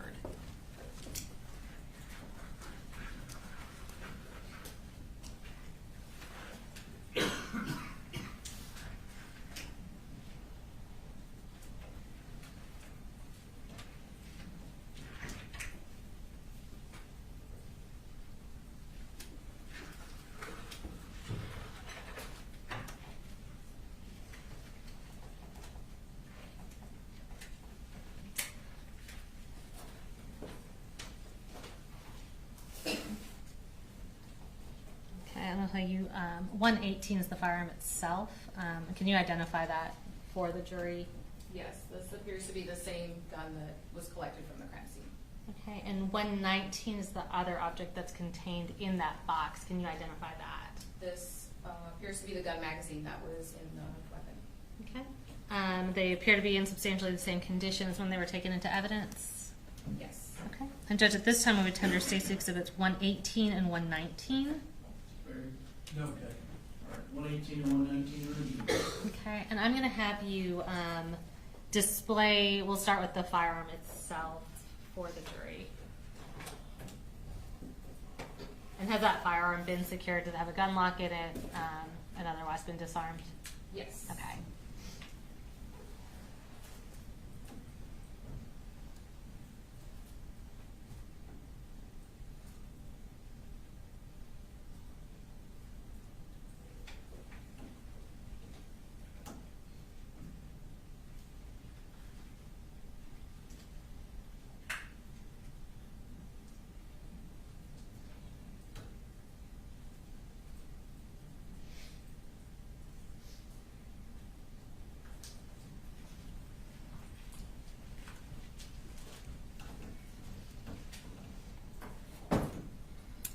Can you now display 119, the magazine that was in the firearm at the time?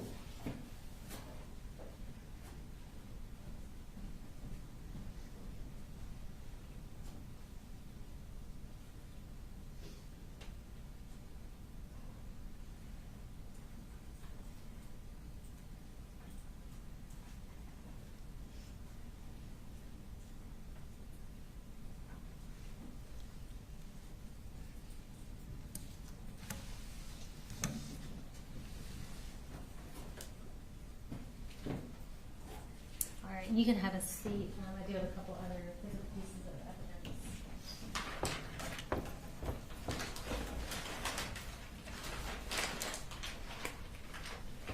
So I'm going to go ahead and provide you State's Exhibits 122, 123, and 124. I'm not going to take all of those out.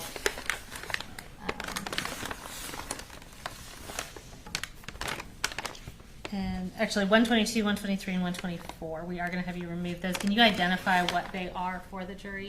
Yes, 122 is the tan-colored magazine, and there was one cartridge that was in the magazine, so both items are in this bag. And does it appear to be in substantially the same condition as when it was put into evidence? Yes, it also has the blue firearms tape. And likewise, can you go ahead and identify 123 and 124? As I stated previously, there were 3 additional mags. So 122 was the tan-colored magazine at evidence marker 5. 123 is a magazine that was at the gun at evidence marker 6. And it's a black 60 capacity gun magazine, and there were 17 cartridges in that magazine. Okay. And then 124, as I stated previously, was also near the gun, and it is a black gun magazine, but this time it's a 30 capacity magazine, and it was full. There were 15 LC-14 cartridges and 15 of the LC-223 cartridges in that magazine. All right. And similar to 122, do 123 and 124, with the exception of having markers from being to the GBI crime lab, do those appear to be in substantially the same condition as when they were taken into evidence? Yes. All right. And Judge, at this time, we would tender State's Exhibits 122, 123, and 124. There you go, okay. All right, 122, 123, and 124. All right. And starting with 122, if I could just have you remove that from the bag and show it to the jury. Do you want just the magazine or also the coin envelope that has the cartridge? We won't take the cartridges out of the coin envelope, but you can show that to the jury just so they're aware of what that is.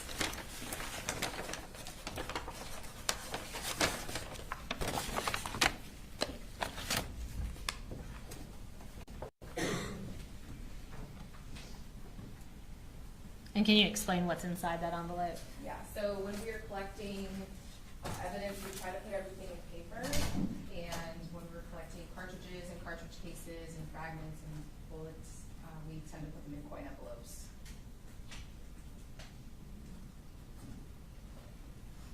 So the cartridge from this magazine is in this envelope. Okay.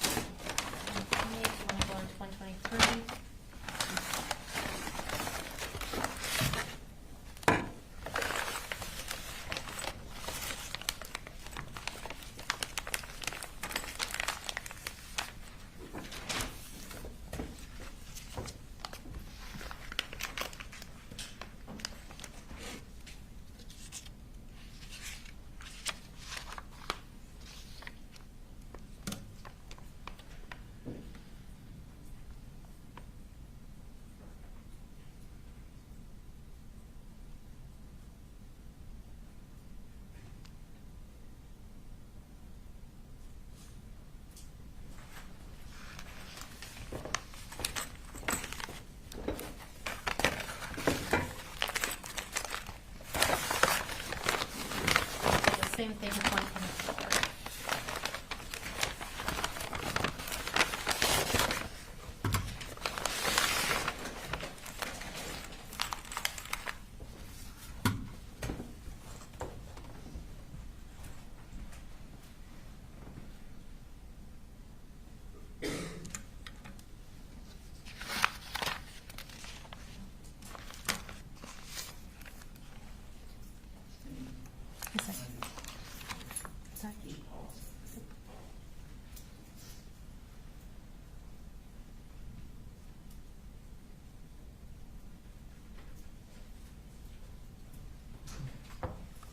I know you all had a longer break than you anticipated previously. You've been in your seat more than I need to take. So we're going to take a 10 or so minutes. Thank you, Judge.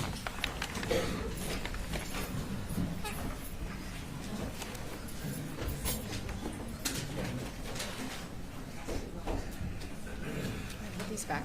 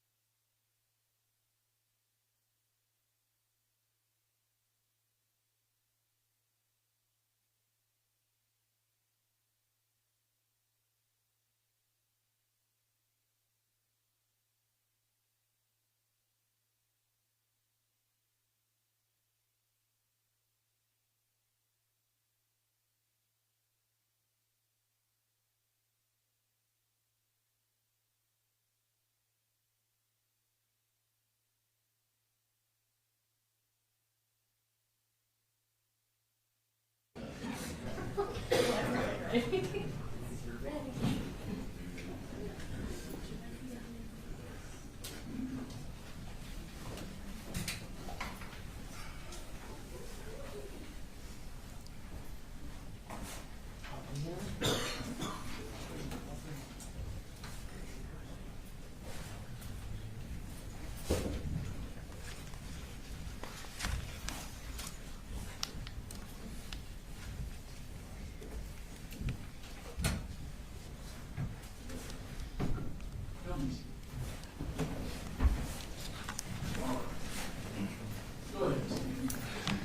All right, I just have 3 more pieces of physical evidence to introduce through you. I'm not going to have you take any of these out of the bags. I'll start with State's Exhibits 120 and 121. And can you just identify what these are and tell us if they appear to be in substantially the same condition as when you took them into evidence? So 120 is the cartridge that came out of the chamber of the gun. And then 121 are the 18 cartridges that came out of the magazine that was in the gun. Okay. And do they appear to be in substantially the same condition? I believe they have the crime lab tape on them as well? Yes. Okay. Judge, at this time we would tender State's Exhibits 120 and 121. Any objection? No, good. All right, 120, 121 are admitted. Lastly, before we talk about the contents of Colt's bag and the firearm in slightly more detail, I'm going to show you what's been marked as State's Exhibit 205. And can you just identify what that is? Yes, this would be the poster that was in the hallway at evidence marker 19. Okay, and we won't take it out since we had a pretty clear picture of it. Again, does that appear to be in substantially the same condition as when you took it into evidence? Yes. All right, and we'll tender State's Exhibit 205 into evidence. No, good. All right, 205 is admitted. And regarding that poster board, just to be clear, we talked about whether the bag appeared to be the same backpack that Colt was wearing at the time. Based on the location of where the poster board was found and its appearance, is it consistent with the poster board that was concealing Colt's gun when he came into Apalachee High School on September 4th of 2024? Yes. Okay. Now, at this time, we are going to go back to the photos. We just have a few more, if we can go to the next slide. And this is 112. And can you tell us what we're looking at here? This would be a photograph after I've opened the backpack. Okay, so is that what was inside Colt's backpack when you first opened it? Yes. Okay, and we'll go to the next one, 113. And what is this? These are the contents of that previous photograph. Okay, I see it has some writing down there. What does that writing say? That writing says from backpack number 20. I wrote that so that I would know where it came from. Okay, so that's for your own reference, essentially? Correct. Okay, and we'll go to the next slide. This is 114. This would be the knife that was in the backpack.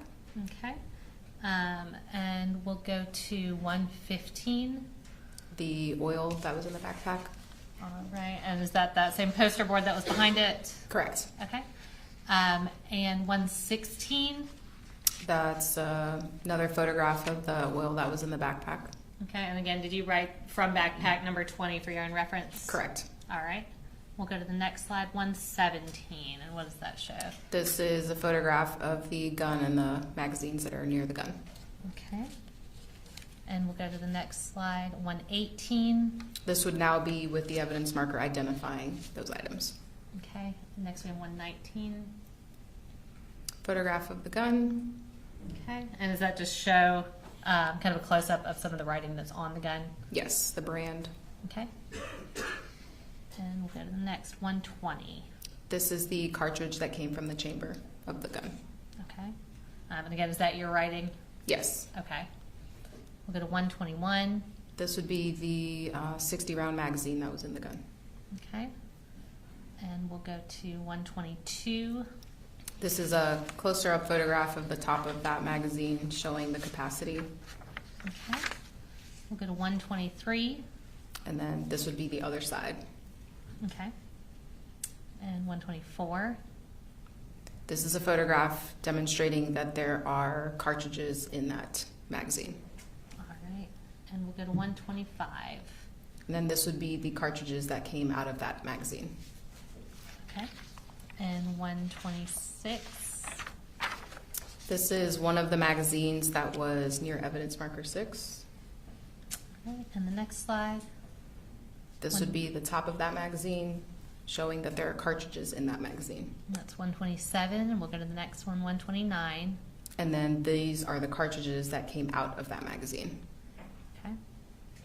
We'll go to the next slide. This would be the other magazine that was at evidence marker 6. So the last one we saw was the 30-round magazine. There was an additional 60-round magazine with cartridges in it. Okay, and that's 130. We'll go to the next slide. Is 131. This is the tan magazine that was near the gun, but identified by a different evidence marker. Okay, and we'll go to the next slide. 132.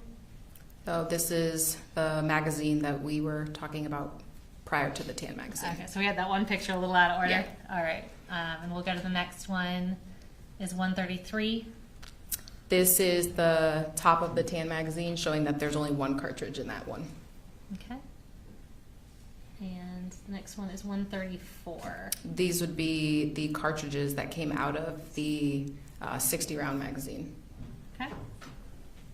And the next slide, and we're going to hold off here. And just to be clear, the magazines that we showed, the cartridges that we showed, are those all the same magazines that were placed into evidence? Yes. Okay, the physical, actual objects. And Judge, this time we do have a few slides showing the deceased victims at the crime scene. We wanted to notify the public if anyone wanted to either leave or avert their eyes, as well as notify the media not to film. All right, so we had a hearing on this last Friday, turned into a consent order for the media that was at council present. So the following photographs are not to be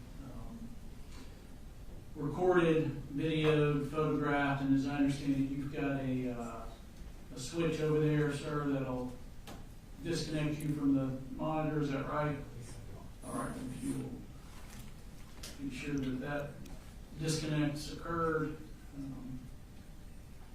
All right, was there anyone that wanted to leave the courtroom? Okay. All right, again, do not record, photograph, transmit the following exhibits. All right, and we won't belabor these, but we are going to identify them and publish them to the jury. We'll go to the next slide. All right, this is states 135. Can you identify who's in this photo? This would be Christian in Miss Ryan's classroom. Okay, and is that where he was discovered inside the classroom? Correct. Okay, and we'll go to the next slide. This is 136. What is in this photo? So this is Miss Irami.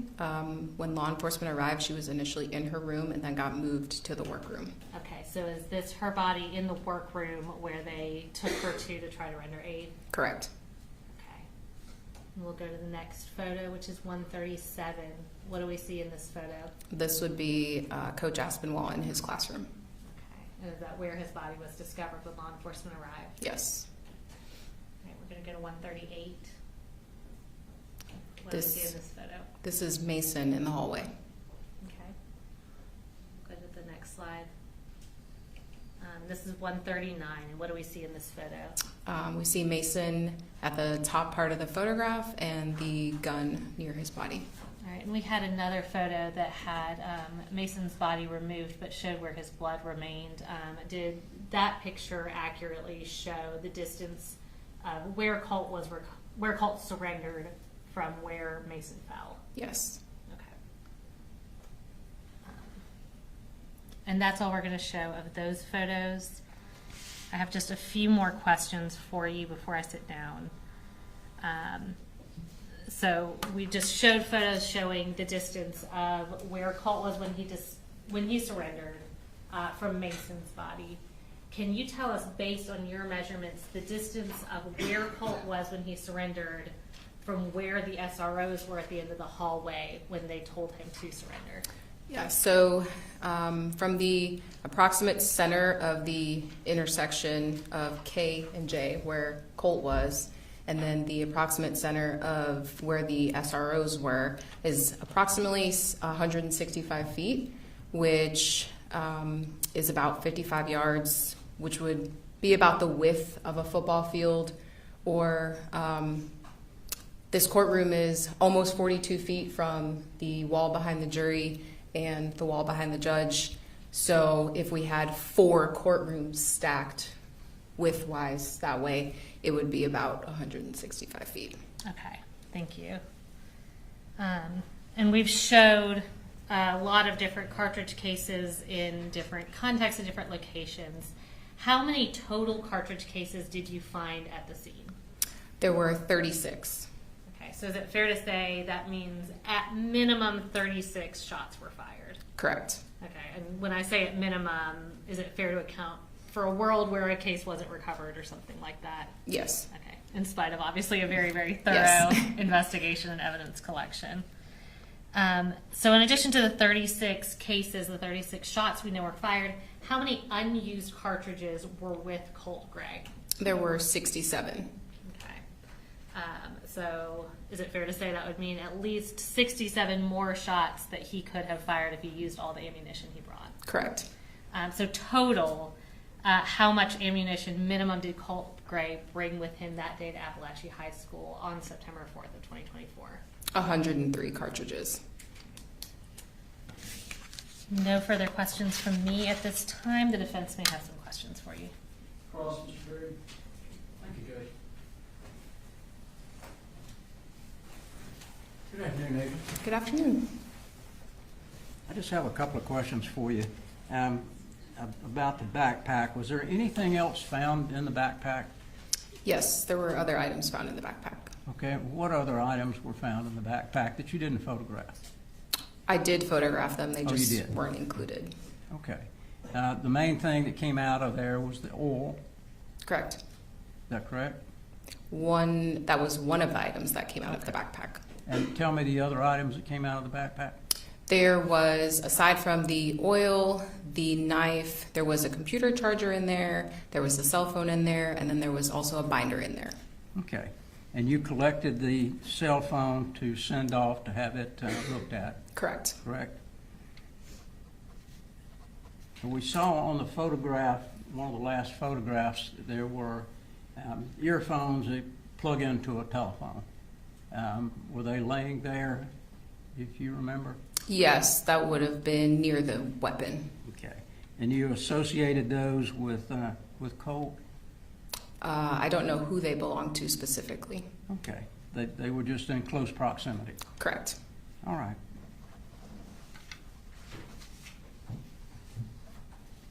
I think that's all I have. Thank you, Judge. Yes, sir. Any redirect? No, sir. All right, thank you, ma'am. You're free to go. Thank you.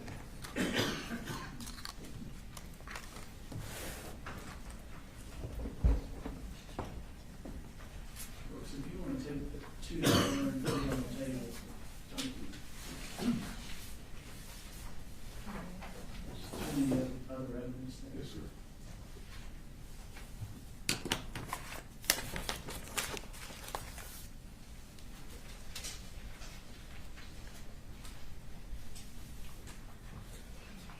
All right, state calls next witness. State calls Sarah Van Holm.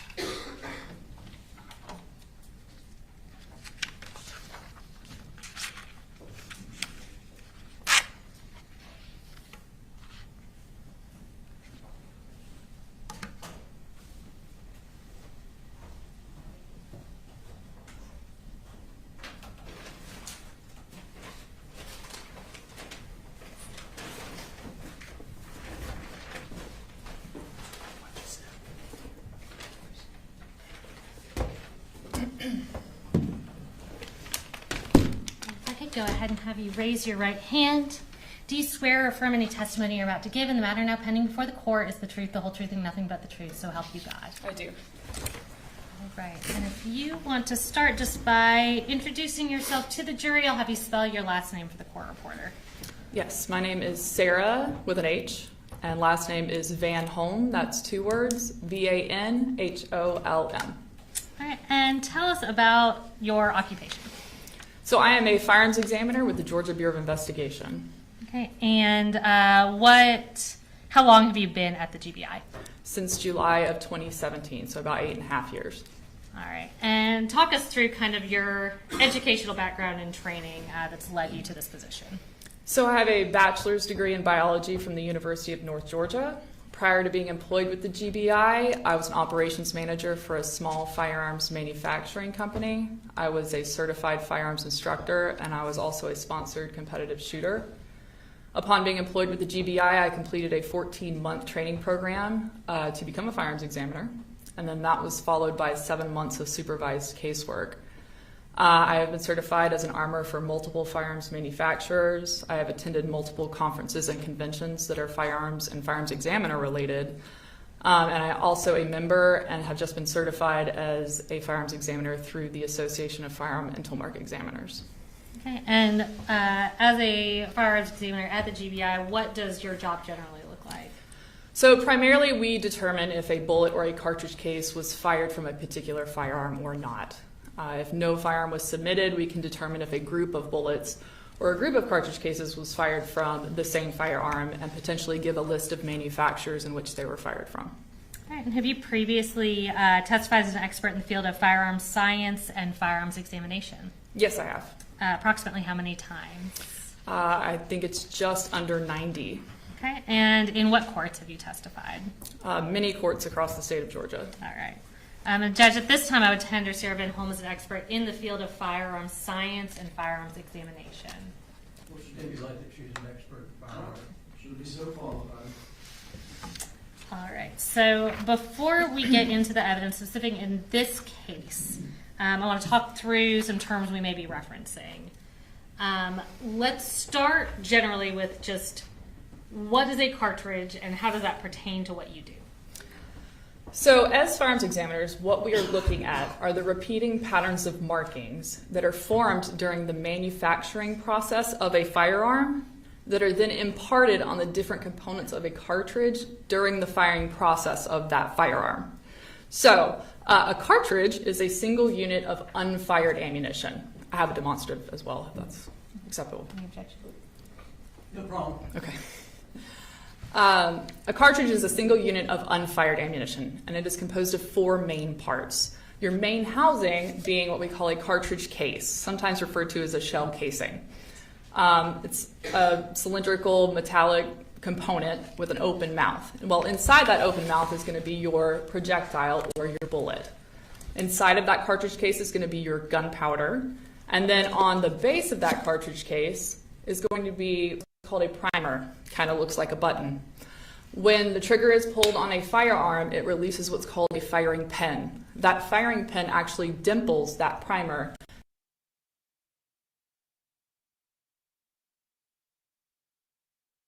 Creates a rapid gas expansion or a combustion. And what that does is it actually dislodges this projectile from the mouth of the cartridge case and sends it traveling down the barrel of the firearm, where this projectile is going to pick up markings from the rifling of that barrel. Well, because of equal and opposite reactions, as it's pushing this bullet down the barrel of the firearm, this cartridge case is also slamming into the bolt or breech face of the firearm, expanding slightly inside the chamber of the firearm, and then depending on what type of firearm it is, it's being extracted and kicked out of the firearm as well. So all of these interactions with the gun are what we are able to look at as firearms examiners to compare and determine if that cartridge case or that projectile was fired from a particular firearm or not. Thank you so much. And to just kind of reconcile that with some words that we might hear regularly and some words we might use today, in relation to what we're talking about, can you just explain what a bullet is and what a bullet jacket is? Yes, so a bullet I kind of like to describe as like an M&M or a chocolate-covered kind of candy with that hard outside and this kind of softer middle. So bullets typically are going to be copper jacketed with a soft lead inside. Okay. And shifting to this case specifically, were you involved in the firearm and bullet analysis in the case involving Colt Gray? Yes, I was. Okay. And I'm going to show you it's been marked as State's Exhibits 125.1 through 125.4.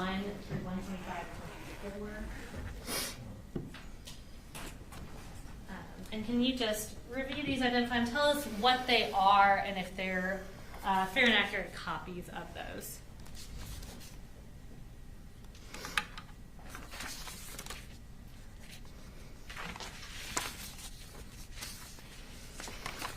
Yes, these are the reports I created for this case. Okay. And we've got 4 reports. Are those in relation to different victims? Yes. Okay. And can you tell us which victims are associated with those reports? Yes, so State's Exhibit 125.1 is the report for that contains the victim Anna Christina Ermi. I apologize for the names. You're fine. State's Exhibit 125.2 is for the victim Christian Angulo. 125.3 is for Mason Skirmerhorn, and then 125.4 is for Richard Aspinwall. All right. And Judge, at this time we would tender State's Exhibits 125.1 through 125.4 into evidence.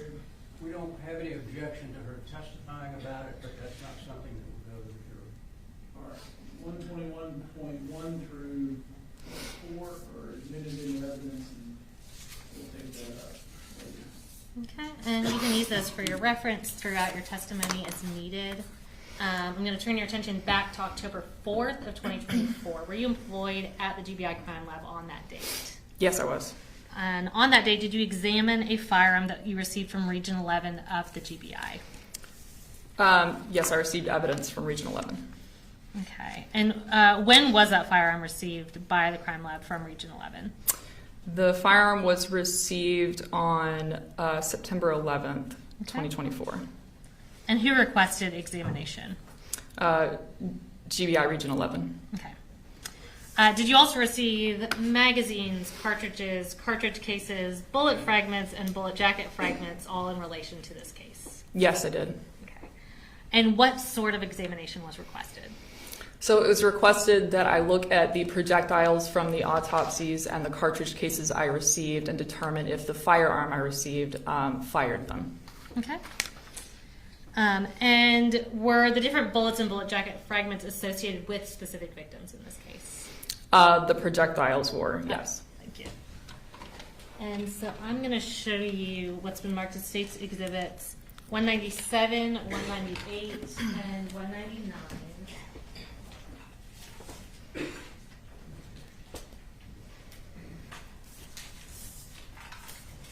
And can you just identify what these are?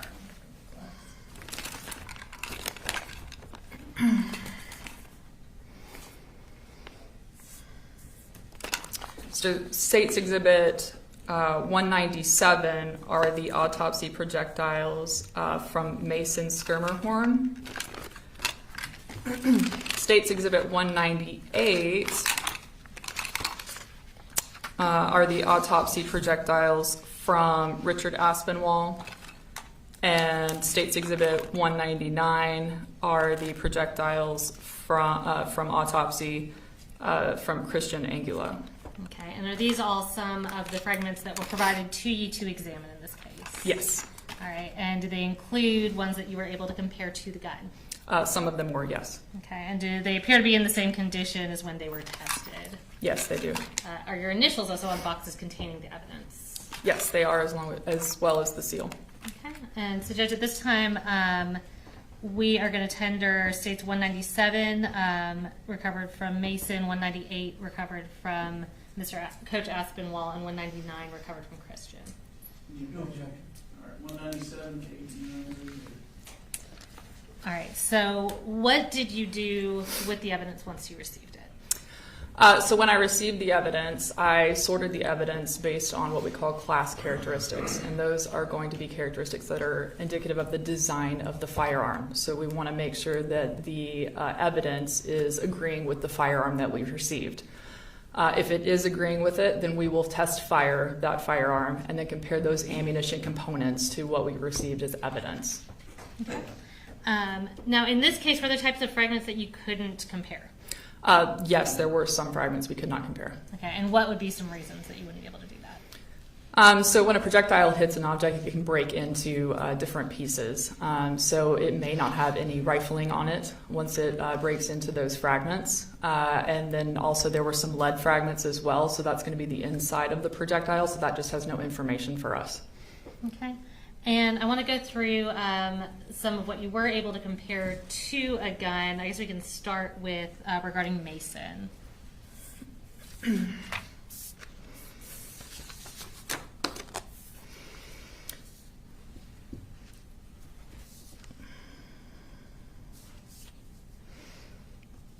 Yes, for Mason, I was able to compare a .223 bullet and bullet jacket fragment, and that was it. Okay. And what about for Coach Aspinwall?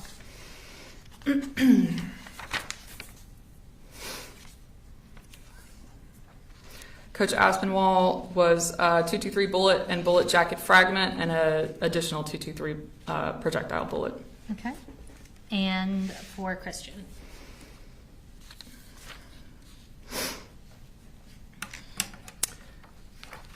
Christian was a .223 projectile. Okay. Now I'm going to have you retrieve what's previously been tendered into evidence as states Exhibit 118. If you want to step down and come get this.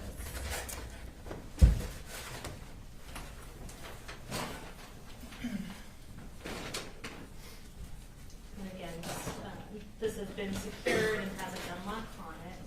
Yes, so for the court it is. And so is this the firearm that was provided to you in relation to this case?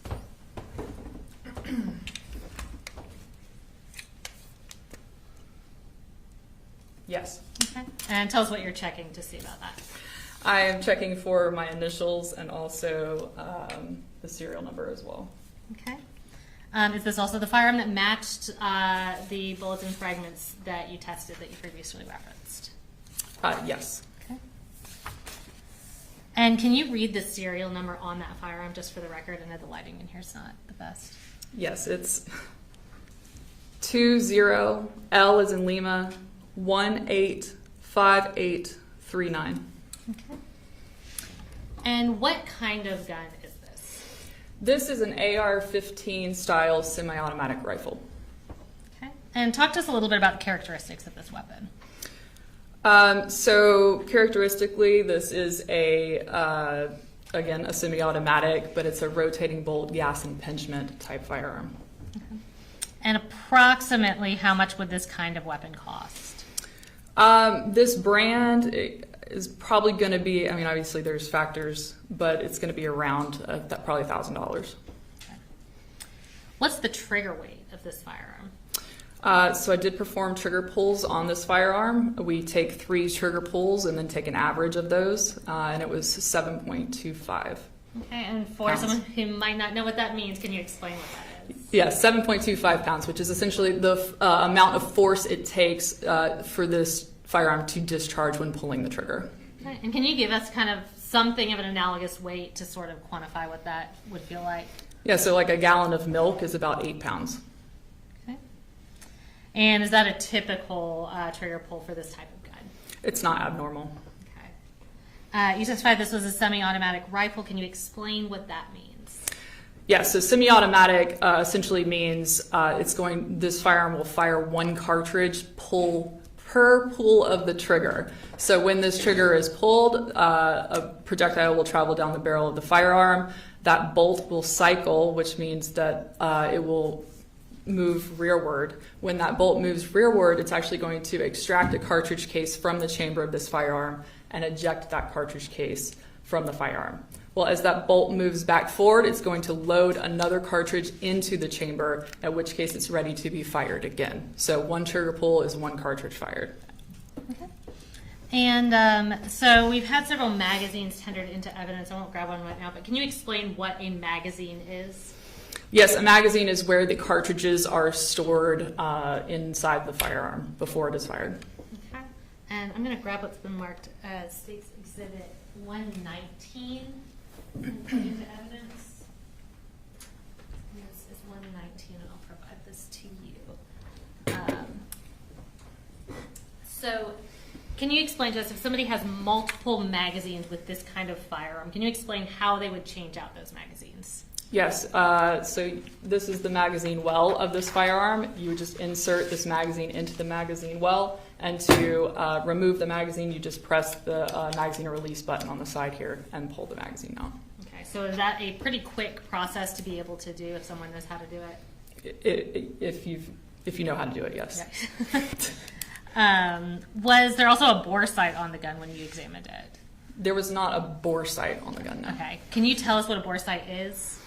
A bore sight is typically it's a device that kind of looks like a cartridge. You typically load it into the chamber of the firearm, or it's on the muzzle of the firearm, but it assists you in sighting in your firearm roughly, so that you do not have to go to the range and shoot with actual ammo. You can do it somewhere else without firing it. Okay. And I want to talk about a few specific cartridges. So if you want to if there's somewhere you feel comfortable setting that up there, we can return it to the box. Thank you. I'm going to show you what's been previously marked as State's Exhibit 120 and tendered into evidence.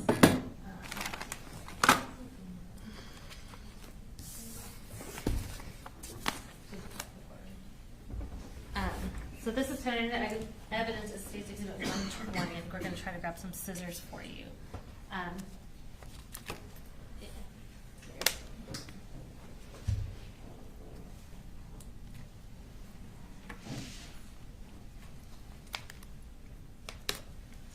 And just to refresh the jury's recollection, could you tell us what that is and where it was recovered from based on the evidence bag? So this is a 223 cartridge recovered from the chamber of the firearm. Okay.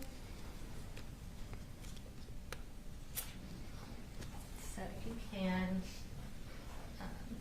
remove that from its evidence bag just so you can show the jury while we're talking about it.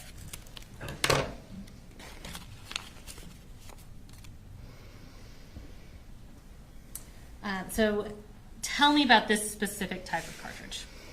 So this is consistent with a Winchester Varmint X cartridge.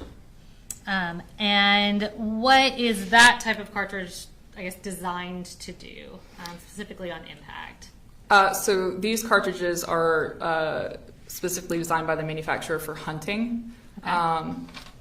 Yes, and they have a gray polymer tip on them, and when they hit a target, they are designed to expand upon impact. Okay. And I'm now going to show you what's been marked as State's Exhibit 124.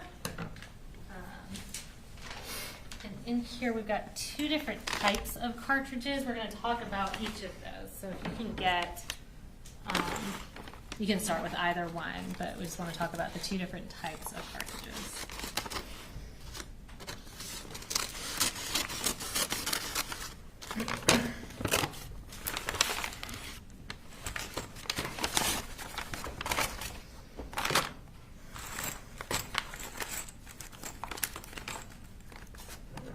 Sorry, there's a lot of layers going on there.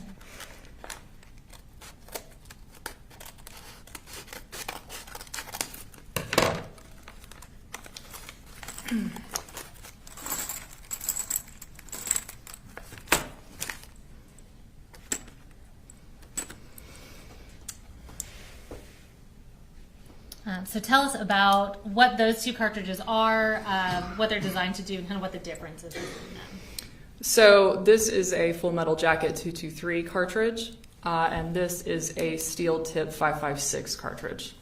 Okay. So the steel tip has exactly what it says. It has a steel tip in the right under the jacket of this bullet. So it's a higher penetrating round is what that is designed for. It's also a 5.56, so it's going to be that higher pressured round. This is a 223 Remington. So again, same dimensions, just lower pressure round. Okay, and you said full metal jacket. What does that mean? Full metal jacket means that the jacket is covering the entire projectile. Okay. And is that designed, does the jacket help as far as penetration goes, or what would be the purpose of that? Yeah, it helps with a variety of things. So the jacket's going to help it travel down the barrel more cleanly. Obviously, the core of that projectile is lead, so it helps it from deformation a little bit. Okay, and are these also designed to expand upon impact? The full metal jackets are not, no. Okay. But the other ones are? The Winchester Varmint X's are, yes. Okay. And when we say expand upon impact, can you kind of explain what that means? Yes, so a lot of times this polymer tip will break off of this cartridge, the Winchester cartridge, and it allows that front of the projectile to actually mushroom out and to expand out so that it actually stops when it impacts something. All right. And again, I know the cost won't be totally consistent throughout, but what's the approximate cost for these different types of cartridges? So the green tip and the 223, so the 5.56 and the 223 full metal jacket and steel penetrator are going to be around 60 cents a round. And then the Winchester Varmint X is a little more specified cartridge, so it's probably going to be around $1 a round. Okay. So you're talking about 223 and 5.56. Are both those types of cartridges able to be used in the firearm in this case? In this case, yes. Okay. And can you kind of explain how that works? Yes, so dimensionally 223 and 5.56 are essentially the same dimensionally. It's again that pressure. 5.56 has a higher pressure than the 223. So you can shoot a 223 in a 5.56 firearm, but you wouldn't want to shoot a 5.56 in a 223 firearm because it may not be rated for that extra pressure. Okay. And following your examination, what did you do with the evidence that you examined? I repackaged it and returned it. Okay. So we referenced, I'm going to provide these keys to you. We referenced that there was a gun lock on that firearm. Can you show the jury what the gun lock looks like and explain what it does and how it works? So this is a gun lock. It goes through the magazine well and through the chamber of the firearm, and it essentially makes it so the bolt cannot close all the way on the firearm. Okay. And can you just demonstrate for the jury how one would put on and take off a gun lock? Yes.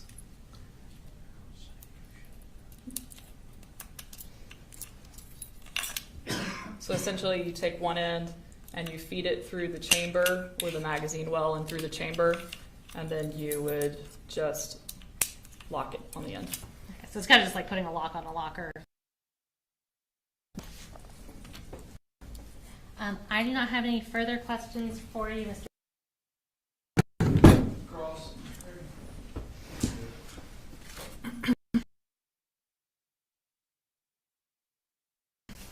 Good afternoon. Good afternoon. Just want to ask you a few questions about the firearm. Do you know the approximate weight of that firearm? This one in particular, I do not. Okay.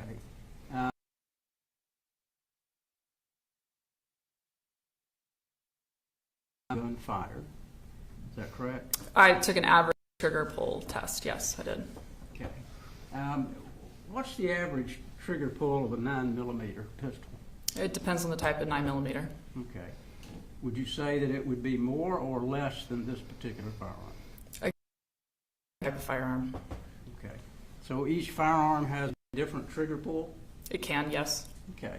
Would you say generally that a pistol would have a less trigger pull than a rifle, or do you know?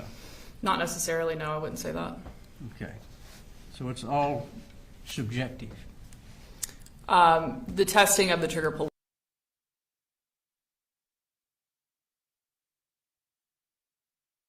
I took a trigger gauge and actually tested the three trigger pulls on that and then averaged it.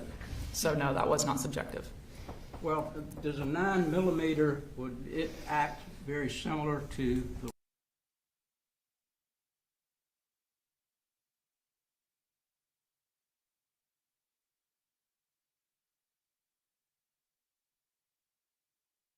And one cartridge would be fired.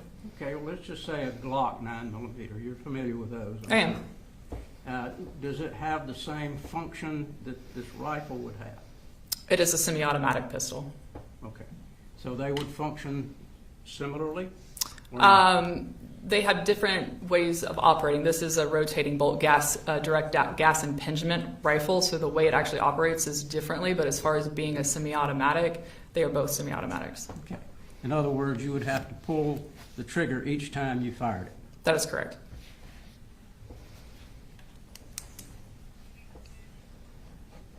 Do you know the approximate cost of a Glock 9mm? That's going to vary depending on the generation of the Glock. So there's a lot of variations that can go into that, whether it's a newer Glock or an older Glock, Okay. just like there's any variation. Have you actually checked on the cost of the firearm that you examined? This one in particular, yes, I did look at the MSRP. Okay. And did you do that about the same time that you did the testing? Yes. All right. Nothing further. Thank you. Any redirect based on cross? Has anything been added to that firearm to modify it in any way? From the original equipment manufacturer, yes. Okay, can you tell us about that? Yes. So this firearm is not sold with a vertical foregrip typically from the manufacturer. Now, if it was sold with this like this, that is a possibility. But from the manufacturer, it is not sold with a vertical foregrip, these canted sights, or this red dot sight. Okay, and can you tell us what the purpose is of each of those things? Yeah, so vertical foregrip helps in actually holding the firearm itself and stabilizing it. The canted iron sights help in aiming the firearm. And then the red dot sight is also for aiming. Okay.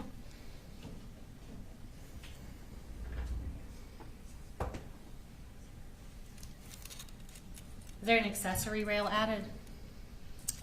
Yes, there's a Picatinny rail added so that you can put on the canted sights. Okay. Nothing further from me. Thank you. Any recalls? No, yeah. All right. Thank you, ma'am. You're free to go.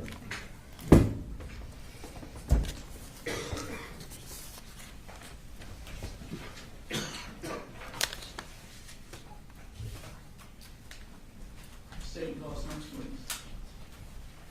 Judge, I'll just take just one moment to get the evidence on the witness stand that the state's been calling Dr. Samantha Maddox.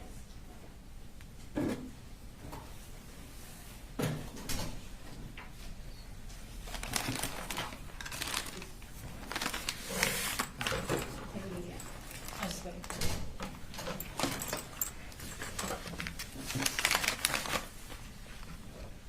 And Judge, Dr. Maddox is the medical examiner who performed the autopsy on the 4 victims. Again, we just wanted to make sure people in the gallery are aware who this next victim or who this next witness is. We are not intending to publish any photos from the autopsies, but we do have images including X-rays, fragments recovered, and diagrams. All right. Is there any? There's nothing there that the media is prohibited from, is that right? Correct. All right. Members of the audience, you heard Ms. Daniel. To the extent you may want to either hear autopsy testimony or see any of the evidence that they're going to take, feel free to step out.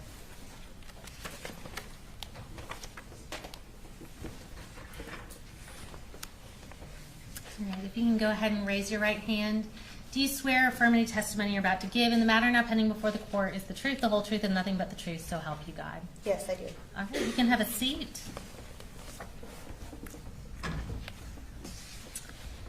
And if you will start just by introducing yourself to the jury, and if you can spell your last name for the court reporter. Yes. Hello, my name is Dr. Samantha Nieves Maddox. Last name spelled Mattox. All right, and Dr. Maddox, where are you employed?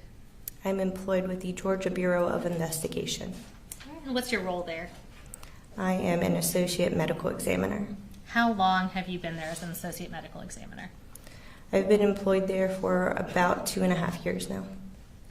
And what are your duties at the GBI Crime Lab as an associate medical examiner? As a medical examiner at the GBI, I am tasked with performing autopsies, determining cause and manner of death, and ultimately producing an autopsy report.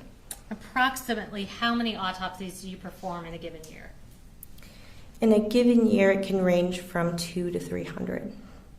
And approximately how many autopsies have you performed during the course of your career? To date, I have performed 905 autopsies. Okay. Tell me about the education and training that you've had in the medical field. After graduating from high school, I completed 4 years of undergraduate study and received my Bachelor of Science degree in biology at Columbus State University, located in Columbus, Georgia. I then completed 4 years of medical school at the Alabama College of Osteopathic Medicine, located in Dothan, Alabama. I then completed 4 years of anatomic and clinical pathology residency at the Medical College of Georgia at Augusta University, located in Augusta, Georgia. I then completed 1 year of forensic pathology fellowship at the Georgia Bureau of Investigation. And have you worked in the field of pathology since completing your training? Yes, I have. Have you testified previously as an expert in forensic pathology? Yes, I have. How many times?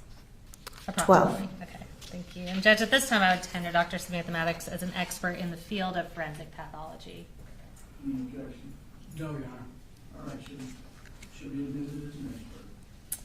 I'm going to turn your attention to September 5th of 2024. Were you working at the GBI Crime Lab on that date?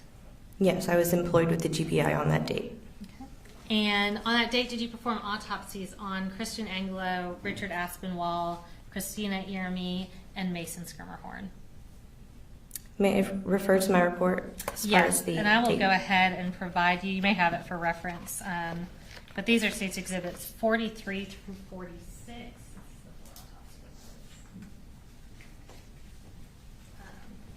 If you want to go ahead and tell us if you recognize those and if those appear to be fair and accurate copies of those documents.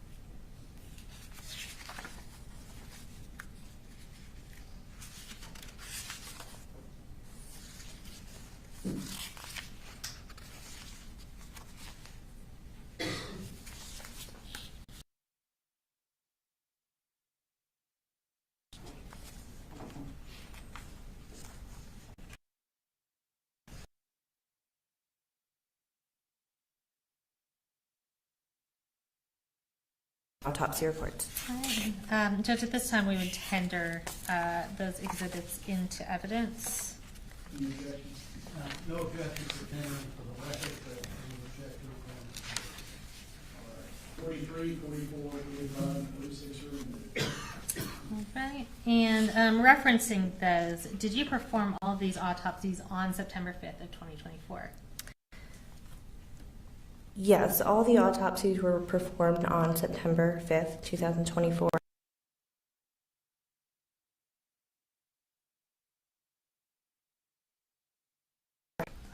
And whose was that? That would be Ms. Anna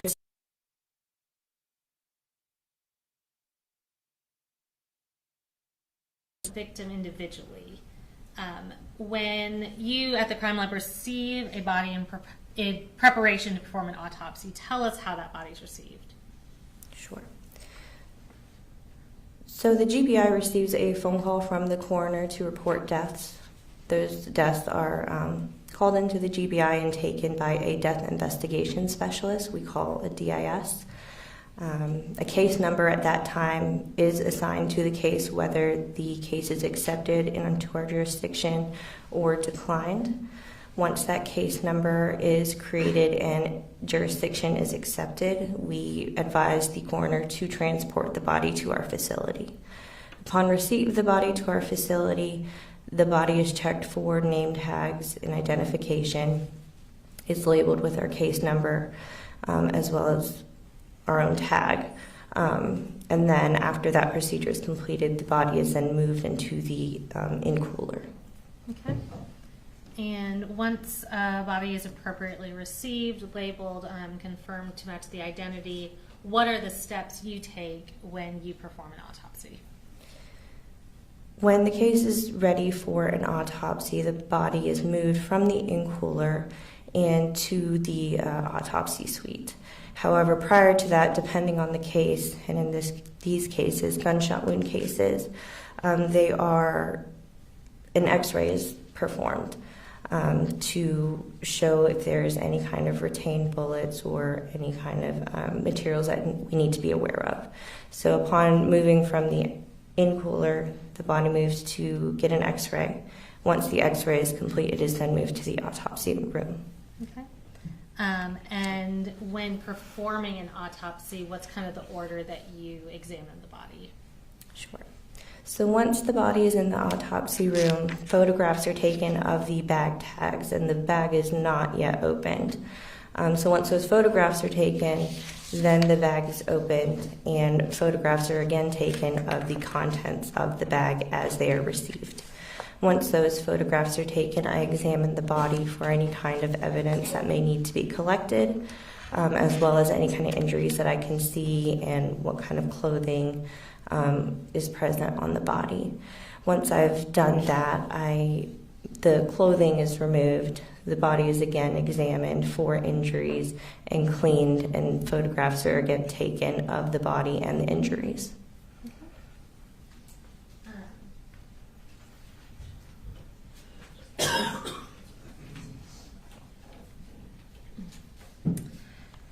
And how do you document your findings when you perform an autopsy? At the time of autopsy, I document my findings on a body diagram, which are then later transcribed into a full autopsy report. Okay, and is the full autopsy report what we previously tendered? I believe is State's Exhibits 43 through 46. Yes, they are. All right, I'm going to show you what's been marked as State's Exhibits 47, 48, 49, and 50. And are those the diagrams that you prepared regarding these 4 victims?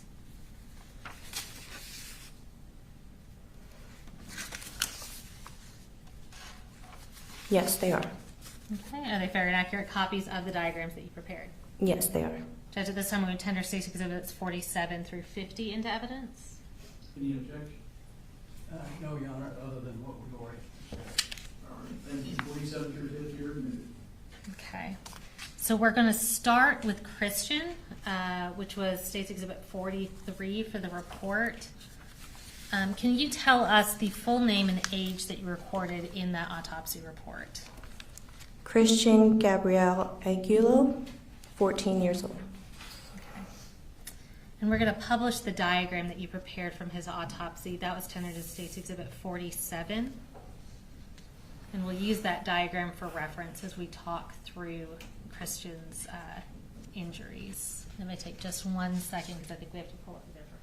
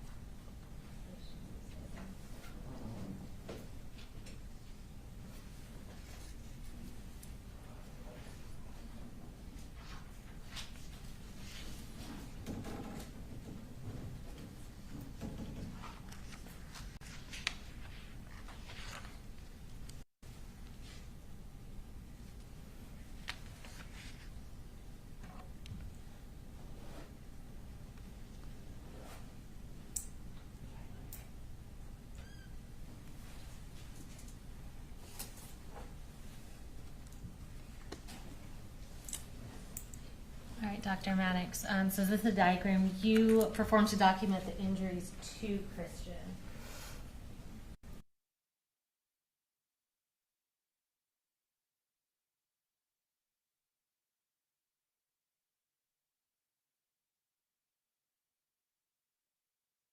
Left arm labeled as GSW number 1. There is a round defect, which is a gunshot entrance wound. Not. Yes, sir. And I believe is there a pointer still up there? Yes. Pointer, yes, it expands. If you can slightly. Yeah, and you can use the pointer, and we've got it on the screen behind you if you want to use that to show the jury. Gotcha. There we go. Thank you. Okay.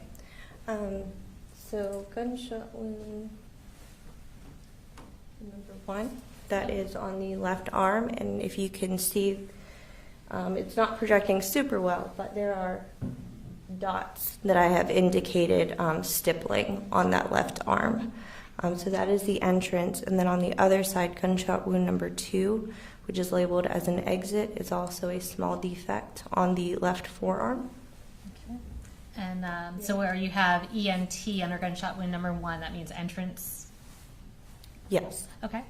And you said stippling. Could you just explain what that is? Sure. So when it comes to a gunshot wound, I will be looking for soot and or stippling in a wound. Soot is burned gunpowder that comes off as like a dark gray, black, grainy material that can be wiped off from the skin.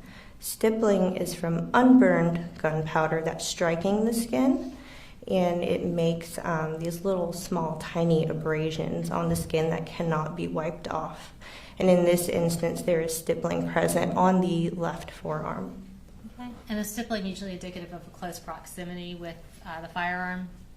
Yes, so the presence of soot and the presence of stippling helps in determining range of fire. So how close of the muzzle of the gun to the body or the skin. For soot, it's typically present in a range of 6 inches or less. So if you look at my hand, from my index finger to the bottom of my palm is about 6 inches. And for an intermediate range, it's between 6 inches and 30 inches. And so that would be about the length of my arm is 30 inches. Anything beyond that, or the presence of clothing, that we won't see either, soot or stippling. All right, thank you. Using the diagram, moving on to Christian's right arm, tell us what injuries you saw there. So on the right arm, there is a small defect, which is labeled as gunshot wound number 3. That is another entrance. Okay. And then gunshot wound number 4 is the corresponding exit to that wound, and it is a very large defect. Okay. And I want to talk about, there are lines denoted on the exit wound on the left arm and the entrance wound on the right arm. Can you explain to us what that is indicating? Yes, so upon examination of these gunshot wounds, it was noted that there are these 2 parallel lines between these 2 wounds, gunshot wound number 2 and gunshot wound number 3. So here and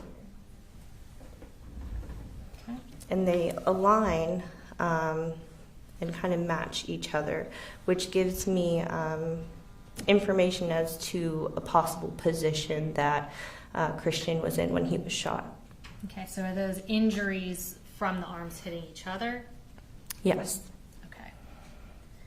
And can you also explain why we see the exit wound on your diagram, gunshot wound number 4, is significantly larger than the entrance wound? Can you explain that for us?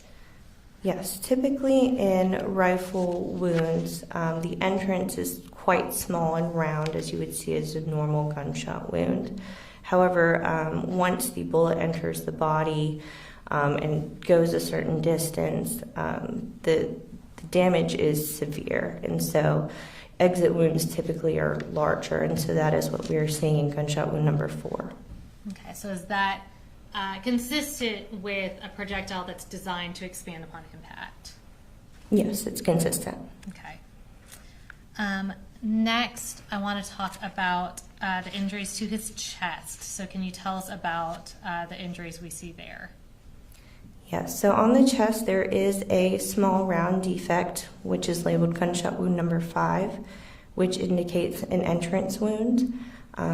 However, on the chest throughout there is a laceration on the right side, as well as abrasions on the chest. And abrasions are basically rubbing of the top layers of the skin. So if you got like a scratch, that would be called an abrasion. So to point out the gunshot wound.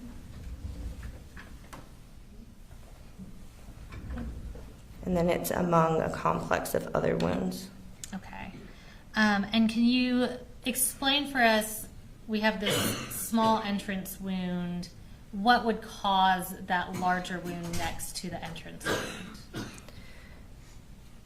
So again, the injuries with this particular individual, with it being a rifle wound and there being stippling and patterned abrasions on the forearms, it lends itself to the possible position in which Christian was in when he was shot.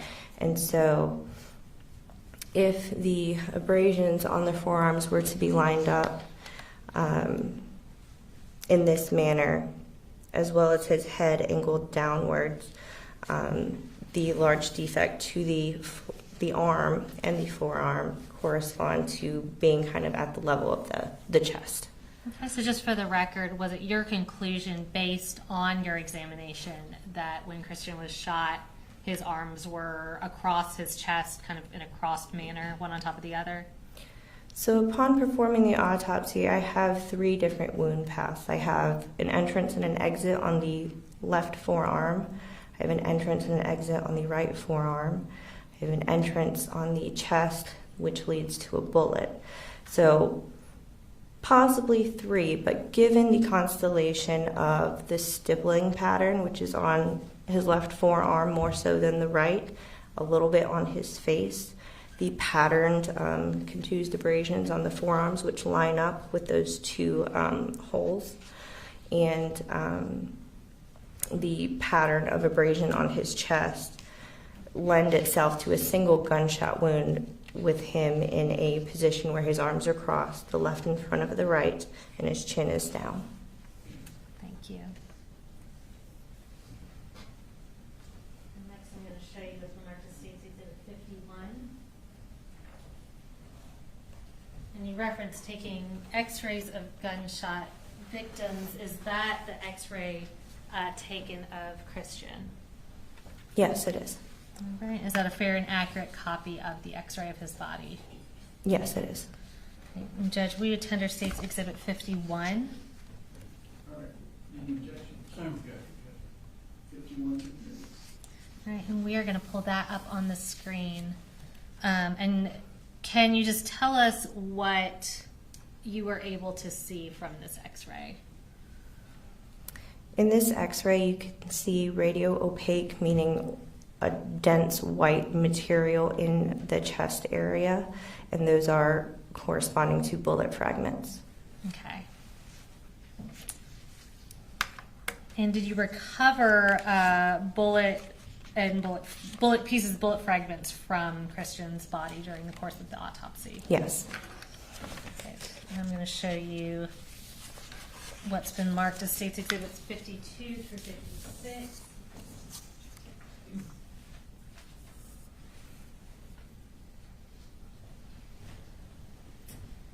And are these fair and accurate photographs of the pieces that you recovered from Christian's body?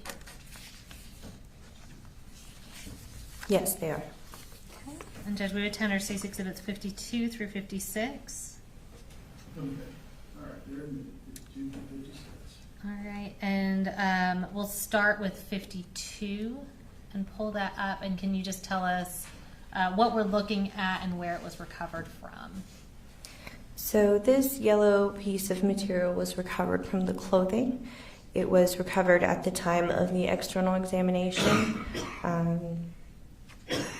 It may possibly represent a jacket fragment. Okay. We'll go to 53. And tell us what that is and where it was recovered from. This is a gray metal bullet fragment that was recovered from the sternum being like the breastbone in the middle of your chest.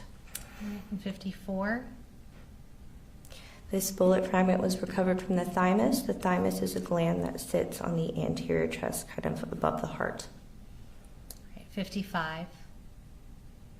These fragments were recovered from the skin of the chest. So as I said before, there was a complex of wounds. There were some superficial wounds in which these bullet fragments were found.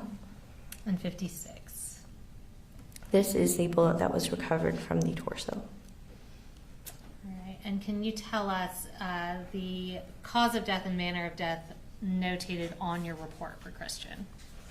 Yes, cause of death is gunshot wound or gunshot wounds of the torso and upper extremities. Manner of death, homicide. Okay. We're next going to talk about Miss Irami. That is the report, states number 45 for your reference. If you can just start by telling us her full name and her age.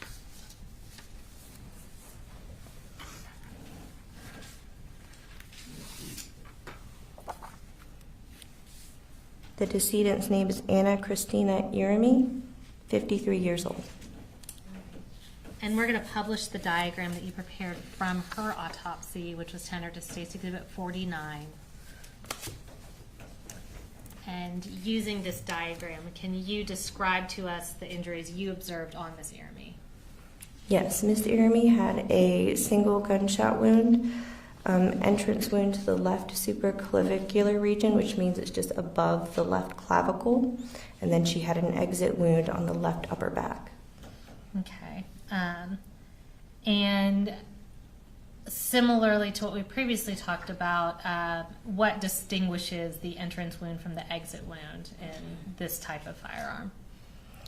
So again, typically in gunshot wounds that are produced by a rifle, there is a small round entrance wound and a bigger exit wound. Okay. Upon completing an internal examination, can you tell us about the internal injuries that she suffered? Yes, this gunshot wound transects the subclavian artery. The subclavian artery is a main vessel that comes off of the aorta. So if you think of the heart, pumps the blood to the rest of the body. The aorta comes off of the heart and feeds the rest of the body. So you have three branches. One branch will go to the right, one branch goes up to the neck, and then this branch, the left subclavian, supplies the left arm. So this artery is completely in half. It's no longer connected. That was one injury, and then another injury was to the left lung. Okay. And did you recover any bullets or fragments from Miss Irami's body or see any on her x-ray? No, I did not. Okay. And can you tell us the cause of death and manner of death for Miss Irami notated on your report? Her cause of death is gunshot wound of the torso. Manner of death, homicide. All right, we're going to talk about Coach Aspinwall next. I'll refer you to State's Exhibit 44, which was his report. And again, will you tell us his full name and his age?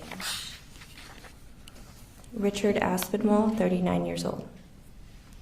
All right, we're also going to publish his diagram. That was State's Exhibit 48, and use that as a reference. Using that diagram, could you again just talk us through the injuries that he suffered?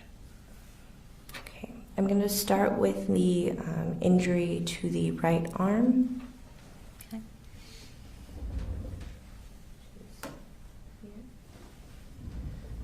So on the right arm, there is an entrance wound and an exit wound that are in close proximity to one another. And then just adjacent to that, right next to it, is a gunshot re-entry wound into the torso. Here. This gunshot wound goes just through the skin and soft tissue of the arm. And then when it enters the torso on that right side, it goes across the chest, fractures the manubrium, which is the top part of the sternum. It actually sits between your clavicles, which are your collarbones here. Fractures that. It perforates or injures the left lung, and the bullet is found in the base of the neck. Okay. And so is that bullet that we see indicated on the diagram appear to be or consistent with being the bullet that went through the arm and then into that reentry? Yes. Okay. Tell us about the additional injuries we see on that diagram. Another gunshot wound injury is on the left side of the abdomen. Here. Okay. And this gunshot wound goes sharply upward. So it injures the ribs on the left side. It injures the stomach. It hits the left diaphragm. The diaphragm being a big flat muscle that separates your heart and lungs from the rest of your abdominal organs. Goes up, hits the left lung as well, and there is a bullet fragment recovered from the chest as well as from the left side of the back. From here. Okay. So that bullet fragment, you said it appeared to go a sharp upward trajectory through his body, and that bullet that is higher appears to be from that gunshot wound? Yes. Okay. And then you also have a graze indicated. Can you tell us about that? Yes, there's also a graze wound on the back of the left shoulder. Right here. Okay. And for graze wounds, if there are skin tags that are present, we can tell directionality of which way the bullet was traveling. But in this case, I did not have skin tags to be able to define a direction. I'm going to show you what's been marked as State's Exhibit 57. Is this the X-ray from Richard Aspinwall?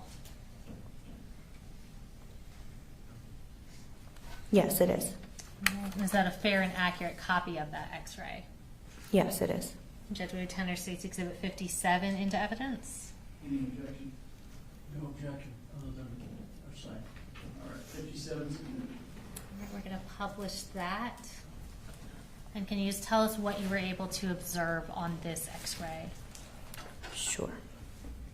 So bullet fragments, I'm going to go ahead and point out. Please.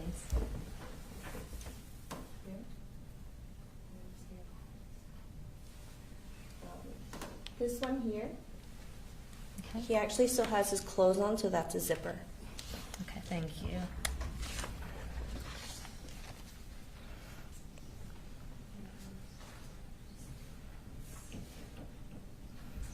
Next, going to show you with remarks to State's Exhibits 58, 59, and 60. Were you able to obtain parts of the bullet and fragments from Coach Aspinwall? Yes. And are those fair and accurate pictures of what you were able to obtain? Yes, they are. Right, Judge, we would tender State's Exhibits 58, 59, and 60. Any objection? Okay. All right, here it is. All right, and we're going to publish States 58, and again, I'm just going to have you identify what that is and where you obtained it from. So whenever I was pointing to the X-ray, I kind of whisper around the torso, and again, with rifle rounds, they tend to fragment a lot and cause what we would call a snowstorm look on X-ray. So that's what all those fragments are, and this was one larger fragment that was recovered from the fat that surrounds the left kidney. Okay, and we'll go to the next picture. These are the two main fragments that were recovered from the left chest and the back. Okay, and that was 59, and we'll go to 60.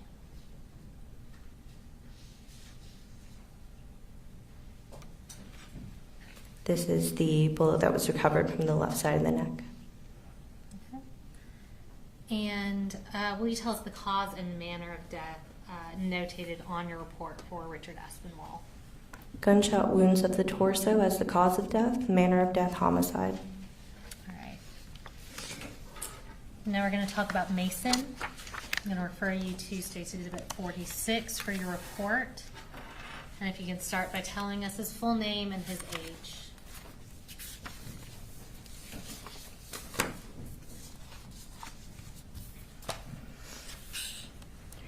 Mason Schermerhorn, 14 years old. And I'm also going to publish the diagram that you prepared from his autopsy that was turned to State's Exhibit 50. Using this diagram, can you talk us through the injuries you observed on Mason's body?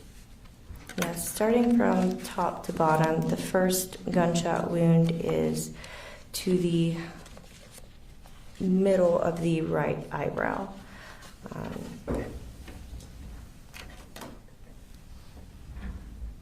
That's a round gunshot wound indicating an entrance.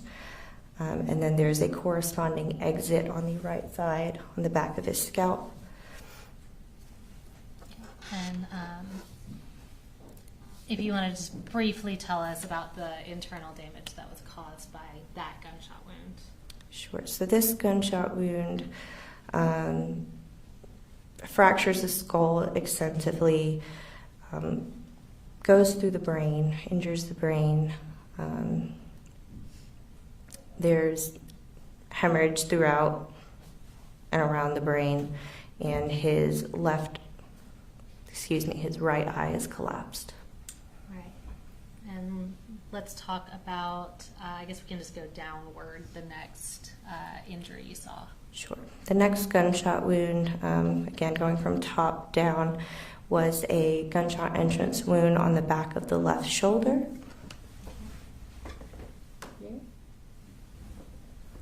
And then the corresponding exit wound is on the front of the left shoulder. Again, it's much larger.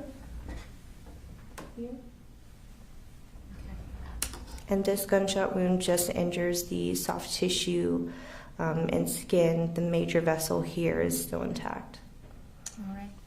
And then going down to that next injury we see. The next gunshot wound is on the left side of the back. Here. And this gunshot wound enters the skin and soft tissue, goes in a downward trajectory to the side of his abdomen, injures the right hip bone, and then the bullet becomes lodged in the left thigh. So the bullet is here. Okay, so just to be clear, Mason had an entry wound to the front of his face, but then the other two entry wounds were to the back of his body. Is that correct? Correct. Okay.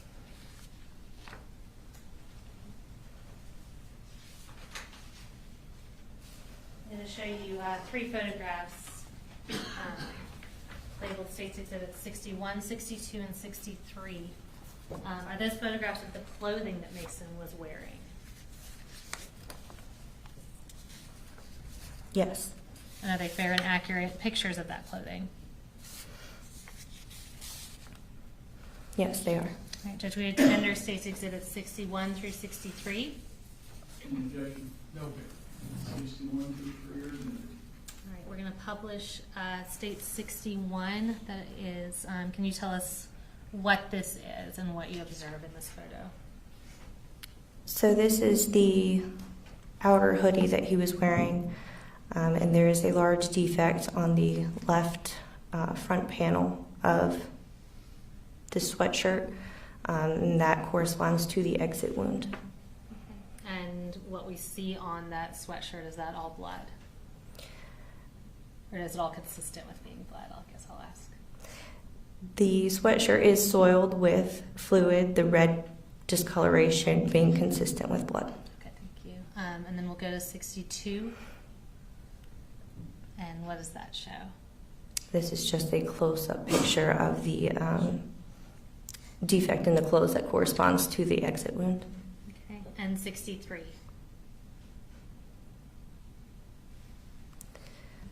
It's very hard to tell, but it's under the blue arrow. It is the entrance wound. Okay. That was on the left upper shoulder. Thank you. And then next I'm going to show you States Exhibit 64. Is this the x-ray you took of Mason? Or the x-ray that was taken of Mason? Yes, it is. And is that a fair and accurate copy of his x-ray? Yes, it is. And, Judge, we would tender State's Exhibit 64 into evidence. Second objection. All right, 64 is admitted. We're going to publish that for the jury. And can you zoom in just from like the eyes up? Like just from the eyes up. I'm going to have her zoom in just a little bit if we're able to, just so you can see a little better. Tell me about what you're able to see on this x-ray. So on this x-ray, there is the typical rifle x-ray look, the lead snowstorm that you can see in the head. There's a lot of, speckles of white indicating bullet fragments. You can also see the same lead snowstorm on the right side of your screen, but it's his left. And down by the left femur, there is a bullet that's retained. Here.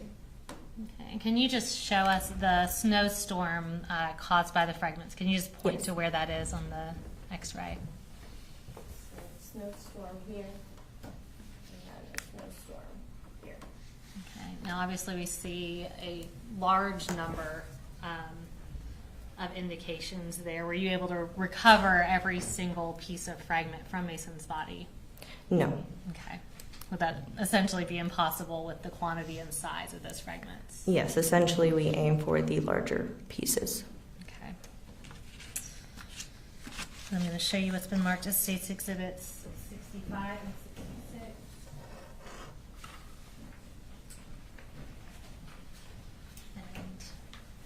And did you recover those fragments from Mason during the autopsy? Yes. Yeah, those fair and accurate pictures of the fragments that you recovered. Yes, they are. All right, Judge, we tender State's Exhibits 65 and 66. Any objection? No. They're admitted. We're going to pull up 65 first and just tell us what we're looking at and where it was recovered from.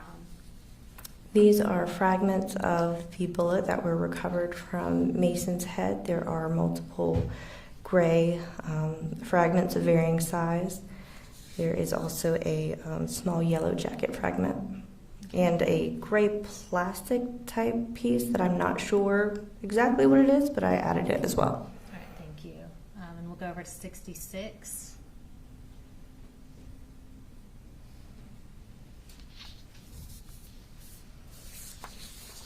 And tell us what that is and where it was recovered from. This is a deformed jacketed bullet that was recovered from the left thigh. And can you tell us, based on your report, and we can pull that down, the cause of death and manner of death notated for Mason? Cause of death is gunshot wounds of the head and torso. Manner of death, homicide. And Dr. Maddox, in your professional opinion, for all 4 of these victims, with any of these victims, is it likely that quicker medical intervention would have prevented their deaths? In all of these cases, the injuries that were sustained, even if they were sustained in front of a hospital, I don't believe would have survived. Thank you.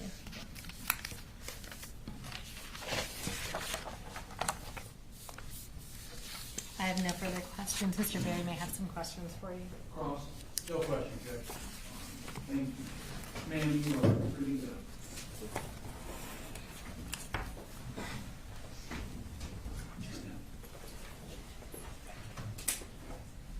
Reading for the day. All right, ladies and gentlemen, we're going to discuss for the day. I said it often today,